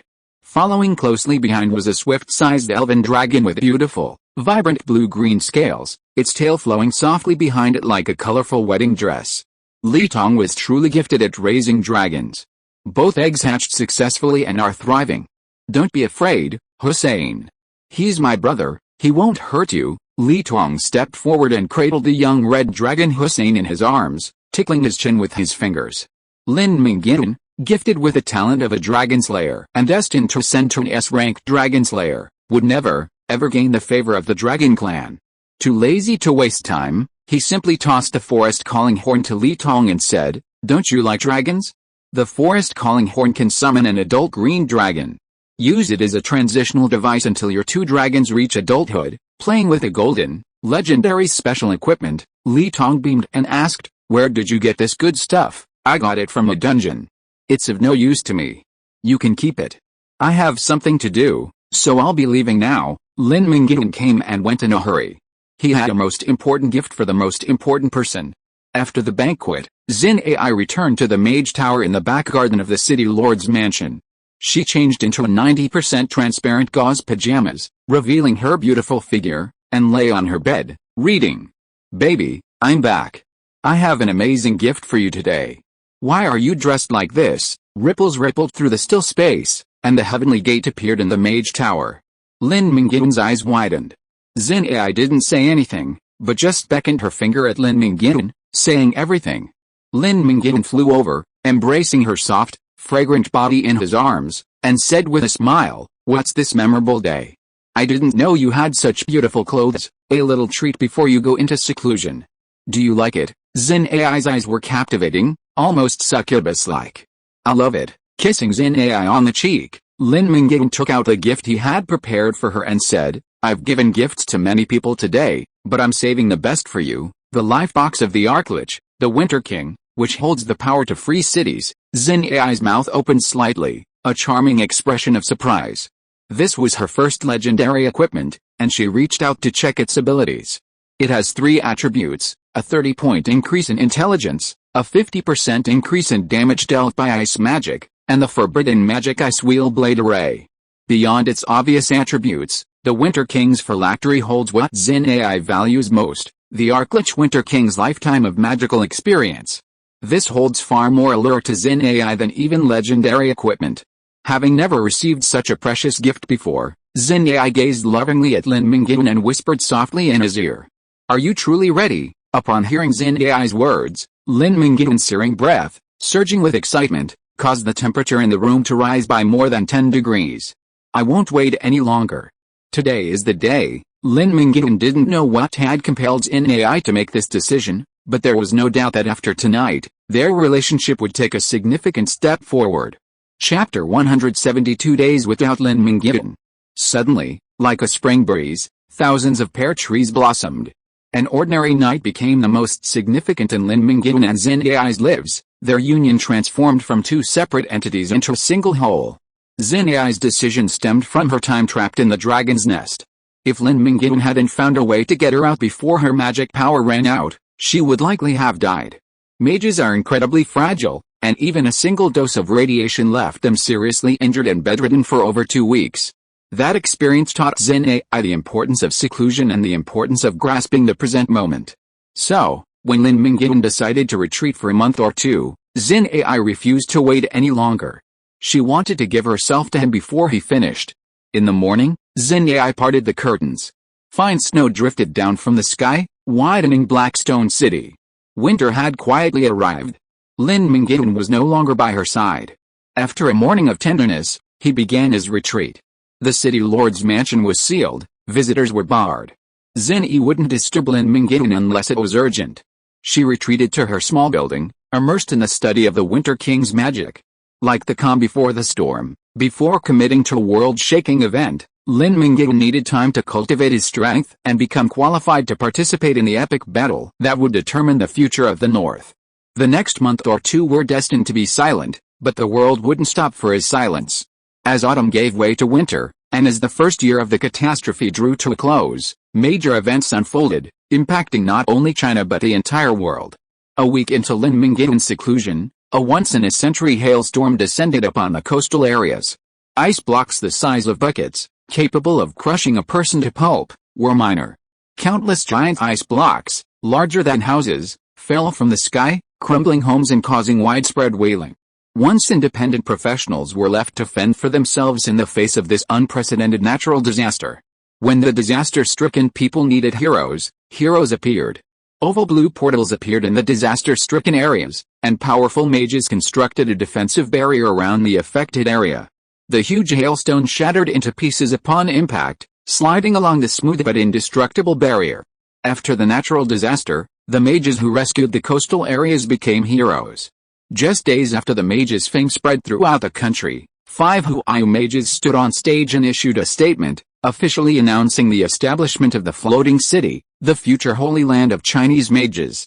The first group of brilliant moon mages included, Bai Chongming, the crystal pioneer who created the crystal magic system, Du Kang, the planeswalker who traveled across multiple worlds to understand the past and present, Fang Yu, the supreme arcanist and China's first arcanist, Zheng Xingyu, a potion scholar who is already a master of potions but insists he's still a student, and Luo Jin, the great prophet who predicted the impending disaster in the coastal areas and erected a defensive barrier in advance. When the disaster struck, the mages emerged as saviors, winning the hearts and minds of the people and gaining prestige, thus bringing the floating city to the forefront and attracting worldwide attention. After the floating city's official establishment, 2 more geniuses will emerge within its ranks, attracting several powerful mages to join, ultimately forming the highest rank of 11 brilliant moon mages, who will lead the floating city, the Brotherhood of Steel in the north, and the Arc Group in the south. Shortly after the floating city was founded, another major event occurred. The head of the Arc Group visited the city and reached a partnership. Days later, the Arc Group launched a fierce attack on the Four Seas Gang, which controlled shipping and occupied the wealthy coastal areas. The floating city dispatched 5 legendary 6-star mages to assist them. In the crucial decisive battle, even the Huayu mage and the Supreme of Arcane appeared on the battlefield, unleashing a torrent of forbidden magic and arcane missiles that obscured the heavens and completely annihilated the Four Seas Gang. The victory was a success, showcasing the terrifying power of the Huayu mage. After the battle, Feng Yu personally admitted that the Crystal Herald Bai Chongming and the Planeswalker Du Kang were even more powerful than him. This spread the floating city's reputation far and wide. Mages across the country soon regarded the floating city as a sacred place for mage cultivation, the cradle of Chinese mage training, and the floating city became unrivaled. The Ark Group could cooperate with the Necropolis, but the Brotherhood of Steel could not. Believing technology to be the primary productive force, how could the Brotherhood of Steel bow its head and seek the aid of a mage? The Ark Group joined forces with the Necropolis to annihilate its arch-rival, the Four Seas Gang, and shared the gang's legacy with the Necropolis. The Necropolis profited immensely, and the Ark Group, in turn, firmly established its position as the dominant force in the South. Witnessing all this, the Brotherhood of Steel was anxious. Seeking to expand their victory, they hastily decided to capture the Twilight Forest, a strategic stronghold of the nature cult. Impulsive decisions often lead to poor outcomes. The Brotherhood of Steel's hasty attack on the Twilight Forest gained the advantage of a surprise attack, forcing the Twilight Forest defenders into retreat. However, the great sage Dongfangbai arrived just in time, lashing out from behind the Twilight Forest. Under the lashing of the World Tree's branches, massive trees that had grown for centuries and millennia came to life, transforming into ancient war trees that crushed the Brotherhood of Steel's tanks and armored vehicles, their massive wooden hands crushing the mitches. After this battle, the great sage Dongfangbai also became a renowned power. According to incomplete statistics after the battle, Dongfangbai killed 3 legendary professionals, over 2,000 professionals below the legendary level, and countless tanks and self-propelled artillery in the attack and defense of Twilight Forest. After this battle, many people were optimistic about the cult of nature, believing that they could defeat the Brotherhood of Steel and become the overlord of the North. However, few imagined that this battle would be the cult of nature's last victory against the Brotherhood of Steel. The Brotherhood, deeply afflicted by the heavy losses, would begin every battle with fighter planes dropping napalm to burn the forest. They also massively built logging robots to cut down the forest, completely eliminating Dongfangbai's chances of creating a large number of trents and turning defeat into victory. After a steady and cautious advance, the cult of nature began to face hard times. First, the Twilight Forest, then the Changning Wetlands, Bloodstone Canyon, and finally the Xingan Mountains, all fell to the Brotherhood of Steel. The increasingly weakened cult of nature mobilized all its forces for a decisive battle against the Brotherhood of Steel at its last stronghold, the Eternal Spring Forest. The cult of nature repelled the Brotherhood's attacks, but its resources had been decimated and its vitality was severely damaged. After winning the Battle of Dignity, the cult of nature was torn apart. Lin Mingyuan's desire to intervene in the cult of nature's dignity was a response to the cult's weakened state. If he could prevail in the Battle of Dignity and defeat the Brotherhood of Steel, he could easily recruit some of its core elite. He could both inflict a severe blow on the Brotherhood of Steel and garner a large number of allies. Why not? In the impending great struggle, Lin Mingyuan refuses to be a mere spectator. He aims to make his name known, to become a formidable figure of both strength and fame, like mathematical Olympiad Supreme Feng Rui and great sage Dongfangbai. A minute on stage takes 10 years of hard work off stage. A certain amount of patience is necessary to achieve a stunning performance. Currently, Lin Mingyuan's strength is still a little lacking. The Chinese landscape is volatile, but Black Rock City remains unaffected. Central China is a neutral region. In previous lives, the Brotherhood of Steel had always sought to encompass it but was unable to do so. The Ark Group, unwilling to enter into full-scale conflict with this troublesome Brotherhood, has secretly supported the development of local forces in central China. But that wasn't the primary reason. The force that truly shut out the Brotherhood of Steel arrived on Earth a month after Lin Mingyuan's retreat. Chapter 173 Immortal. 2 months had passed since they last met. In this rapidly changing wasteland, it felt like a lifetime ago. Xin'A was so surprised she almost lost her voice, and she threw herself into Lin Mingyuan's arms. Lin Mingyuan hugged Xin'A tightly, his nose buried in her fragrant hair. The couple, now in their honeymoon phase, had been forced to separate temporarily for training. Lin Mingyuan missed her so much that he sometimes wanted to break free and confide in Xin'A. But Lin Mingyuan held back. They had a long time to live together. If he let his love affairs derail his work, he would be no different from the tyrants despised in history. Fortunately, the 2 months he had lost were not in vain. Lin Mingyuan successfully awakened his legendary skill, breaking through the barrier and ascending to the legendary level. Professionals reach the legendary level after 5 levels, and reaching the legendary level is considered a formidable force. Even 10 years from now, there won't be a situation where legends are everywhere and the sanctuary is no match for them. A third-tier city with a population of several 100,000 is usually more than enough to have a legendary master. The sanctuary is already a rare and high-end force. As for demigods, they weren't considered professionals anymore.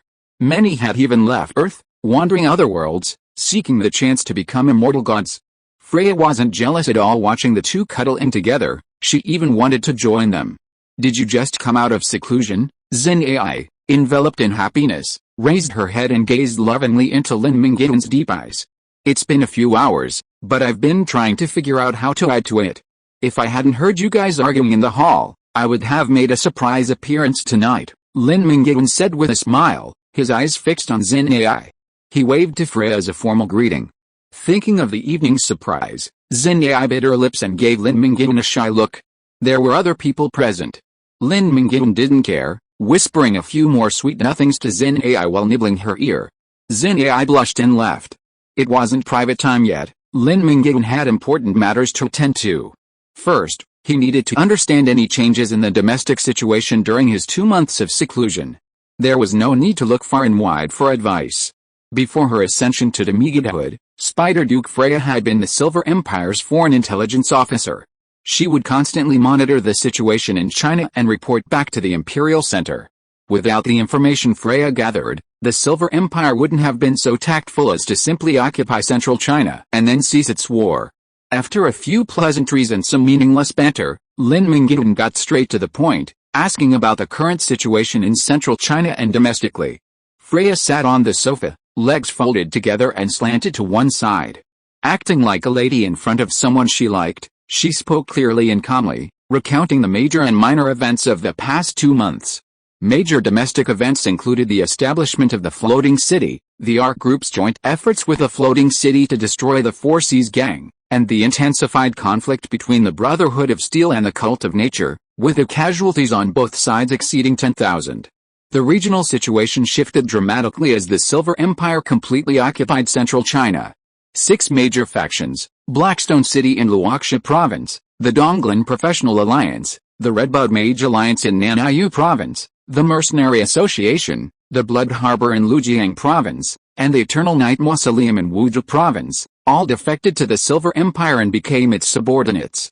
Other uncooperative factions, including the Central China branch of the Brotherhood of Steel, were eliminated.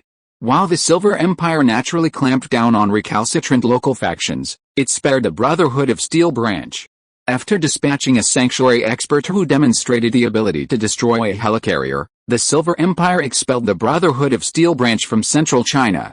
Freya, aware of the Brotherhood's methods and convinced of their future dominance in the north, advised the Silver Empire against provoking them, declaring their expulsion from central China a solution. Freya's assessment of China's 3 major factions was remarkably accurate, knowing they couldn't afford to offend. When discussing the 3 major factions, Freya was most optimistic about the necropolis. She believed that each of its 5 brilliant moon mages had the potential to ascend to demigod status, and she held the necropolis in the highest regard. Lin Mingyuan remained non-committal. Indeed, every brilliant moon mage from the necropolis eventually ascended to demigod status, slightly outshining the ARC Group and the Brotherhood of Steel. However, the ARC Group and the Brotherhood of Steel also possess numerous powerful demigods, though they were more low-key, currently in their developmental stages and unwilling to show their full potential. Lin Mingyuan had already met a future demigod from the Brotherhood of Steel, Lin Jingbei, the leader of the Sword Legion, one of the Brotherhood's 6 legions, nicknamed the Spear of the Holy Judgment. He once blocked the Trident building, demanding that Speaker Nai Xian hand over Lin Mingyuan. Lin Mingyuan still remembers the feeling of powerlessness and humiliation of being forced to hide beneath the wings of a powerful enemy. It was precisely because of this that Lin Mingyuan dedicated himself to his training, forgetting food and sleep until the fruit of his labor ripened. Lin Mingyuan completed the final stage of Wei Chongxin's 3-stage enhancement regimen, ascending to legendary rank and awakening his Super S-rank regeneration talent. During his retreat, Lin Mingyuan not only mastered his legendary skills but also indulged in gluttony. He ate demonized octopus tentacles, drank cockroach-based healing fluids, and consumed a variety of foods and medicines that accelerated regeneration and recovery, striving to awaken his regeneration talent. In fact, Lin Mingyuan had already mastered his own legendary skills within the first month of retreat, but he wasn't sure he would awaken his regeneration talent. He persevered for another month, believing the time was right and there would be no accidents, before he chose to ascend to legendary rank. The opportunity to awaken a talent only comes a few times in a lifetime, and each one is crucial. Impatience can ruin a great plan. Lin Mingyuan didn't need that extra month, so playing it safe was the best option. Patience paid off, as Lin Mingyuan successfully awakened the Super S rank regeneration talent, Immortal. Immortal. You are a unique immortal being, immune to instant death effects and true damage. You regenerate 10% of your maximum health per second. The more severe the injury, the faster the regeneration rate, up to 30% of your maximum health per second. Lin Mingyuan was stunned when he saw the effects of this talent. Immortal provided Lin Mingyuan with 4 bonuses. The first was lifespan. Demons are merely immortal beings, and they will age and die at the end of their lifespans, but they age extremely slowly, and their lives are far too long. Demon lords often have lifespans measured in tens of thousands of years, and demon kings are not uncommon, living for hundreds of thousands of years. But no matter how long your lifespan is, you will eventually die. Lin Mingyuan now has an infinite lifespan. He will not die even if the planet expires, and I will not perish even if the universe decays. Second, immunity to instant death effects. Skills like the Necromancer's Finger of Death, the warrior's extremely rare legendary skill, Decapitation, the Shapeshifter's Life Form Collapse, the Cursecaster's 7 Days Curse, and the legendary creature Medusa's Petrifying Gaze, are all considered instant death abilities. Meeting the conditions instantly kills the enemy, regardless of their constitution. Skills with instant death effects are the most feared by professionals. No matter how great your abilities, accidentally hitting an instant death skill could kill you. It's a gamble. Even the most formidable warriors will retreat when faced with a tough guy who wields instant death abilities. Chapter 174 Legendary Skill, Demon Flame Killing Sword. Immunity to instant death damage greatly reduces the chance of a fatal accident. While it won't trigger in most cases, even a single trigger can save Lin Mingyuan's life. Both Immortal and Indomitable are life-saving talents. After all, only by living can miracles be achieved. The third talent is immunity to true damage. When it comes to true damage, the first person that comes to mind is the Blood Master, the most widely wielded class. However, there are many other classes capable of dealing true damage. Regular classes like warriors, archers, and demon hunters all possess this ability, but it's rarely mastered, making it less talked about. Another race that prioritizes true damage is the angels. As servants of the gods, they have been gifted by the gods and possess a widespread ability to deal true damage, using it to defeat the powerful demons of the abyss. Angels possess a balanced attack, combining physical, magical, and true damage, capable of consistently penetrating any enemy's defense. With the immortal immunity to true damage, all Blood Masters bow before Lin Mingyuan. He is their nemesis, and even some other classes' true damage is rendered ineffective by him. If Lin Mingyuan were to face an angel directly, his immunity to true damage would effectively negate a third of the angel's damage output. Combined with the demon's inherently high physical and magical defense, the angel's mixed damage output would pose no threat to Lin Mingyuan. The fourth and most important item demonstrates the key to the immortal's regenerative nature. It regenerates 10% of his maximum health per second, reaching a maximum of 30%. Even if Lin Mingyuan were chopped to pieces and left with only his last breath, a moment's respite would allow him to resurrect at full health. Furthermore, the remarkable thing about this item is that the more damage Lin Mingyuan sustains, the faster his regeneration rate increases, reaching a maximum of 30%. Even a near-death blow would require just over 3 seconds to heal. Given Lin Mingyuan's terrifying physique, it's virtually impossible to kill him quickly. His regeneration rate is so rapid that unless he's killed instantly, it's incredibly difficult to kill him. Awakening the immortal talent meant Lin Mingyuan no longer feared injury. He was a perpetual motion machine on the battlefield, indestructible and indestructible. Enemies inflicted damage faster than he could recover. After finally managing to break through his defenses and injure him, he recovered in a flash. This sight filled the enemy with despair, for they were facing an immortal demon. The right talent met the right person. With a regeneration talent successfully acquired and his last weaknesses addressed, Lin Mingyuan finally possessed the qualities to rival the wasteland's finest. His rise was unstoppable. The stage was set for the star's debut. Due to the overwhelming power of his immortal talent, Lin Mingyuan somewhat neglected his mastery of the legendary skill, the Demon Flame Slaying Sword. As a sword master, it was only natural for Lin Mingyuan to master this legendary swordsmanship skill.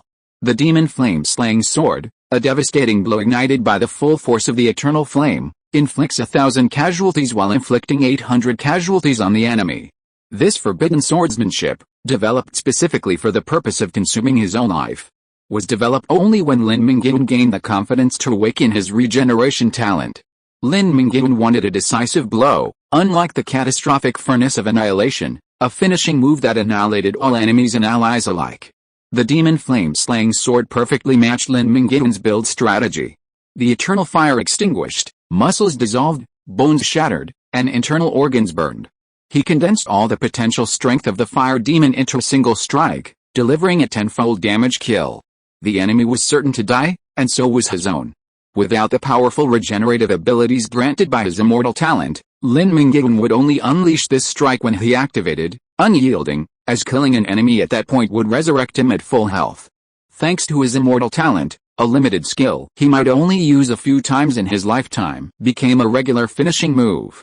Furthermore, the Demon Flame Slaying Sword was a legendary skill, requiring no skill points or evolutionary points to increase in power as Lin Mingyuan leveled up.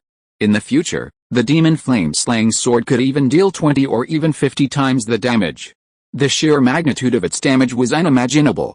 After reaching legendary, Lin Mingyuan could continue to level up. Before his retreat, he had accumulated 400 million experience points, filling 4 experience pearls. Now, absorbing all 400 million experience points stored in the pearls, Lin Mingyuan advanced 14 levels in a row, reaching level 94, just 6 levels away from his target level 100. Higher levels require more experience points. During the first year of the Cataclysm, monsters on Earth and in dungeons were generally below level 100. To gain experience points, he had to hunt high-level monsters in areas affected by the 4 calamities to quickly level up. Lin Mingyuan's base attributes were currently 108 strength, 84 agility, 117 constitution, and 25 intelligence. He still had 14 free attribute points to add. The increases in strength and constitution were automatically added by the Fire Lord talent and the Crucible Swordsmanship passive, which Lin Mingyuan had no control over. Lin Mingyuan had saved both skill points and evolutionary skill points, waiting to add them all when he reached level 100. At this stage, he was past a point where he needed to capitalize on every tiny improvement. He could save skill points and attribute points, a little extravagance and greed wouldn't matter. There were simply too few who could threaten him. He chatted with Freya about the surrounding situation and the general state of affairs. Continuing the conversation, Lin Mingyuan learned why Freya had come to Blackstone City. She'd sought refuge with him, unable to tolerate the harassment of Duke Dujin of Behemoth. Lin Mingyuan knew all about the 4 dukes of the Silver Empire. Freya's lineage inherited the bloodline of the Dead Soul Spider, which, along with Duke Dujin of Behemoth's Golden Behemoth bloodline, Duke Powell of the 9-headed Hydra bloodline, and Duke Samolder of the Demon Mountain's Flesh Mountain bloodline, belonged to the 4 ancient mythical creatures of Apocalypse. There was no hierarchy, and in their complete form, they possessed the power of demigods. Logically, all 4 dukes possess demigod potential, but only Spider Duke Freya has fully developed her bloodline potential and ascended to demigodhood. The other 3 dukes are all at the pinnacle of the sanctuary realm. Each possesses significant personality flaws. Dugan is lustful and incompetent, Powell is gloomy and withdrawn, and Tinmato is tyrannical, cruel, and unkind. The saying "following the mountain means starvation for 3 days" has spread throughout central China. Freya has the highest potential of the 4 dukes, potentially becoming a demigod. However, at this stage, she is the weakest. The other 3 are veteran sanctuaries with formidable strength, and Freya ascended to Sanctuary Realm on Earth. She is no match for Dugan, dodging him whenever possible. If she can't, she fights. When she can't, she freezes. In her previous life, Freya reluctantly submitted to Dugan, unable to tolerate his constant harassment, which left her with no space for peaceful cultivation, and she gritted her teeth to accept it. However, Dugan met his end in the end. After ascending to demigodhood, Freya, following the well-established tradition of spider mothers killing their husbands, killed him. With the addition of Lin Mingyuan in this life, things will take a turn for the better. After understanding Freya's difficulties, Lin Mingyuan immediately said that the gate of Blackstone City will always be open to her. If Dugan comes to the door, Lin Mingyuan can use him to test his fighting ability. Chapter 175 Three-Dimensional Breakthrough. After 2 months of seclusion, Lin Mingyuan still had much to do. After arranging Freya's stay in the guest room of the city lord's mansion, he traveled through a portal to the Trident building of the United Council. Upon arriving in Hejian City, Lin Mingyuan's first priority was to return his experience pearls. Legendary advancement to the sanctuary required level 120, and each level could cost hundreds of millions of experience points. A full bank of experience pearls would only allow Lin Mingyuan to advance 1 level at most, effectively fading. He met with Wei Qianxue, the head of the data analysis department, and returned the pearls, their value completely absorbed, along with a Mad King's immortal crown, the tortured shackles, and other physical enhancement equipment that Wei Qianxue had borrowed. Everything went well. Wei Qianxue nervously rubbed his fingers, wanting to know if Lin Mingyuan had successfully awakened his Super S-level regeneration talent. Lin Mingyuan proudly displayed the immortal skill entry, astounded by the power of the Super S-level talent. Immortality, that's amazing. As a short-lived species with an infinite lifespan, the first attribute of immortality was what shocked Wei Qianxue the most. I don't really feel the impact of immortality right now. I'm only 27, and 100 years is a long time for me, let alone immortality. Lin Mingyuan, who had lived less than 40 years in his 2 lifetimes combined, didn't have a clear concept of immortality. And then there's immunity to instant death, immunity to true damage, and up to 30% of maximum health restored per second. Oh my god. I knew Super S-level regeneration talents were powerful, but I never imagined they could be this ridiculous. Wei Qianxue's eyes lit up. He saw the word invincible on the immortal's talent. A constant supply of terrifying damage, impossible to kill, would become a nightmare for his enemies. Thanks to you. If it weren't for you, I wouldn't have known that rank-up awakening talents were actually controllable. Lin Mingyuan was deeply grateful to Wei Qianxue. Wei Qianxue was responsible for 90% of the awakening of the immortal's talents. He had pointed the way forward and helped borrow the equipment. Lin Mingyuan truly enjoyed the benefits of the God-creating project. Simply acquiring an immortal with a Super S-rank talent was a huge win, solidifying Lin Mingyuan's foundation and addressing his shortcomings to prepare him for all future challenges. What's my next step in my advancement plan? Lin Mingyuan asked. Wei Qianxue had been plotting his next move for a long time, almost blurting it out. I've been researching the literature on demons lately and have a preliminary idea. I'm just not done with it yet. I'll let you know once I refine it, okay? No need to rush. There's plenty of time. After bidding farewell to Wei Qianxue, Lin Mingyuan went to tell his master the good news. Then he went to catch up with friends like Yu Qingqing, Guan Heng, and Zhu Qiuyu. By the time he finished dealing with the trivial interpersonal interactions, it was already 1 o'clock in the afternoon. Lin Mingyuan found the chairman of the meeting, Yan Qianxue, to get down to business. It's a rare visitor.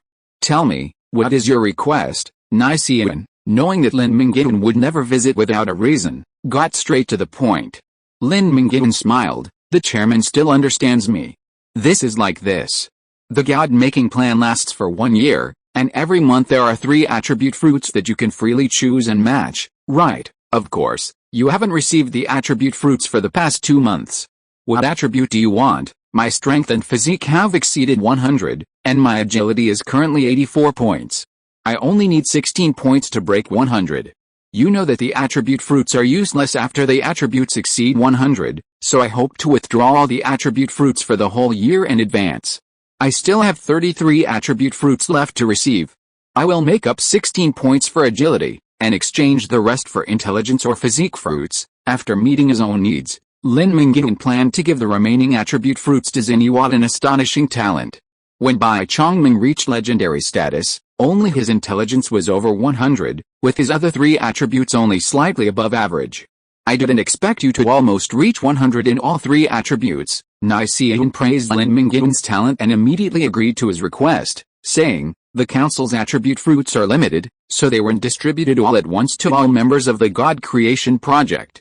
However, your situation is unique, and the council can accommodate your needs. Please wait. Yan Qianxue called his secretary, Yan Sissy, who soon arrived at the speaker's office with a batch of attribute fruits, still steaming from the cold storage. Lin Mingyuan didn't hesitate. He licked his lips and devoured several agility fruits, including an epic agility fruit, bringing his agility to exactly 100. He then added his 14 accumulated free attribute points to his agility, bringing his agility to 114. What do attribute fruits taste like? Zhao Sisi, a civilian worker who had never tasted an attribute fruit before, asked curiously as she watched Lin Mingyuan devour his food. Zhao Sisi was the daughter of an old friend of Yan Qianxue's, and the United Council's political integrity was excellent, so the atmosphere was very positive, so there wasn't much need for strict adherence to rules. Lin Mingyuan paused, then said, well, the agility fruit has a crisp, sweet taste, like a ripe pear, bursting with juice. The strength fruit is like a hot pepper filled with a spoonful of mustard, very spicy. Those who don't usually eat spicy food might choke if they suddenly eat the strength fruit. The constitution fruit has a springy texture and tastes like braised beef shank fresh from the pot, rich and solid. As for the intelligence fruit, I'm not sure what it tastes like, but it's said to be refreshing like mint. Is that true? Zhao Sisi's eyes flashed with eagerness. Ahem, it must be fake. He's lying. Attribute fruits don't have all these fancy flavors. If you like pears and braised beef, come to my house tonight and ask your aunt to make them for you. Yan Qianxue was afraid that Zhao Sisi, who held the key to the attribute fruit storage vault, would suddenly become interested in trying some, so he quickly stopped her dangerous idea. Seeing their loving interaction, Lin Mingyuan's smile softened. His goal now accomplished, it was time for him to depart. Before departing, Lin Mingyuan asked Yan Qianxue, whose spies were throughout the Federation, to keep an eye out for any natural disasters, so he could report them and reap the experience. He needed to quickly reach level 100 to confidently intervene in the final battle between the Brotherhood of Steel and the Cult of Nature. Back in Black Rock City, Lin Mingyuan also had a lot to do. The first was the long-delayed project to create the God Devourer, a matter that couldn't wait any longer. Li Tong had been searching for him since he'd emerged from confinement. Upon learning that Lin Mingyuan was headed to Hejian City, Li Tong had been staking out his presence at the portal. He saw him just as Lin Mingyuan was returning home through the portal. What's got you so anxious? Lin Mingyuan asked. It's all part of the artificial God devouring business. It's been dragging on for too long. He's Zhao heard the rumors and knew we were keeping him captive and preparing to kill him. He almost escaped after making a big fuss in the prison, and it took everyone's combined strength to bring him down. Now we have to inject him with excessive tranquilizers every day to keep him quiet. In 2 days, the tranquilizers won't work anymore, and he will make trouble again. He was extremely anxious during this period. It concerned the future prospects of his godson, so he couldn't help but be anxious. Lin Mingyuan slapped his head, feeling guilty. I was so busy before my retreat that I almost forgot about his Zhao. Good things take time. I'll give your godson 2 more months to prepare. My son is ready for the test. He also fought in the Silver Empire's conquest of central China. He stood firm on the bloody battlefield, acting like a veteran. His willpower is definitely up to the test. He's already gathered all the equipment to increase his intelligence, so he can easily reach 50 points. His personal level has also reached 50, ready for his second advancement. With that, Li Tong called his godson, Liu Qi, over for Lin Mingyuan to see. Son, call me uncle, uncle, Liu Qi called respectfully. A polite child always makes a good first impression. The young man stood 1.8 meters tall, considerably taller than Lin Mingyuan in human form. With thick eyebrows and large eyes, he exuded a righteous air. He looked rather old, and his camouflage uniform made it hard to tell his age, but his thin, underdeveloped frame suggested he was no more than 16 or 17. Good, very motivated. The next God Devourer will definitely be you. Patting his shoulder with a few words of encouragement, Lin Mingyuan made arrangements. Next, send people to search the wilderness and find the randomly appearing wild crystal tablets to make sure that the crystal tablet has not been triggered.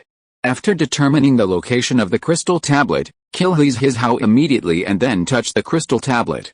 The God Devourer's job transfer certificate will most likely appear in the crystal tablet. In order to ensure that the searchers will not be greedy when they find the crystal tablet, send the Silver Knights to search. They are not considered professionals and cannot touch the crystal tablet. This method is feasible. There have been such examples in previous lives. Certain evil forces will use such means to deprive hidden professionals of their abilities and grant them to other qualified professionals. The success rate is still quite high. There are even bounty hunters who specialize in capturing hidden professionals, but they have not been able to cause much trouble because most hidden professionals are quite strong and ordinary people are no match for them. End of this chapter. Thank you so much for reading until the end. Don't forget to give it a like. Looking for more exclusive content and immediate access? Subscribe to our Patreon. Remember, every like, subscription or donation encourages us to continue. Thank you all. See you in the next video.